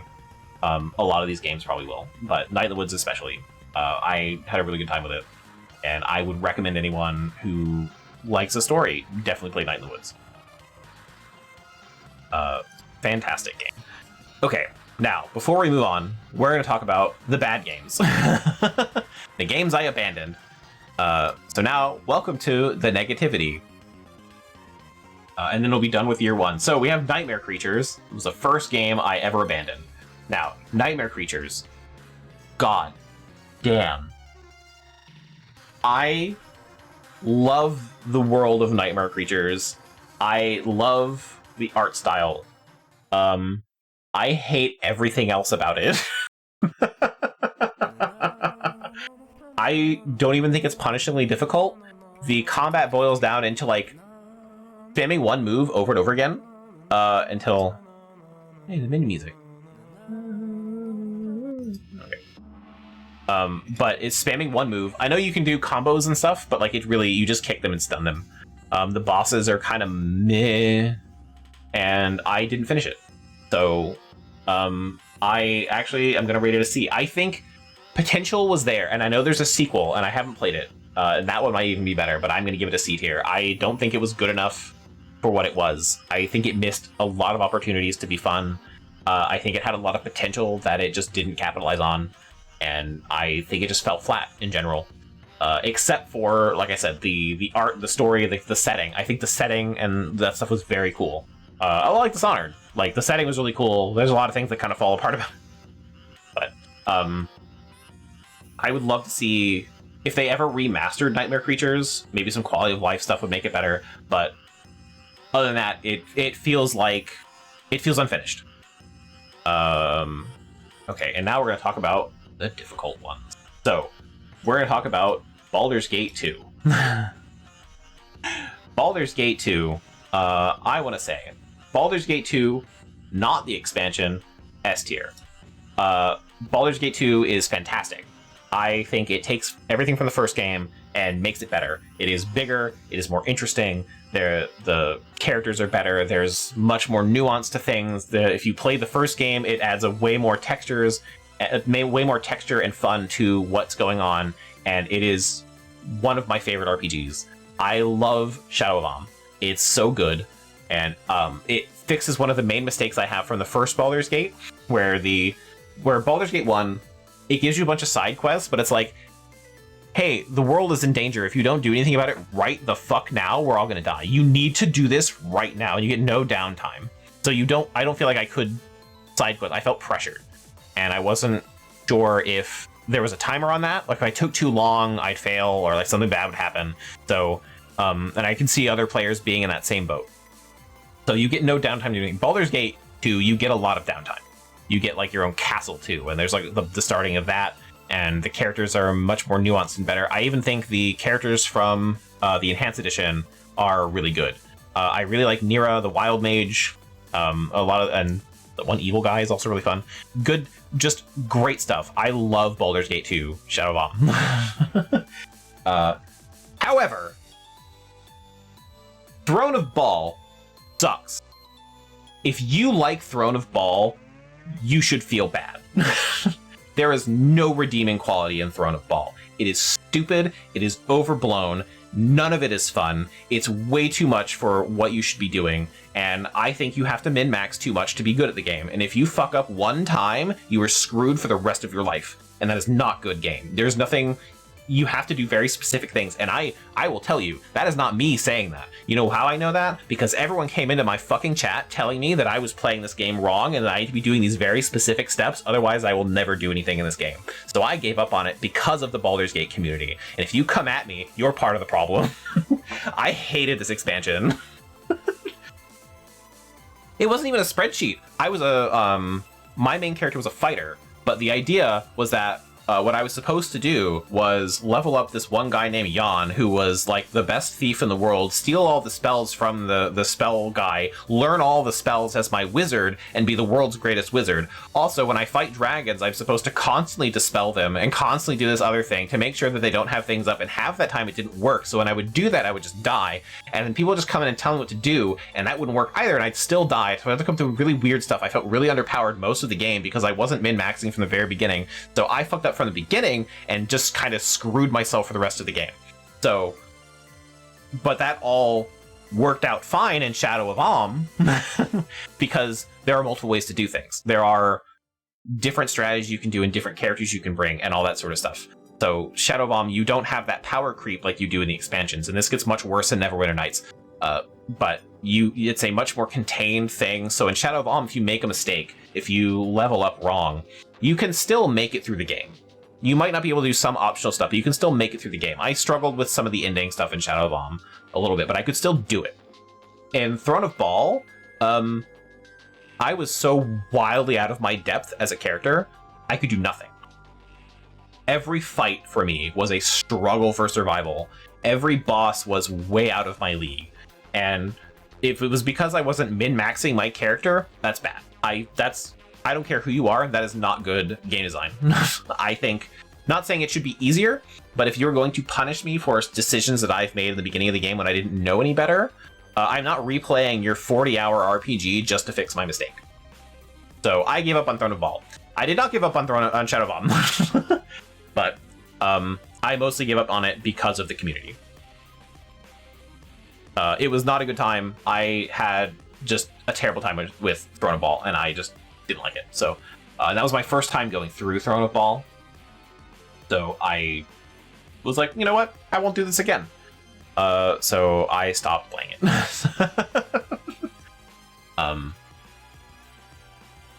And I don't know. I just, it's that power. And like I said, Neverwinter Nights is the same way.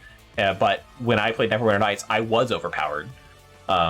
But Neverwinter Nights has that power creep where you get to like level to level 40 or something by the end of the expansions. So, but I was a pure monk. So I had I was untouchable, and my wisdom was like my highest stat and gave me armor class, and my strength was my second highest stat. I had circle kick and cleave and all that stuff. So if I punched one person and they died, I was murdering everyone around me. I was immune to poison and all that sort of stuff, and it was a crazy time. So being a pure monk for Neverwinter Nights worked in my favor, but whatever I was doing, I think I was a fighter in Shadow of Om, did not work in my favor, and I don't really like the AD&D system that much anyway. So yeah, I think Baldur's Gate 2 without the expansion is a much better experience. Yeah, so like I said, welcome to the negativity. Then I did Ogre Battle, was the other one I gave up on. And this one, I don't mind Ogre Battle. I think it was a little boring to play. and it must have been really boring to watch.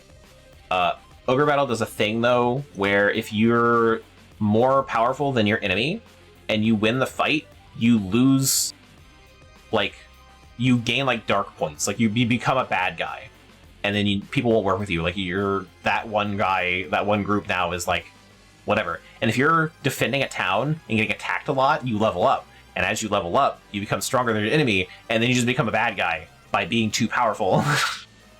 And that is a maddening system to deal with. So, yeah, I didn't like that very much. And it was not fun after a while to play. It was not fun to watch. I'm pretty sure Eth especially was not having a good time. It was just boring. But some of the later games are better, but I hated that system, and you need to have good guys and bad guys, because some good guys will, if you're more on the light side, things will, as your group levels up, they can turn into specific characters, like you get like Valkyries and stuff, I think, and then bad guys get like vampires and succubi and stuff like that. And some characters will join you if you're bad, some characters will join you if you're light, and the bad ending, you will always get the bad ending. If you're bad. Oh, 500 bits. Obi, thank you so much.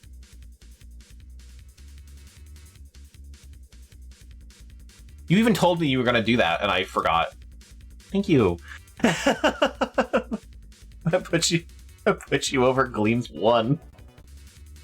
Oh.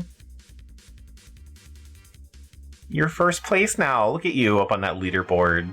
Oh no, Gleam's not even here this month. Ha!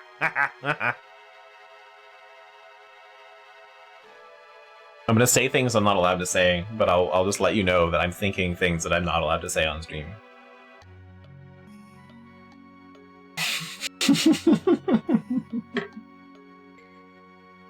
You're like, there's too much negativity here.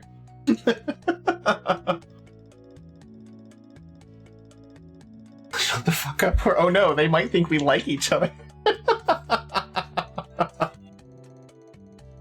Really though, thank you. Cutie. That's as far as I'll go. Okay.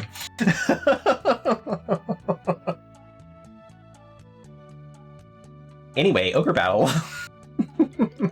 I think has a fucked up morality system. And it just became really difficult to play. So I'm going to give that a C.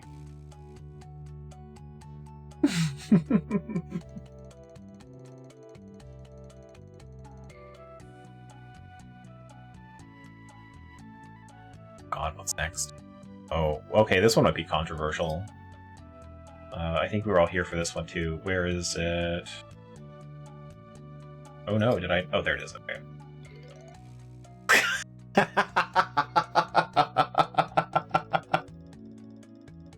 Look, okay.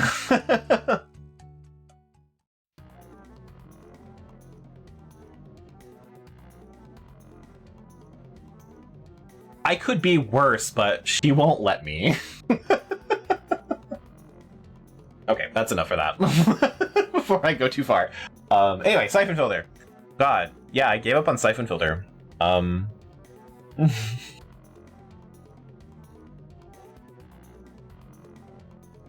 I like Siphon Filter.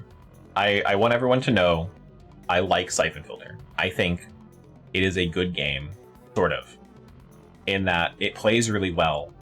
I think as a third-person shooter, it has perfected a lot of the things that I think should have existed on the PS1 when you were playing a third-person shooter. And the taser lights people on fire. I think it's a competently made game, but then after about 3 stages, I fucking hate it. It gets to be so bloated with enemies and just dumb fuckery that it got to be really unfun to play. I hated not even like ambushes, it was just like people just show up and kill you. Everyone was always hiding. It was like a war of attrition every single map. And no matter how slowly I tried to go through things and how sneaky I was trying to be, I would always take some damage. and eventually I would not have the health to play the game, and I just was not having fun after like the third stage. I love the beginning though. I love the city, the subway stage, the second, whatever the fucking, the museum, I think it was. The museum one is really fun, and then it just kind of sucks the life out of me like some sort of horrible, fun vampire. So I'm gonna have to rank it Stinky Dookie, because even though I like the idea of Siphon Filter, and I like Siphon Filter 2 and 3. I remember really liking Siphon Filter 3, the one I actually own. But the very first one, oh god. Couldn't deal with it. Just was not a good time. And we already rated C12, and then we got this last one here, Vigilante 8, which I actually played on the N64, I think? I don't think I played the PlayStation version. We were all here for Vigilante 8. I think we all remember that, for the car combat stuff, and then I went to play it, and I gave up on it. Game's just boring. It's inoffensive. I don't know why I had so much fun with it as a kid. It felt way more actiony when I was a child. Like, I don't know. I don't know what happened. Being the guy in the lowrider and doing the base quake thing and just ruining all of the people that were coming after me, like just killing 6 people at a time or whatever, was so much fun. Well, like, yeah, as an adult, there isn't much substance to it, but I remember it being way more chaotic. There being way more action involved. But when I was playing it on stream, it was like, there's a lot of nothing going on. Like, it was a huge open space with like 4 cars in it, and I don't know if did I play the PlayStation version, and that's like the big difference? But I couldn't find what the best version was. I don't know. It was not a good time. It's not a bad game. It was just boring. Like, there were so many better car combat games, which is why we played Twisted Metal, I think, later.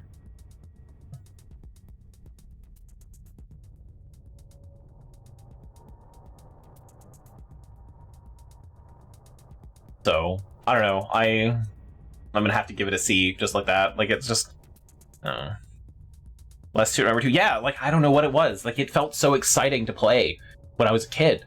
But like I said, it felt way more actiony. I don't remember there being, like, long downtime, you know? So I don't know what happened with that. But yeah, so it isn't being boring. Anyway, that's it for year 1. That is all the games I played in year 1. That was 48 games, which I played much less later on. Year 2 is gonna go by real fast, but yeah. So I would take a short break from talking about games, and I want to talk about my statistics. This is going to be really short because there's a lot less of them this time, and I'd have to do any work to find them. One note that I want to say about statistics. Streamerbot has changed, so I no longer know where to find the counters for the commands, so I can't give anyone the most used command. I guarantee you it's Egg and Leon. But as far as my other commands, I don't know. Yeah. I can't give people those sorts of stats. However, I do have some other things, like the most watched clip. Simply too lazy to type. This is the most watched clip. You just ran in front of it. Of LB dying. This is very similar to the other most watched clip of LB dying in DBD. No, you just ran in front of it. Been watched 31 times.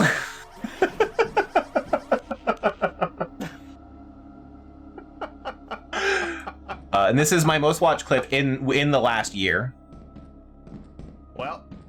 So out of an entire year, I've gotten this one clip at 38 views. Balls, but damn. Very good. LB is wildly funny sometimes. No joke. So, and this is the second one.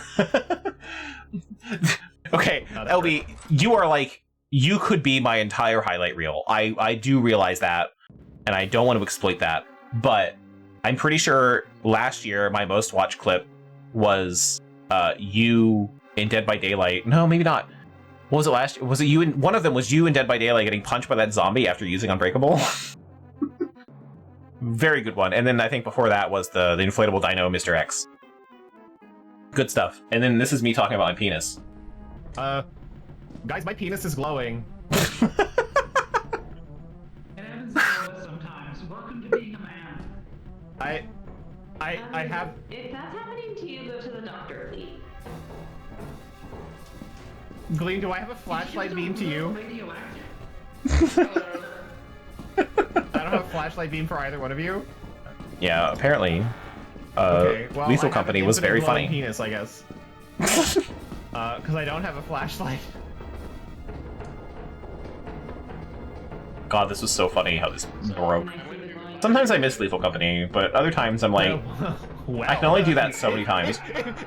If you insist. I've never had a girl ask me that before.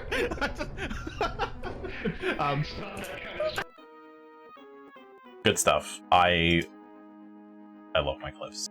This one was also funny. This is a sharp drop now that LB is not involved in it. So Okay. just Did you ignore that?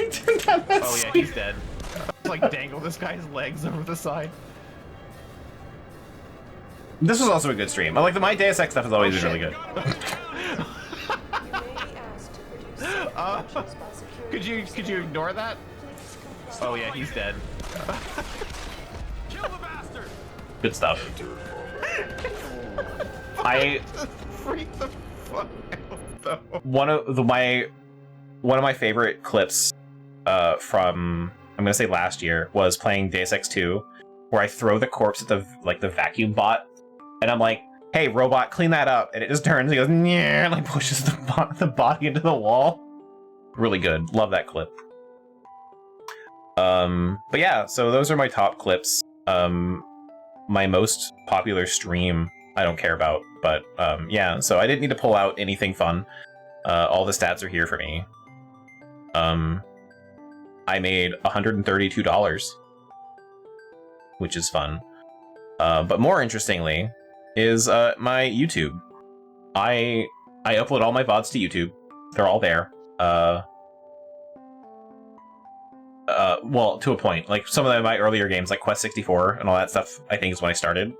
So Quest 64 is there, but anything earlier isn't. But my most watched VODs are 1, Lethal Company, 2, me playing all the id games, and then 3, Lethal Company.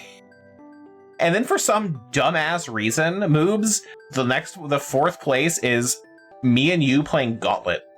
Got 138 views on YouTube, but the average watch duration was 17 minutes. People can only tolerate about half an hour to an hour of me. I'm according to YouTube. But that was really funny. Just 17 minutes. Like, they didn't watch a lot. But yeah, my most commented video almost is the id Nostalgia stream, where I played Doom 1 and Doom 2 and Quake and all that. I'm so sorry this song came on for this. This is...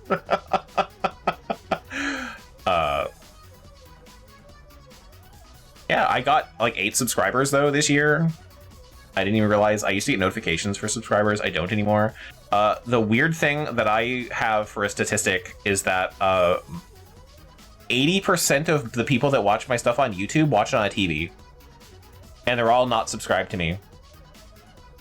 And I think that's weird. I don't know. I don't watch YouTube on a TV. I find that very weird. But I also have a very male 18 to 34 audience. Which, no surprise. But also I learned that my captions aren't automatic on YouTube, so I've got to fix that. So anyone who is watching on YouTube and would like subtitles, I am so sorry. I was told that they would be there from my caption bot thing. Yeah. So good stuff. That's it for statistics. It's very short this year. All right. We're gonna motor on through year 2 and 3. They're gonna be much faster. A lot of it is Resident Evil. So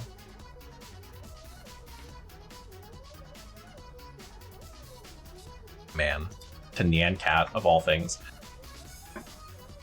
Ugh. so much Resident Evil. Yeah, I mean, I went through the whole series except for the Light Gun games and some other spin-offs. But yeah, some of these might be a little controversial. So, but yeah, we're gonna get going on that. I'm gonna speed a little faster through these, except for on very specific games. So first off, we did Bloodstained. Bloodstained. It's pretty good. I think that some stuff is a little convoluted, and I think some of the systems are a little frustrating, but overall, I thought it was a good game. I wish it was better. For being an indie game, even though it was made by like big names, being an indie game that was crowdfunded, I think it was a very good game. But I'm gonna have to give it a B. For me personally. I don't know why. About halfway into the game, I felt like I was just playing the game to get it out of the way. Like I wasn't excited for like moving on in the game. It just kind of, it wasn't as fun. It's a good game. I'm not trying to say that like, what a terrible game. It deserves to be ranked the same as Tenchu Stealth Assassins, but like, it kind of is. Like, not that I didn't have fun with it, but like, I feel like the grinding also kind of took a little bit out of me. So it just kind of, I don't know. It's good. It's not great, you know. I can't rate it. Like, I would rather play any of these games than Bloodstained, but I might play Bloodstained over like Turok 2 or like Mystical Ninja again. So yeah, if you like Castlevania, though, Bloodstained is great. But the only Castlevania games I've played before playing Bloodstained, I played the very first one on the NES, which was very misleading to me. And then I played Symphony of the Night, and then Bloodstained was like my third one. And then we moved on directly to Deus Ex 2. Now, Deus Ex 2, I cannot rate it up here with S.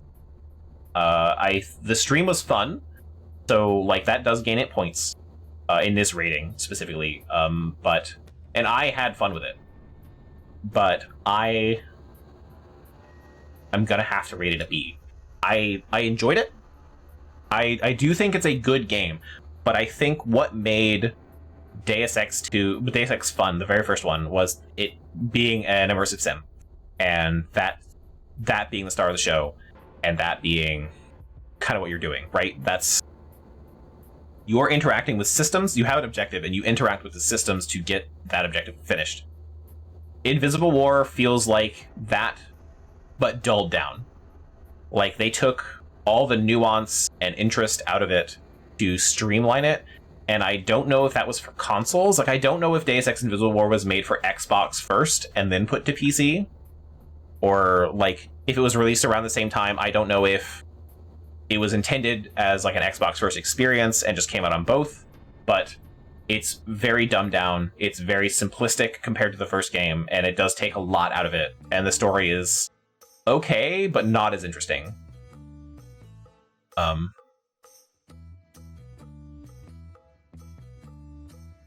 God, Otama Chef is back, haunting me. So like I can't say that it's a great game. It's okay. Like, I did have fun, but just something about it doesn't hit the same.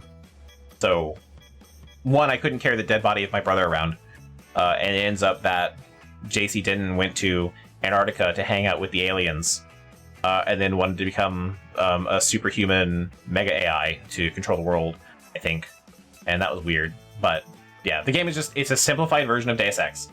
If you are intimidated by Deus Ex's mechanics, play Invisible War, and then move on to Deus Ex. I think that would be a good way to do it, because it would ease you into it. There's a lot less involvement in Invisible War, you know. And Deus Ex 3 is too different, so I wouldn't try to do that. But anyway, this one might be my most controversial take today, unless you like Jacob, who sucks, by the way, Or are you like Baldur's Gate expansions? Code Veronica. I'm gonna be honest with you. Resident Evil Code Veronica is sneaky dookie. It is maybe the worst Resident Evil game in the series. I don't think you should feel bad for liking it. It's okay. I like the characters. It is a continuation of Resident Evil. There's a lot there to like. But I think Code Veronica, I would rather eat my own toenails than play Code Veronica again. I think the cinematic camera and being in full 3D was really cool. And this was supposed to be the next mainline entry. But I think Claire's not a good character in this game. Steve sucks. Chris, for some reason, is a completely different human being. I think the Ashfords are weird, even though that's a cool twist. I don't like the setting. I don't like Antarctica. I don't like the moths. I don't like the weapons. I don't like the boss fights. I feel like a lot of times you just kind of have to deal with shit that happens to you rather than being prepared for it. The puzzles aren't fun.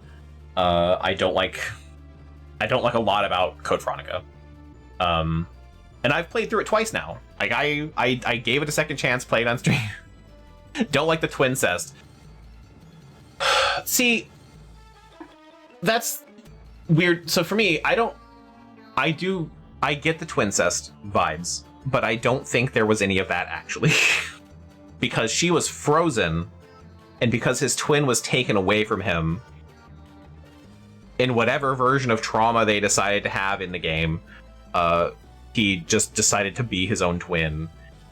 Yeah, no, they're there for sure, but it didn't actually happen. There was none of that, at the very least. But yeah, it is weird, and the twist kind of fell flat. I don't know, like him being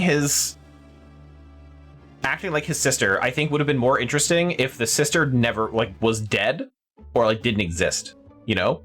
But he acts like his sister and then runs down to his Antarctic base or whatever to find his sister as she gets thawed. And then she's just there. So she could have just been there the whole time. It was just a stupid twist. And then there's that whole thing with Steve, and Steve sucks. Steve has no personality and he's the worst character in world. So I think Code Veronica is by far the worst Resident Evil outside of the Game Boy game.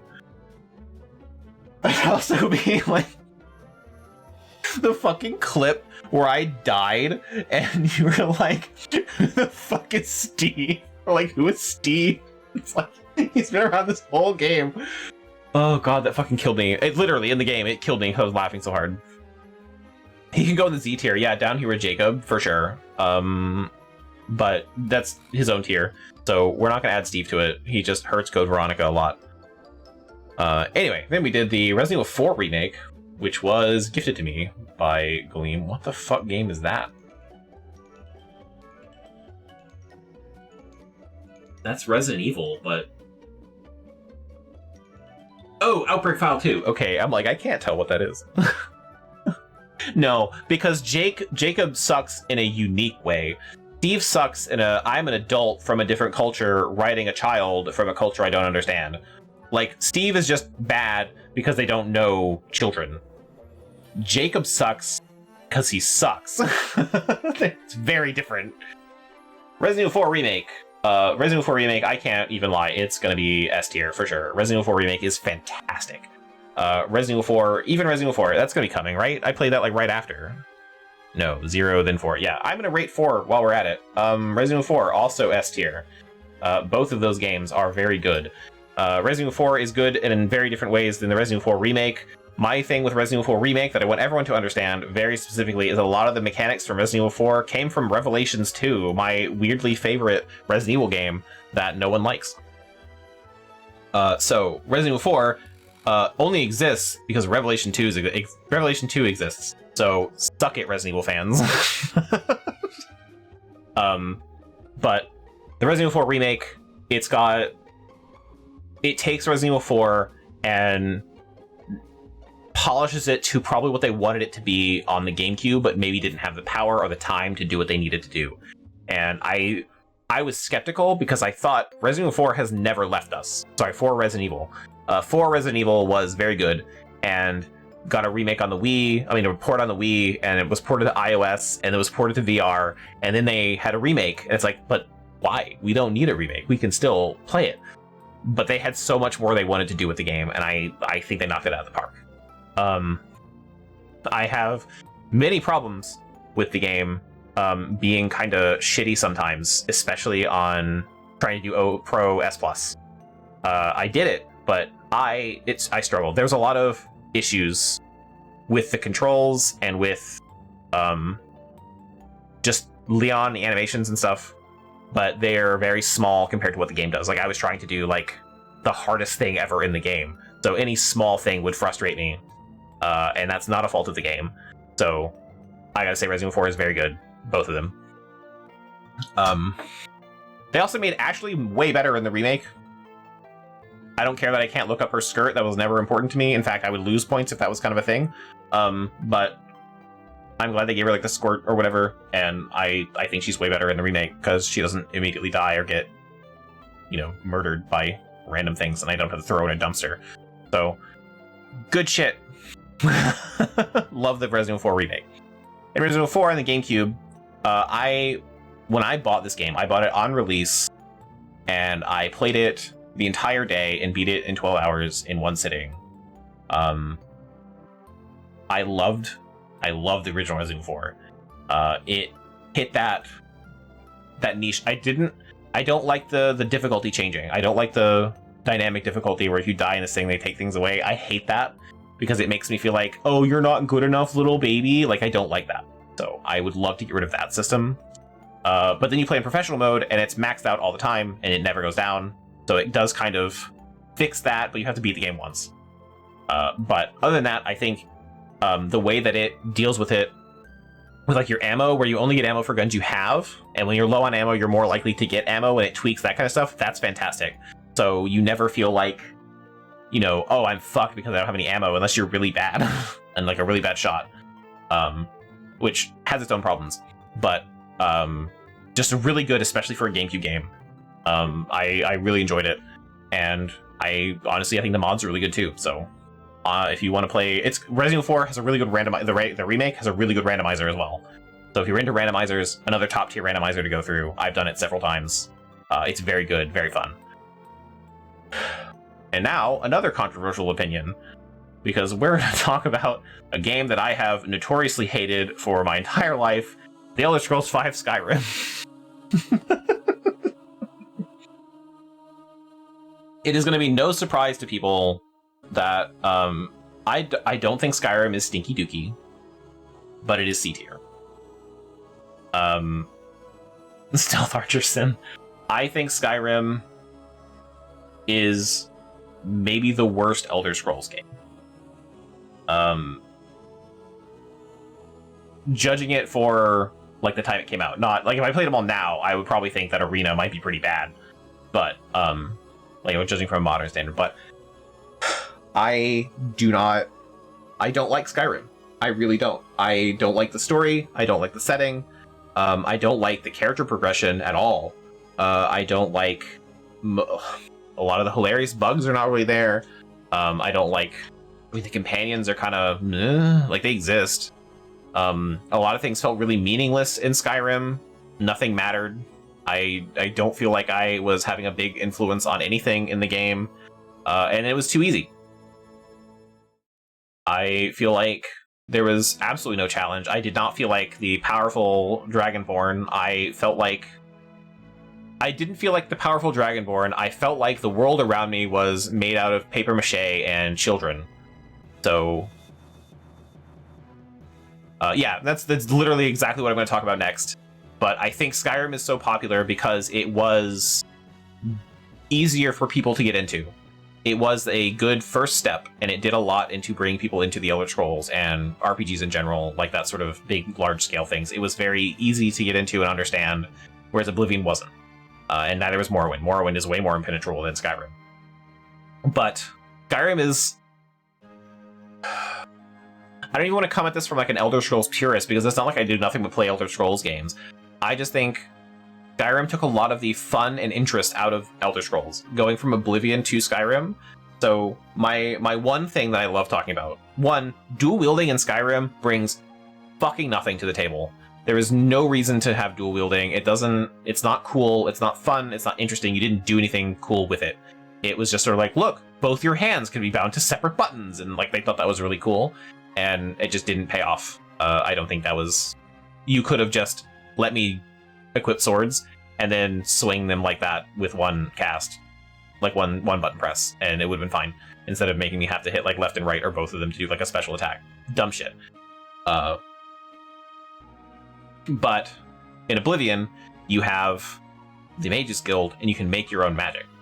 So you can make a spell that casts Rage on an entire town, like 100 meters, for like 6 seconds, and have it be projectile. So you just throw an orb into the middle of town, it explodes, and the entire town goes wild and starts beating themselves up. And I think that's cool. And you can cater magic to your own tastes and your own needs, and that's what magic should be. I think that if you are able to make a spell that can regenerate health, magic, and stamina, and have it be like a spell you just cast and ta-da, that's really cool, and you should keep that. You should keep that ability. You can't do that in Skyrim. And I don't like that you can't make your own like enchants and stuff. Like, magic is just sort of like, well, you ripped it off this piece of cloth, and now you can do it, but you have to find the piece of cloth with it because we don't know anything about magic and we can't help you, sorry. And I think that's really stupid. It is annoying to me to need to destroy gear to get its special effect, so I can put its special effect on gear I already have that may be better, when all the special effects are garbage. So, like, there's so much in Skyrim to me that doesn't work, and it's completely meaningless garbage trash stuff, and it's just...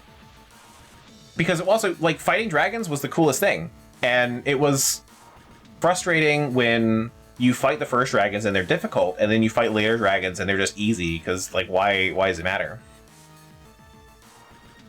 More stupid than becoming the head of the magic school with no magic skill whatsoever. That gets even worse, because you can get to the head of the magic school without any magic skill at all. Though, all characters have magical skill. So, technically, you do, but if you don't level it, you're the worst mage, but you're the archmage. Though you do kind of get there under, like, special circumstances. It's not actually about doing magic most of the time. And there's more to magic than casting it, because there's also enchantment. So, like, I kind of understand getting there. But my favorite thing is when you become the Archmage and you join the Thieves Guild, you have to go into your own room at the top of the Mage's Tower to steal your own staff to give it to the Thieves Guild. And I think that's stupid. But, like, that's just kind of funny. So I get that. But I think mechanically, how I always describe it is if I was new to Elder Scrolls, I would play Skyrim, because it is the most accessible and easier to understand. But it would be hard for me to say you can go from Skyrim and work backwards, because I don't think there's a lot of connection there. Oblivion, I love the gameplay of Oblivion. I think that's the peak gameplay's ever been in Elder Scrolls so far, but I like the world of Morrowind. So if you could take Morrowind's world and plant that into Oblivion with the gameplay, I would really love that.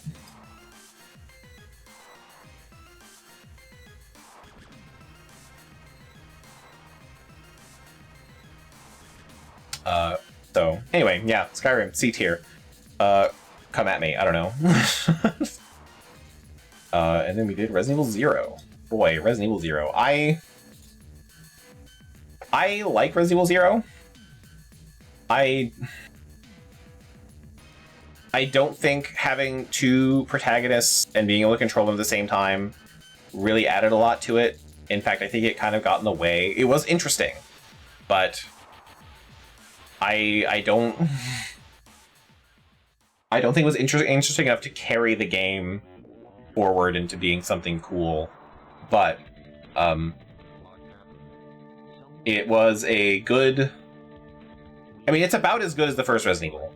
Like, it was okay, and like I would rate it pretty high. There's the puzzles are fine, but like all the fighting and all that was really good. So like I get it. And some of the boss fights were interesting, and the story, I think, really did link into Resident Evil 1 even though the leeches were kind of not connected.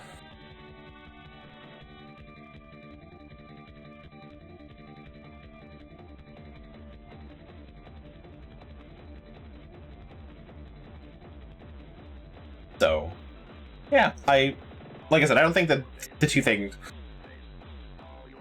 I did dumb things and the music, and I just so funny when it shows up now.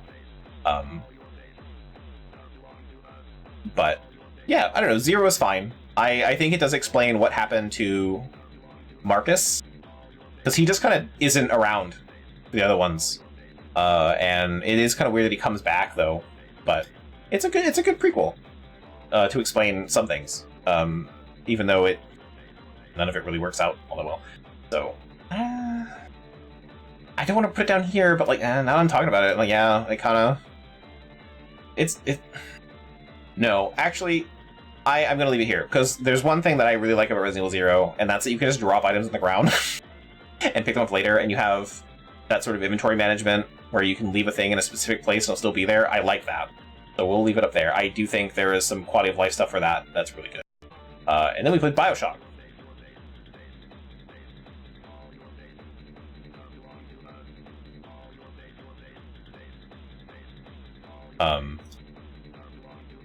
I really like Bioshock. I really enjoyed the twist of Bioshock. I think the gameplay was better feeling when I played it, like back then. I think if I judged it at the time, Bioshock is very good. And I do like the Andrew Ryan twist. I love the city underwater. I love the backstory of like the New Year's party stuff being everywhere and how the splicers came to be. The only thing I don't like is Atlas. The antagonist that's not Andrew Ryan, I think, really brings the game down, and I think the game is too long after the big twist, and that really brings it down. The good and bad endings are meh. The last boss fight is meh. So I'm gonna have to give that a B for Bioshock. Because, like, outside of that twist, it's just a pretty mediocre shooter. It's not even, like, an immersive sim like you would expect from, like, a System Shock or anything like that. Which it is basically just System Shock, but different. So I can't rate it any higher than that. Way too long after the twist, yeah. I never got around to Bioshock 2, but I meant to. And I think I like Bioshock 2 a little better. Yeah, so it's kind of a basic game, and it's got a little derivative too. So there you go. But I do like that Andrew Ryan twist. I like how it frames everything before that. It is such a good twist. I cannot emphasize enough how great that twist is when you're not expecting it. Because like it recontextualized even the very beginning of the game, where you're on the plane and you read the note, and you're like, oh, yes, that's cool, whatever, like, haha, and then the plane crashes and you don't know what happened. But when you know the twist, which is you've been brainwashed from a young age, and you're like a clone of Andrew Ryan or some shit, and he's like, you know, a man chooses, a slave obeys, and you cannot choose.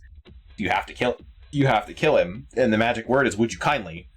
And you read on the note at the very beginning of the game, says, would you kindly, blah, blah, blah, whatever. And you open it, and it tells you there's a gun in the package, and you kill everyone on the plane, and you're why the plane crashed, and how you ended up there.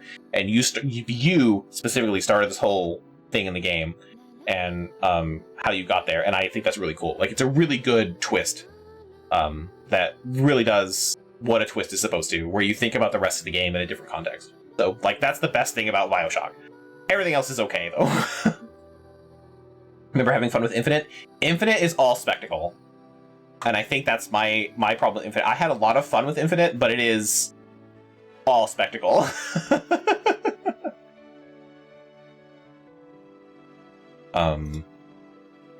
Cool. And then we did, Call of Cthulhu Dark Corners of the Earth.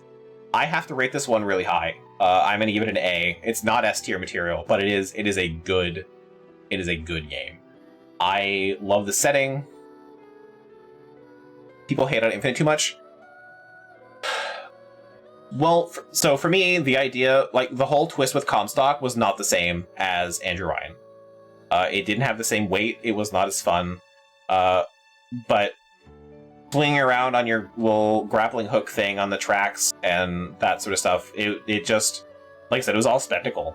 There was no big substance. I didn't play the DLC either, so I don't know if that recontextualized anything, but the base game for me, it was very just kind of one note. The time travel stuff, like being able to pull in things from the past, was kind of neat, but the Comstock twist just wasn't there, and the combat felt just like I said with Bioshock. Why it's a B? Like it's an average game with a good twist, whereas Infinite's just an average game with not a good twist.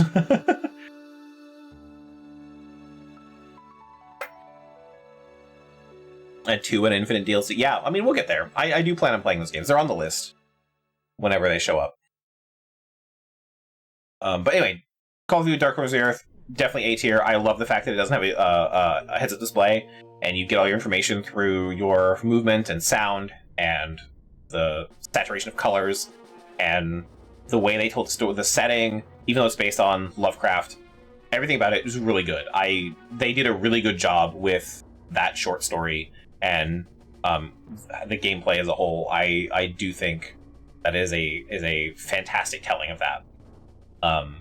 And the gameplay is fun. I even like the when you meet the mother one, and how to solve that is that you have to shoot the bell with a really strong gun to deafen yourself so you can't hear the voices in your head anymore, and that lets you take over one of them, which is weird, but the way that works out is really cool, and I love that as a puzzle solving thing, where like you have to make the loudest noise possible so you stop hearing the voices in your head.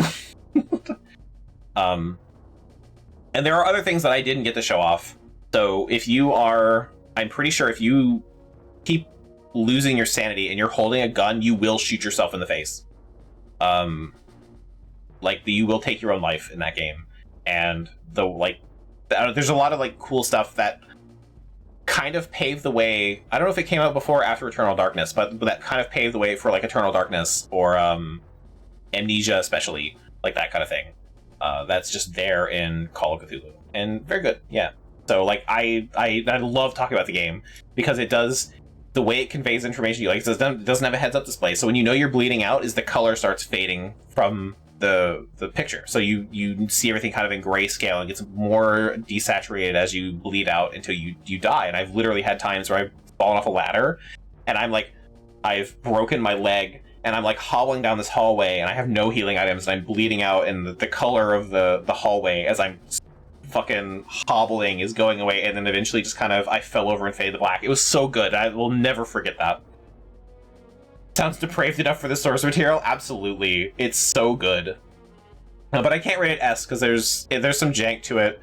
There's some things that like aren't that fun. I think the combat is the weakest part, even though it exists, and there's still some bits to it that are whatever. So it's A, but it is a good game. I wouldn't say must play, but I would say if you want to get into game design, please play Call of Cthulhu Dark Corners of the Earth, or at least watch it. And if you're going to get into game design, also realize that playing a game is very different than watching it. Watching it does not give you the feeling of the game mechanics and how they react and that sort of stuff, and you will get a very different feeling from playing it than watching it. Please, if you are going to get into video games, play games, do not watch games. It is a very different experience.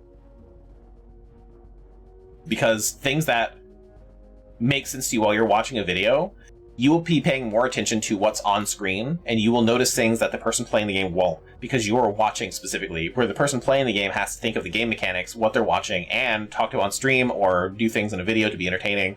You are watching someone that's not at 100%. And if you make those mistakes when you are at 100% playing the game, that's what you need to think about. And that's very much what game design is that feeling, which you're not going to get from watching it. And I'm tired of people saying watching the game is the same as playing the game. It is not. Anyway. Close to the Sun. Oh, what is there to say about Close to the Sun? Bioshock with Nikola Tesla. I will not give it A tier. but I do like it. I did like it better than Bioshock. I think the Tesla stuff, they went really far into detail. I hated solving that puzzle to get the drink your Ovaltine message. There is a clip of that. I was very upset. I solved that whole thing just to be like, wow, you did it. Thank you for playing Close to the Sun. And I was so upset. Yeah. Because you walk into the room, and I will find the clip. It's in here. Don't forget to drink your Ovaltine. Yeah. I'm gonna say because it's I don't know what else that would be. Well, it's the same vibe, but like I don't know if it's a reference. Wait, that's not why. What is that? Have we seen that before? We have. D L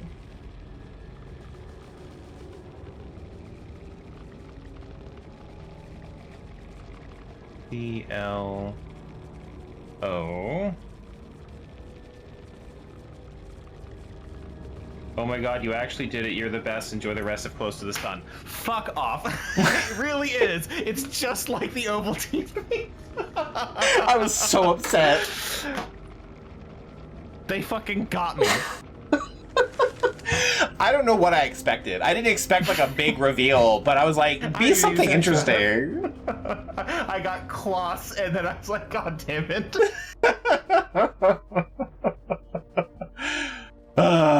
Yeah, so they got me. I enjoyed Close to the Sun. I like the narrative and stuff. I think a lot of it was better, and the world was cool too. So I would, and they focused a little more on the setting and narrative. So I think Close to the Sun might be a little higher than Bioshock, but they're about even. But that moment, man. But it's basically Bioshock. Same vibes, everything. So everything before. So I don't remember finishing Bionic Commando on stream, but apparently I did. I do have vague recollections of playing it on stream. Now, if you've never played Bionic Commando, it is an NES game. They did a remake in 20 whatever the fuck Grin did before they shut down. And interestingly, Bionic Commando was remade as Bionic Commando Rearmed, which was made by Starbreeze. And then there was the Grin made the remake, and I think they're related. I think people from Grin made Starbreeze, or the other way around. But Starbreeze made Payday 2. So the person who did all the remake Bionic Commando Rearmed soundtrack does my favorite soundtrack for Payday 2, and that's Simon Viklund. He's very cool, and I love his music. So he worked on Bionic Commando Rearmed, and I believe he was not involved in the remake, which was terrible. But Rearmed is good. I will probably play it on stream one time, but I remember going through Bionic Commando, the first game. I have played this game since I was a kid. The ending of it is kind of bullshit, but it's a very fun game where you can't jump because, I don't know, you just can't. So use a grappling hook, and you fling yourself around and use a grappling hook in a very precise way to, like, do your jumps and grapple hook over and over again and do, like, cool stuff with it. And it's really fun. So I have a good time with Bionic Commando. It's a little on the difficult side, but it's a good game. And the only reason I'm not going to rate it an S, I struggle to rate it an A. I'm putting it an A. I struggle to rate it an A. Again, this would be a B.5 because the ending, you kill Hitler. Fantastic. Love that. S tier by itself. Killing Hitler is S tier in anything. Just so you guys know, punching Nazis would also rank up there. The sound effects and the soundtrack are burned into my mind. Yeah, it's pretty sure I have it on this playlist, but it hasn't played yet. I know I have the Neskimos versions of the songs. They're like medleys. But the very last thing you do in the game is you fall from a great height with a rocket launcher, and you have to shoot the rocket launcher into the windshield of a helicopter to kill Hitler. And if you miss, it's game over. It is very easy to miss.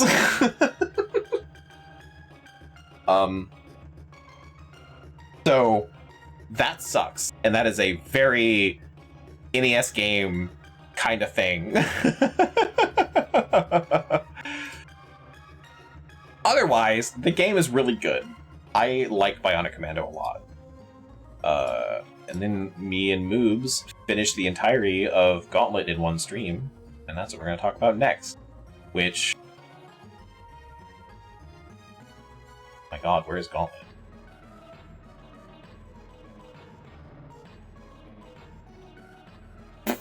Do I not have Gauntlet on here? Oh no.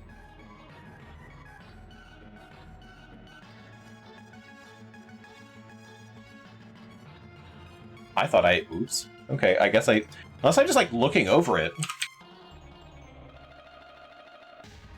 I would have pulled it from, like, the Wikipedia article, so... yeah, okay, I... how did I miss Gauntlet? Jeez.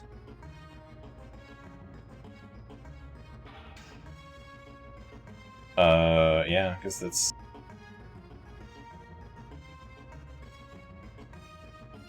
alright, well... hooray, there it is. Alright, Gauntlet 2014. Now, originally, I thought the game was okay, but it was actually, like okay. Like, when it first came out, I would have called it Stinky Dookie or C tier. Like, it was not great. But for some reason, I don't know what happened between when I bought it and 20 whatever, they revamped the whole thing. And it's a very different game than what I remembered. But when me and Moobs went through it, it was actually very good. And I would love to play that with 4 players. It was very short, but it's very Gauntlet. And it was nice. I enjoyed my time with it. And I'm going to give it a B. Like, it's not as good as these games. But it is as good as these games. It was a lot of fun, but it didn't feel like it was enough. I think, like, it was polished garbage.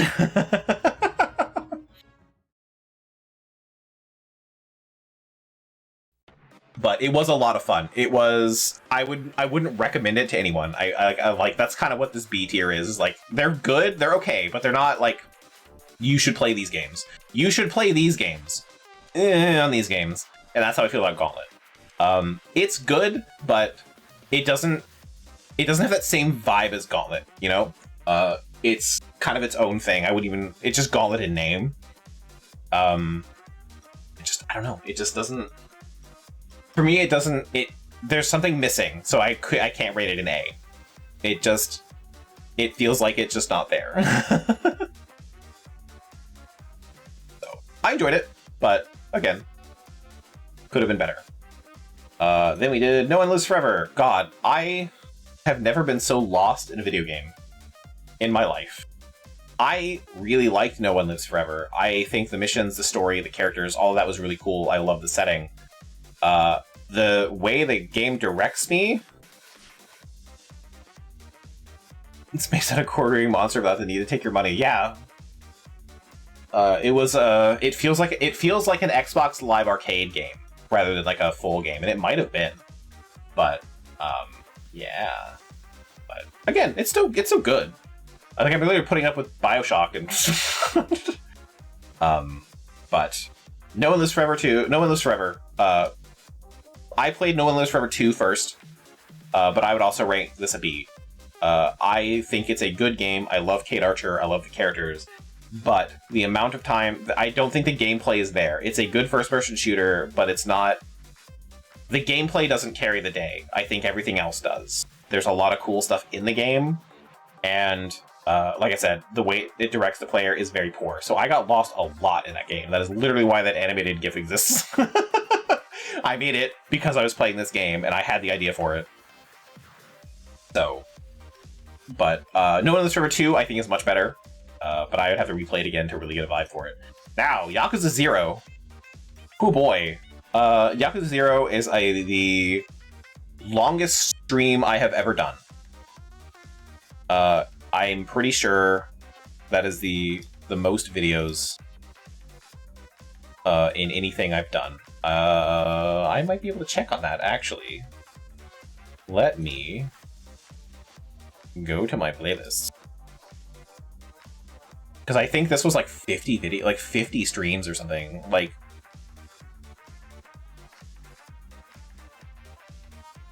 what do we got? Oh, I can't sort it by video count? You're kidding me.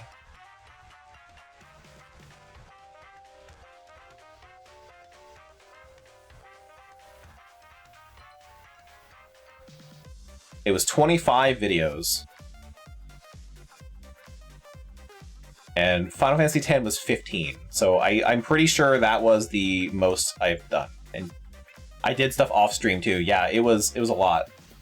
But that is the longest game I played. Which one did we say I played for a long time? From year one? I don't remember which one that was. I feel like I was playing it forever. Was that? So long ago. I don't remember what we were talking about then.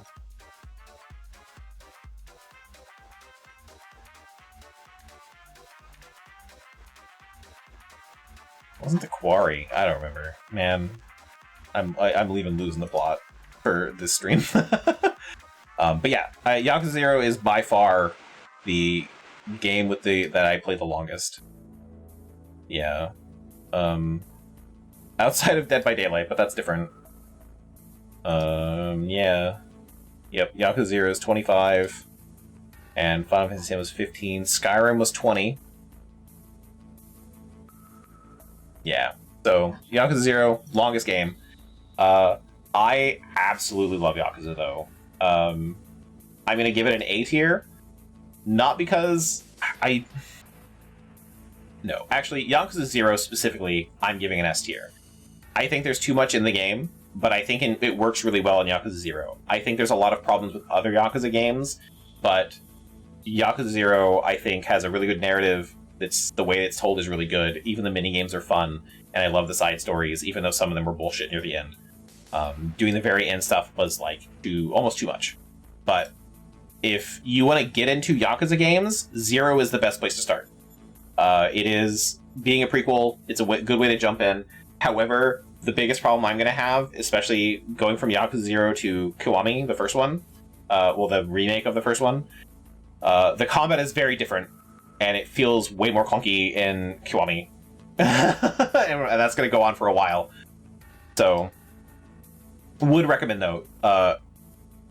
I love all the characters in Yakuza 0. There's some cultural stuff that's weird to me, like collecting cards of women and bug women to fight each other. That was really weird, and having children play it, I don't know, that's weird to me, and not a huge fan of that, but good stuff. So I like Yakuza, and I would love to play more, even though it was the longest stream I've ever done. It will probably happen again. Alright, another Resident Evil game. Resident Evil 5. Hey Z, remember Resident Evil 5? Now, I am conflicted with Resident Evil 5 because,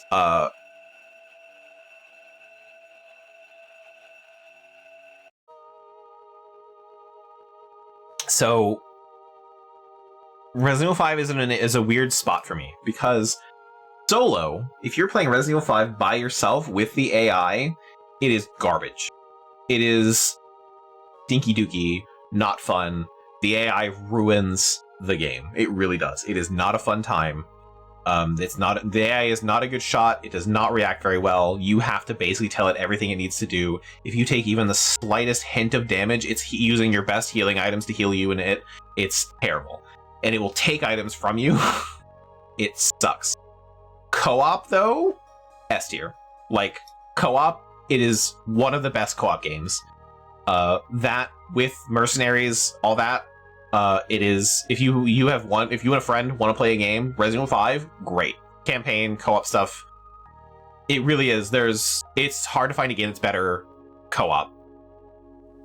Resident Evil is such a good co-op format for co-op. It is, yeah. So 6 is different. I didn't play 6. There's a reason for that. 6, even co-op, I would rate it. Worst games you should feel bad for liking. But I skipped it specifically because I don't like Resident Evil 6. in a really bad way.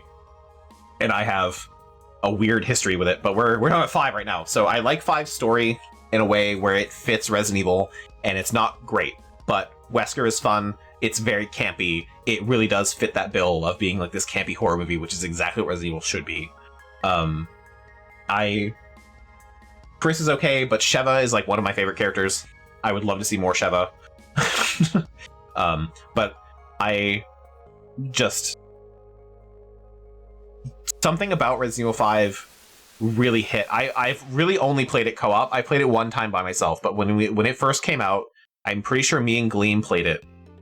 I want to say on PS3. And then we played it again when it came out on PC, and just everything about it is really good. As a co-op experience, like I said, solo, it sucks. So yeah, but I'm going to talk about Resident Evil 6 for a little bit. I didn't play it because I hate it so much, and I wouldn't have had a good time, but I would have rated it down here in worst games you should feel bad for liking. So when I played Resident Evil 6 the first time, I play my games on harder difficulties, right? So I usually pay for that in a lot of ways, especially for like RPGs, because they're usually very unforgiving at hard difficulties, and you're supposed to really understand the mechanics where you play it in a hard mode. When I played Resident Evil 6, I played on the hardest difficulty. What I didn't know at the time, you get those little like chess pieces for points, and you use those points to buy skills, and you put those skills on your character. When you're playing a professional, you don't get those skills. None of that works. You play like bare-ass naked Leon, basically. And it's not a good time. So I did not have fun. I struggled the entire game. In the boss fight with the church, I ran out of ammo. I finally killed it,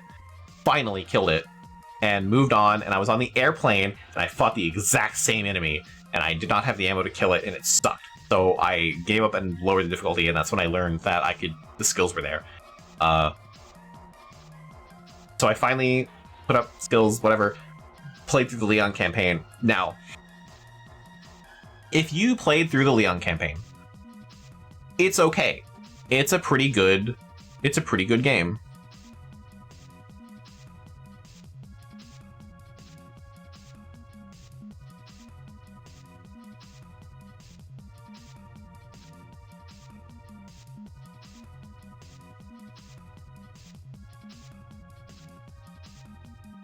But if you keep playing, sorry, I was typing. If you keep playing all the other campaigns, it's awful. Like, Chris's campaign is shit. It's so bad. Pierce is a bad character. It really falls apart after the Leon campaign, and it's just not fun. So like, and then you have the Ada campaign, which is going through the same levels that you've already gone through in all the other campaigns, just again from a slightly different perspective, with like maybe some backstory thrown in for Ada. It's not great. I really hated 6. It's not worth playing. Pierce dies and you're supposed to care about it, but I don't. So.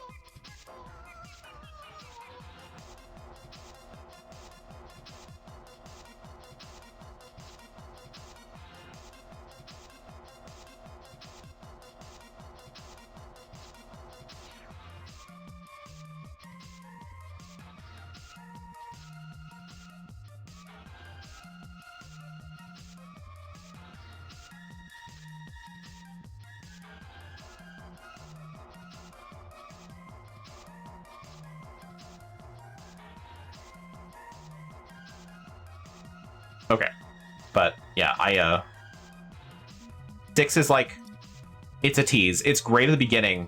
Like, the Leon campaign is very Resident Evil, almost reminiscent of 5, and then everything else just sucks. Then we did Alan Wake. I love Alan Wake. I am not going to give it S tier. If I could, Alan Wake would be the only one I'd be comfortable giving like an 8.5. It's a good game.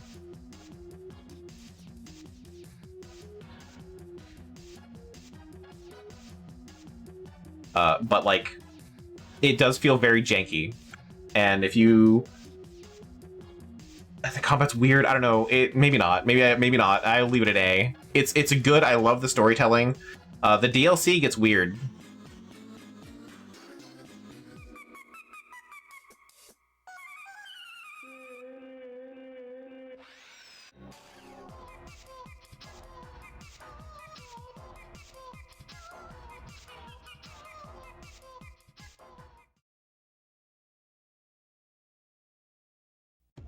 Sorry, give me a second.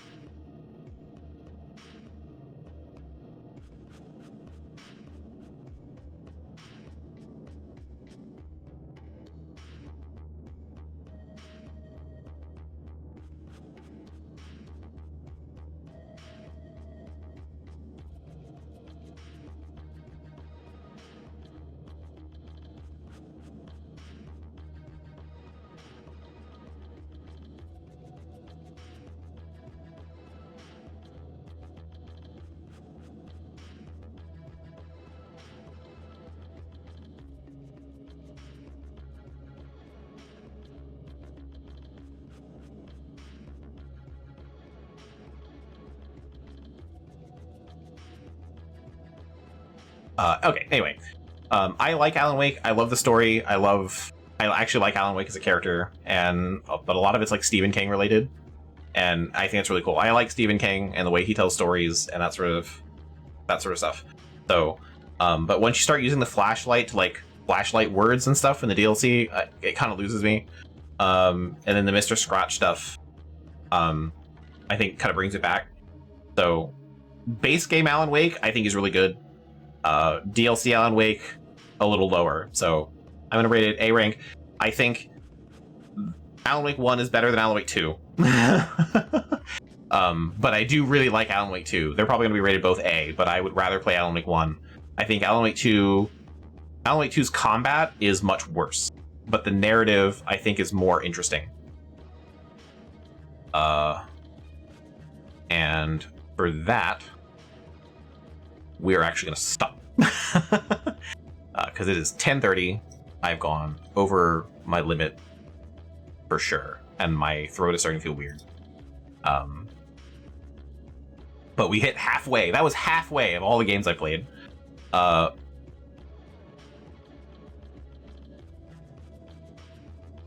want to come back to it. I'm having fun talking about games, but I don't know if I want to do another Saturday where I do the other half. I don't know how you guys feel about that. Because I was having fun, but I'm definitely running out of steam. That's for sure. I have tea, so I'm drinking water, and it's not helping. I'm gonna sound terrible tomorrow, maybe.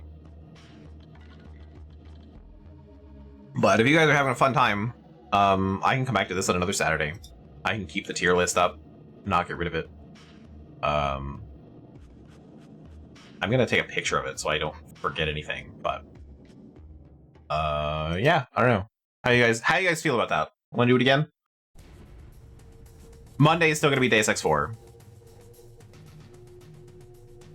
And with that, you're one away from... Okay, can I see a bingo card? I'll ask F about it. What do you need for bingo? What's the square you need?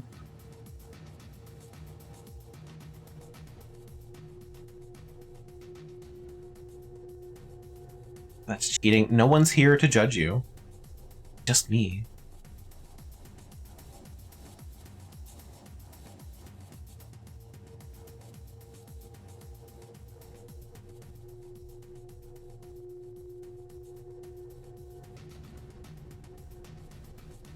Cat like meow meow? Oh my god, okay.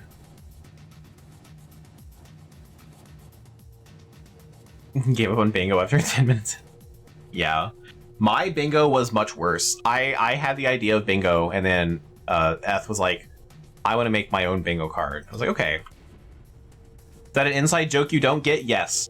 I was watching a stream one time of Dead by Daylight, and someone was introducing themselves, and they were like, my name's Cat like meow meow.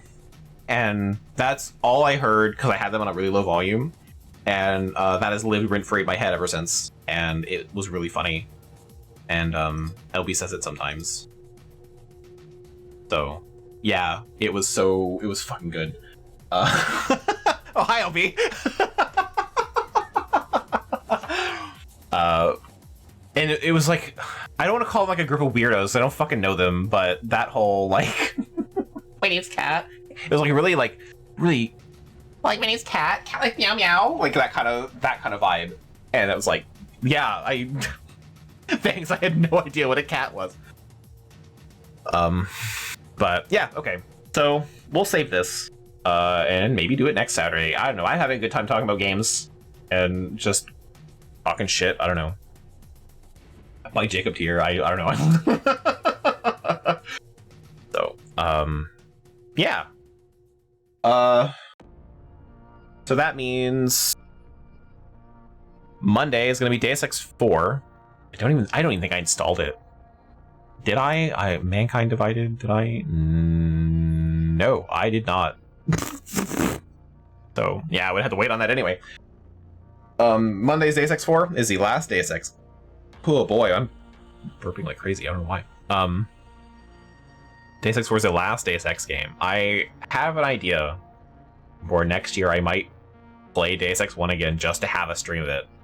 But yeah, so man, what a few years it has been. I didn't realize. I'm going to say something really incredibly stupid that you're all going to be not shocked to hear. I'm surprised I could talk so long about video games.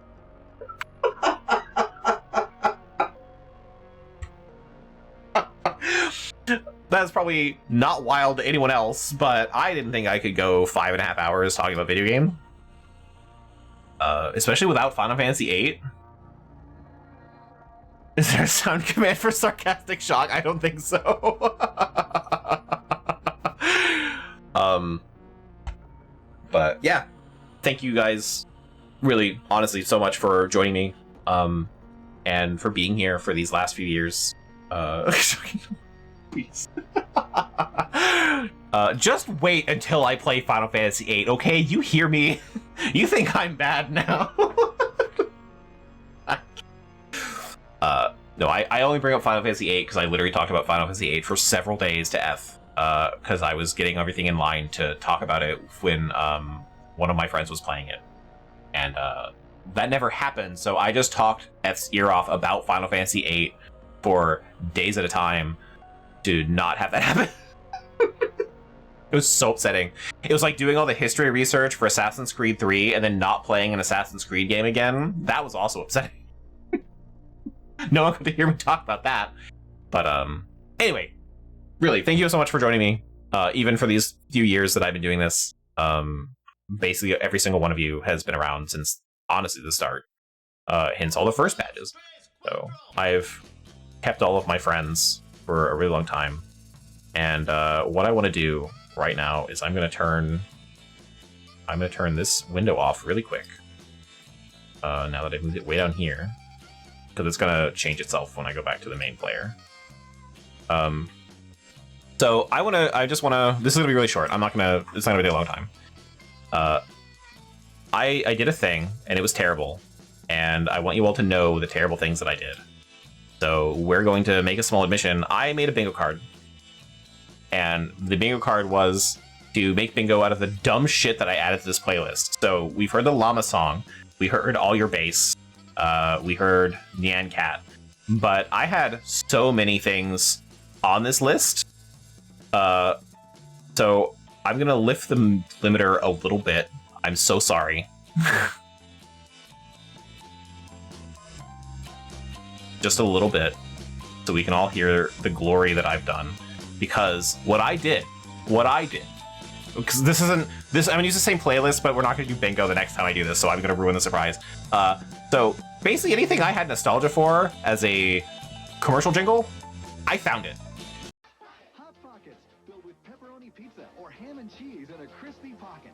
What do you call a pick?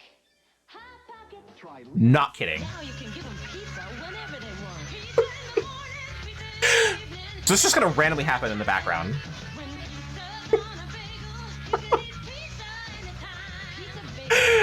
And I was crying. So every time it happened, I was dying and just because they're really short. So when it just happened, and be like, "What the fuck was that?" Oh man, and I have like 40 of them. So I'm so sorry, but it was each one of these, there's like a 2% chance that I would have played these. So it was very low. Not a sponsored stream. Right. So this is why I had I have it separated out as a separate track because this is what I was worried about getting content ID.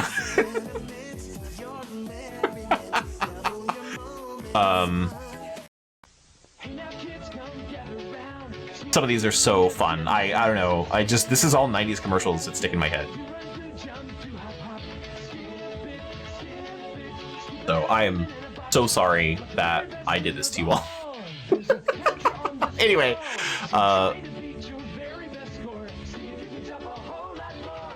I'm such a bad person. Okay, this one I reference a lot, actually.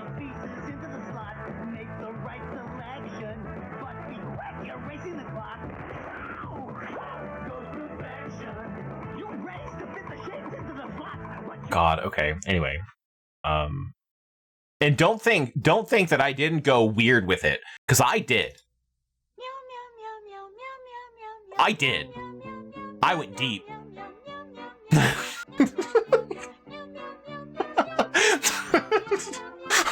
The things I do for you all. Meow Mix comes in 2 varieties. Oh God. Well, I was shopping for a new car. Which one's me? Anyway, this is the last one, and I'll stop. There's a bunch more, so. Didn't know my credit was whack, 'cause now I'm driving off the lot in a used subcompact. EE, that spells free. Creditreport.com, baby. Saw their ads on my TV. Thought about going, but was too lazy. Now instead of looking fly and rolling fat, my legs are sticking to the vinyl and my posse's getting laughed at. FREE, that spells free. Creditreport. Oh God, the things that I remember from my childhood. Okay, anyway, that is it. Again, honestly, thank you so much for joining me, and I will see you all on Monday. So, take care and good night. I'm gonna sound terrible tomorrow, maybe. So,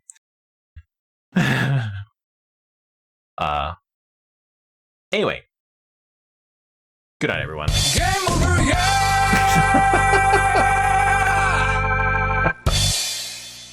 yeah!